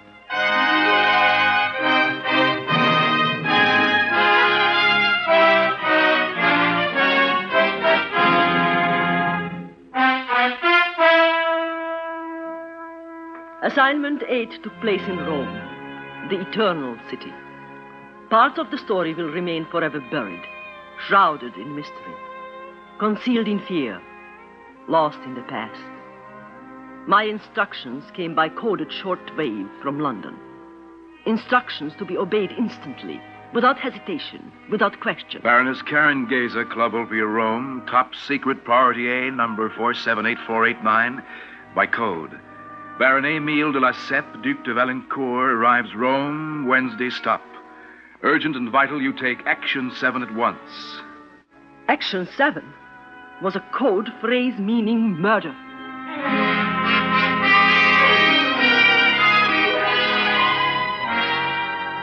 I was fortunate in having, as an assistant, a young man named Victor. He had been born in Rome, educated in America, and just recently sent by U.S. intelligence to Italy. We discussed the assignment in my dressing room at the Club Ulpia.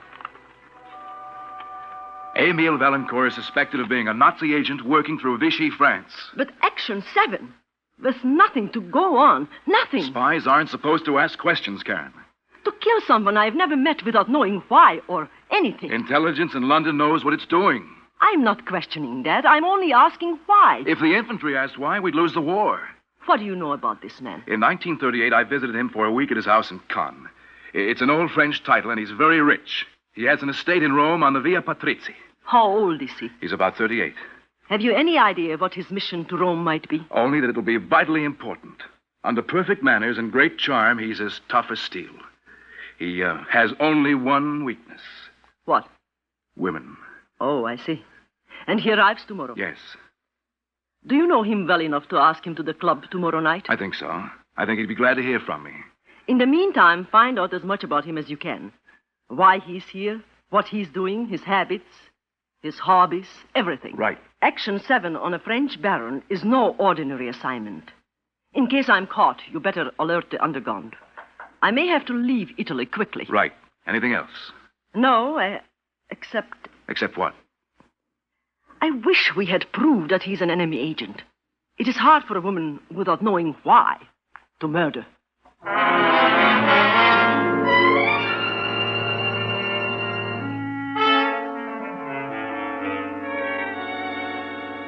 Luigi, you've done very well. The estate is in splendid condition. Thank you, Your Grace. I'll be in Rome several weeks. You'd better open the entire house. It is something important, this mission that brings you to Rome. A woman by the name of Karen Geza. She's singing in the Club Ulpia. Ah, in the Foro Romano. Yes, she's an Allied spy. We are to, Yes. Ah, Your Grace, I know a dozen ways. She's no ordinary woman, Luigi. She has made a fool out of German intelligence. 4 times when they thought they had her, she has escaped from special Gestapo operatives. But, Your Grace, this is Italy. If you expose her as a spy here, she will be arrested and shot. That is the last thing Berlin wants. But why? Because she is in possession of documents, which, if they were to fall into the hands of the Italian government, would prove embarrassing to Berlin. Secondly, we are not anxious to have stories circulate in Rome of how a woman made fools out of the German secret police. I see. No fuss, no publicity. The police here will be taken care of by Berlin. Her death will be ignored, provided it is handled quietly. Oh, Your Grace, I know a dozen ways. Curare on an orchid pin. The old trick with the stirrup. Does she ride? Control yourself, Luigi. I must meet her first. Oh, a singer at the Club Ulpia should not be hard to meet. Not hard at all. Oui. C'est lui qui parle. Victor! Comment ça va, mon ami? But of course I want to see you. Well, what about tonight? Well, any way you wish. I hear there is a singer at the Club Ulpia who is the sensation of Rome. You know her? Oh, splendid. Yes, I'll meet you at the Club Ulpia at 8. Right. Au revoir. Luigi, sometimes I think le bon Dieu must watch over me especially. That was Victor Manlius. We are dining at the Club Ulpia tonight. He and the Baroness Geza are friends. Oh, then you will meet her formally, eh? Yes. Then ask her to go riding, Your Grace. Ask her to go riding. Preparing the saddle takes time, Luigi. The apparatus is delicate. Oh, if necessary, I can work all night. Have you everything you need? Everything. If we rode tomorrow morning, could you... Oh, easily. It worked very well on the young lieutenant. He died in 30 seconds. Ask her to go riding, Your Grace. Ask her to go riding.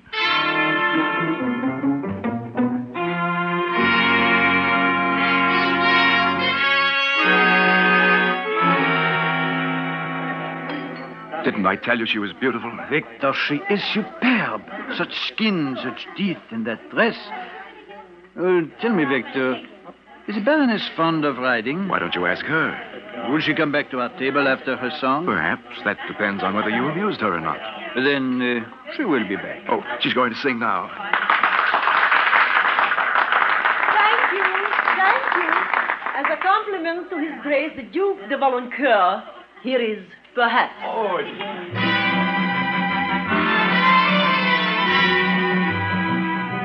You won't admit you love me, and so how am I ever to know? You always tell me, perhaps.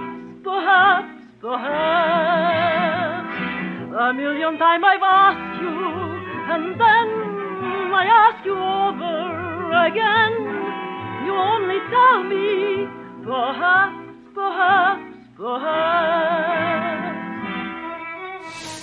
Ivoyak, Ivoyak, also bühne Schemmima. Ivoyak, Ivoyak, has bühne Schorschiba. Mimba namma gai, shoha, namlahadak mashi. Ivoyak, Ivoyak, has been a shorshibash. So if you really love me, say yes, but if you don't, dear, confess, and please don't tell me, perhaps.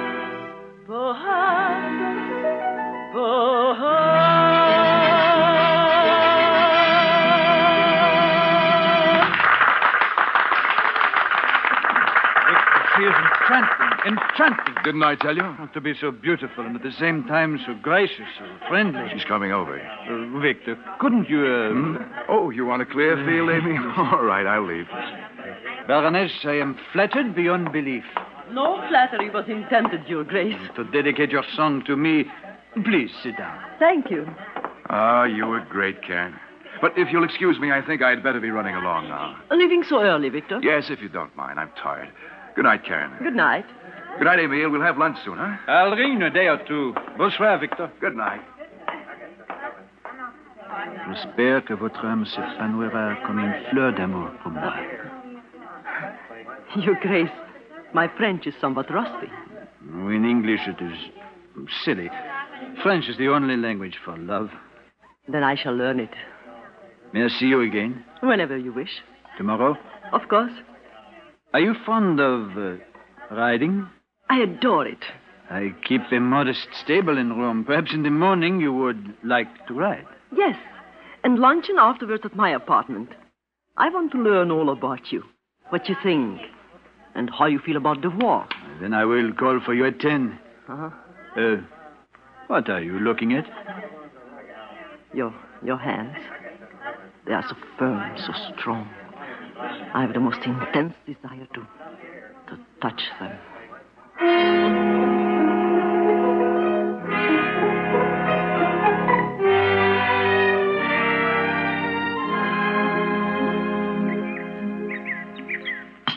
More coffee, Karen? No, thank you. Oh, what a wonderful morning. And what a beautiful house. I should like to spend the whole day on this terrace. You would prefer not to ride? Oh, on the contrary, I am looking forward to it. Luigi has chosen for you Belle Manoir. She's a sweet-tempered, but still spirited. We can ride around the estate. There's a wonderful view from the cliffs, 150 feet straight down to the sea. Here comes Luigi now. Where may I change my clothes? The maid took your bag to the front guest room. Come, I'll show you. Oh, please don't bother. I can find it myself. And I won't be long. I can change into riding clothes in 2 minutes. Well, there's no hurry.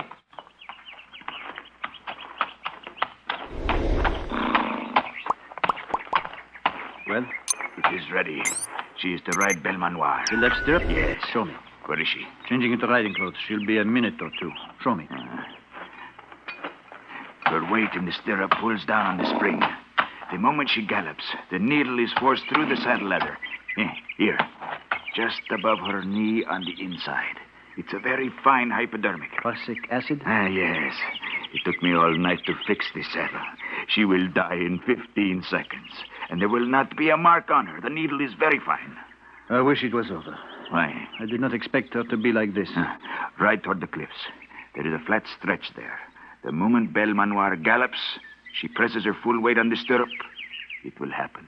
Did you bring my camera? Oh, no, I'll get it. Berlin will want proof. The body will have to be photographed. Here she comes. I hope my horse isn't one of your polo animals. After all, you are the one who is the expert rider. Your Grace, she is... And I should hate to have my neck broken on a day like this. Change this saddle, Luigi. Oh, Emil, I'm so sorry. It is so long since I have been riding, I quite forgot to mention it. Change this saddle, Luigi. Forgive me, Luigi. My mother, the Countess, was very strict. Even to this day, I have never worn riding breeches in my life. Only skirts. I always ride side saddle. But, Your Grace, this is a special saddle. I worked all night to fix it for the Baroness. You heard what she said. We do not wish to waste the entire morning. There's a side saddle in the stables. Get it.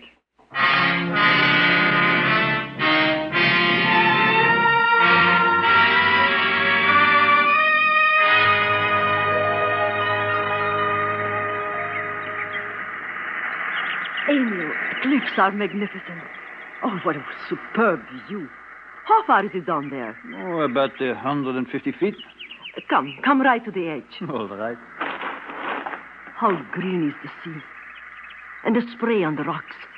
From here, they look like pebbles. They aren't. If you look at it without blinking, it almost hypnotizes you. Try it. Look straight down and don't blink. What a fanciful little thing you are, Karen. You can see pictures in the spray. Shapes. Ghosts, perhaps. Stand perfectly still and look down without blinking. Closer to the edge, Emil. Closer. He stood very still. The brilliant sun seemed to light his head like a halo. Nothing moved. The horses grazing nearby seemed suddenly to freeze into statues. I brought my hand up slowly. He didn't notice. I could see the vein throbbing under the tan skin of his neck. I could almost feel the blood surging through his body. My hand moved closer. I remembered my instructions. London had ordered this man's death. I braced myself. I could feel the heat of his back on the palm of my hand. My hand obeyed my brain. It fell to my side. I could not do it.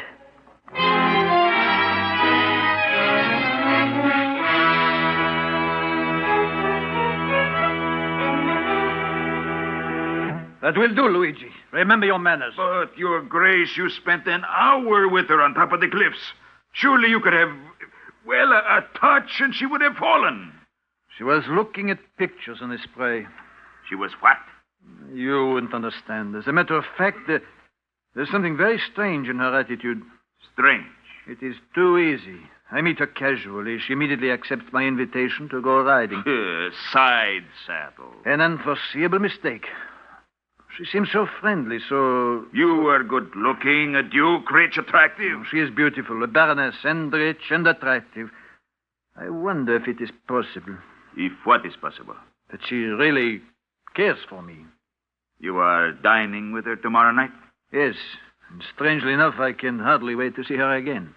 Then tomorrow we will try the curare and the corsage pin. You must pin the corsage on yourself. Just a tiny scratch is enough. In 10 hours she will be deathly sick, and in 20 she will be dead. It is such a pity. Your Grace, this attitude is dangerous. You're right, Luigi. I am behaving like a schoolboy. Tomorrow there will be no slip-up.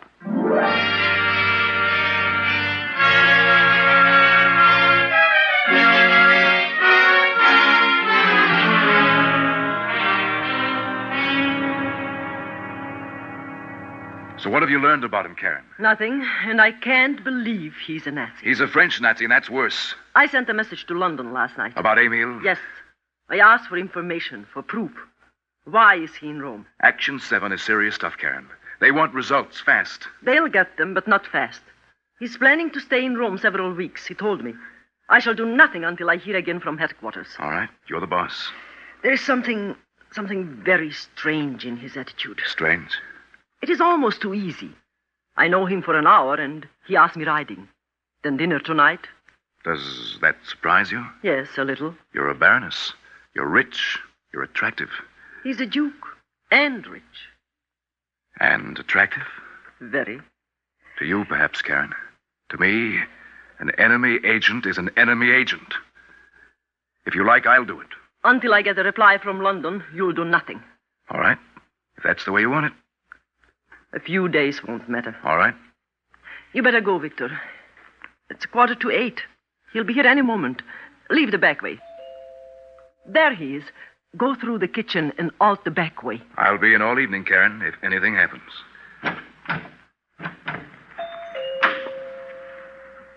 Just a moment. Good evening, Karen. Emil, come in. How absolutely stunning you look. White chiffon and emeralds. You're magnificent. Here, I brought you some flowers. Oh, thank you. How thoughtful. Put them on the table. I'll open it later. Will you join me for a cocktail? Karen, come here. Yes. Closer. Oh, what is it? You're so beautiful.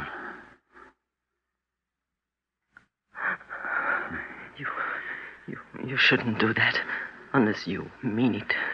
I do mean it. Deeply, honestly. Karen,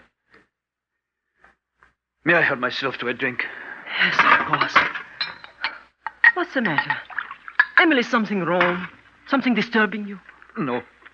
No, it is just that sometimes it is hard to know what one thinks and what one does not think. You've forgotten your flowers.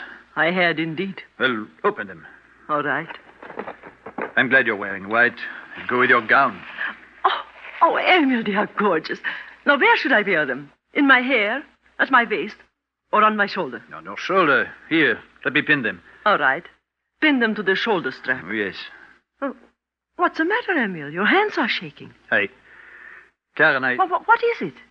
Nothing. Are you ill? I hate corsage pins. They always have such enormous fake pearls, and I hate orchids. Emil, you'll crush them. I don't want you to wear them. But they are beautiful. Here, give them to me. No. Emil, stop it. You'll break them to pieces. Have you gone crazy? Karen, let's get out of here. Let's go where there's music and people.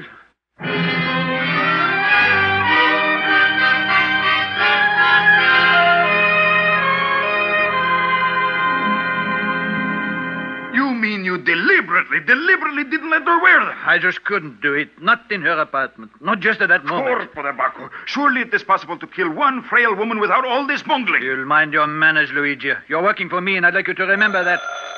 Answer it. Yes, Your Grace. See? Yes, he is here. Who is this, please? One moment. It's for you. I'm not at home. I said you were. Luigi, I am in charge here, and I'm not at home. You are not in charge here. What, you impudent, stupid... This is long distance. From Berlin. Give it to me. Yes. No, not yet. Yes, I know.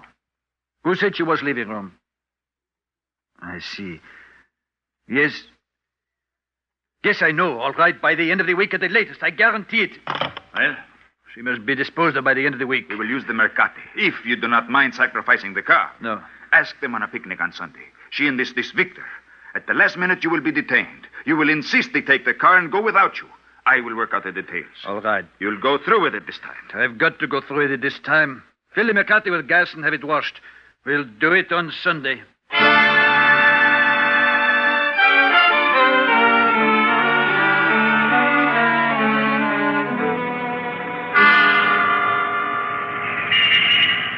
This is her apartment here. Parked directly in front of the door. Yes, Your Grace. You're sure nothing can go wrong? Nothing. How long will it take you to connect it? 2 minutes. Works from the accelerator? And only when the motor is running. The next time the accelerator is pressed down, it will start the clock mechanism. 1 hour later, the bomb explodes. Supposing they stop somewhere in Rome. The clock is connected through the ignition. The motor must be running for the clock to go. No matter where they go, they'll be out of the city in less than an hour. You used enough explosives? There will be nothing left. Nothing. Everything is ready except the wire connection to the accelerator. I can set that in 2 minutes. Tell him the pedal is a little stiff. And now go on up to our apartment.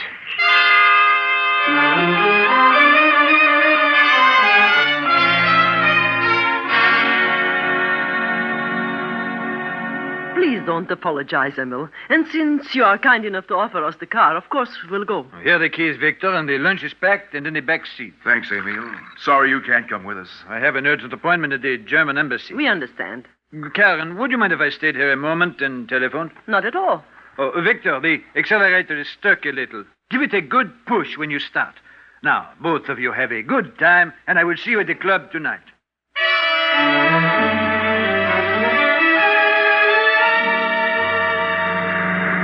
So he has an appointment at the German embassy. If I don't get a reply to my wire to London by tomorrow night, we'll act. Good. It's strange. Driving his car and planning to kill him. Any Frenchman with his background who can throw in with the Nazis is...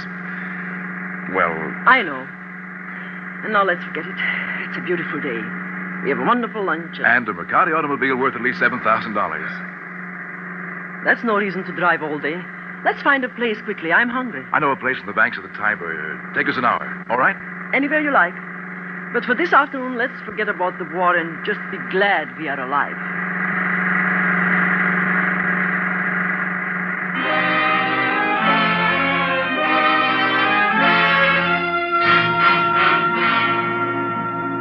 How long have they been out, Luigi? Over an hour.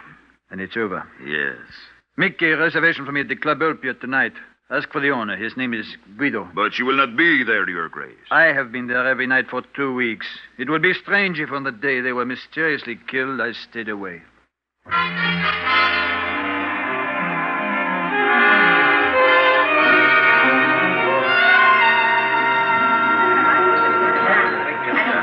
Ladies and gentlemen, your attention, please. I'm sorry to inform you that your beautiful Baronessa Geyser will not appear this evening. There will, however, be continuous music for the dancing.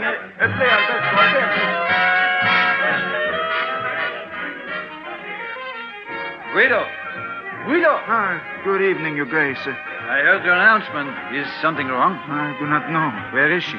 She's never done this before. Never. Surely nothing could have happened to them. Happened? Yes, I loaned them my car this afternoon for a picnic. You loaned them... Your Grace, come into my office. Please, please. Go ahead, Your Grace. Thank you. Something has happened, I know. She's never done this before. Never. Did you phone her apartment? 4 times. And? No answer. I'm sick with the worries. When was she supposed to be here? She's 3 hours late. I have a feeling... Feeling? That she's dead. But I loaned them my car to go on a picnic. What could possibly happen? Women like Karen are... I can tell she's in danger. I feel it here, in the heart. I feel it now. That she's dead. Carissima! Karen! Tell the orchestra leader to start the show. I'll be ready in 5 minutes.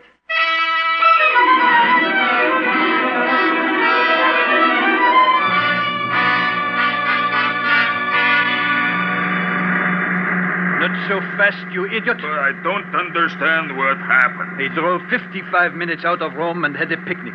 When they came back to the car, the front tire was flat. How could you be so stupid? Not to check the tires and no spare. Please, Your They walked Grace. home. Victor telephoned the garage to come out and tow the car The back. garage? And if the garage man get there first and that car explodes, we'll turn on the fog light and slow down. Watch for it. It's parked on the grass at the edge of the road. How was I to know? The tires are hard to gas. Slow down. Watch for it. It's parked on the left of the road. There it is. Huh? Where? There. On the left. I said the left. Have you a flashlight? Yeah. Then come along.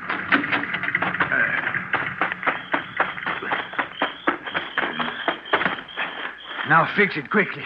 I'll hold the flashlight. Yes, you guys. Is it safe? It can't possibly explode unless the ignition is turned on. I can take it all out together. Then when the garagemen tow it back, there will be nothing to show. Hold the flashlight closer. Are you sure it's safe? Positive. Just this little wire. I break it and our bomb is as harmless as the bottle of a baby. There. Thank heaven.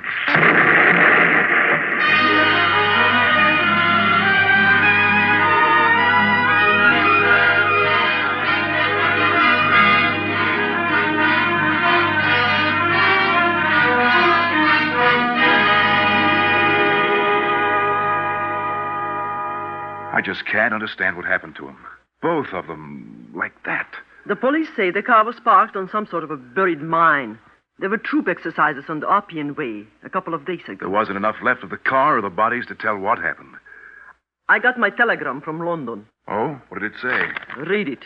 Emile Valancourt's mission in Rome, your murder. Yeah. Well, that seems pretty ridiculous, doesn't it? Utterly ridiculous. Victor? Yes? I wonder what his mission really was.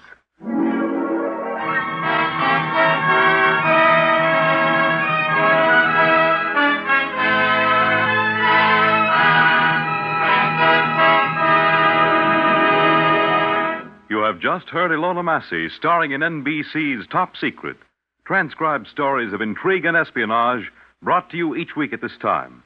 Here is Miss Massey with a preview of next week's story.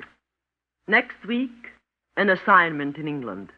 The tragic story of a misguided man and of a mother who did not know her son. A story of suspicion, breeding suspicion. A story of evil at high level. A story, until now, top secret.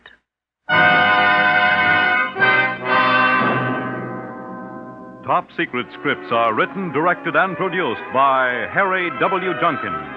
Featured with Miss Massey this evening was Alan Stevenson as Emile, Ralph Camargo as Luigi, and Bernard Grant as Victor. The music was composed and conducted by Dr. Roy Shield. This is Fred Collins speaking.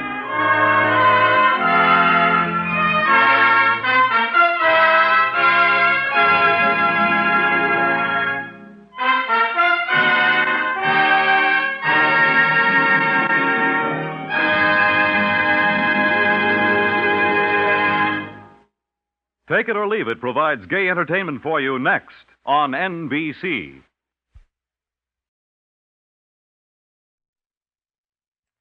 This story is Top Secret.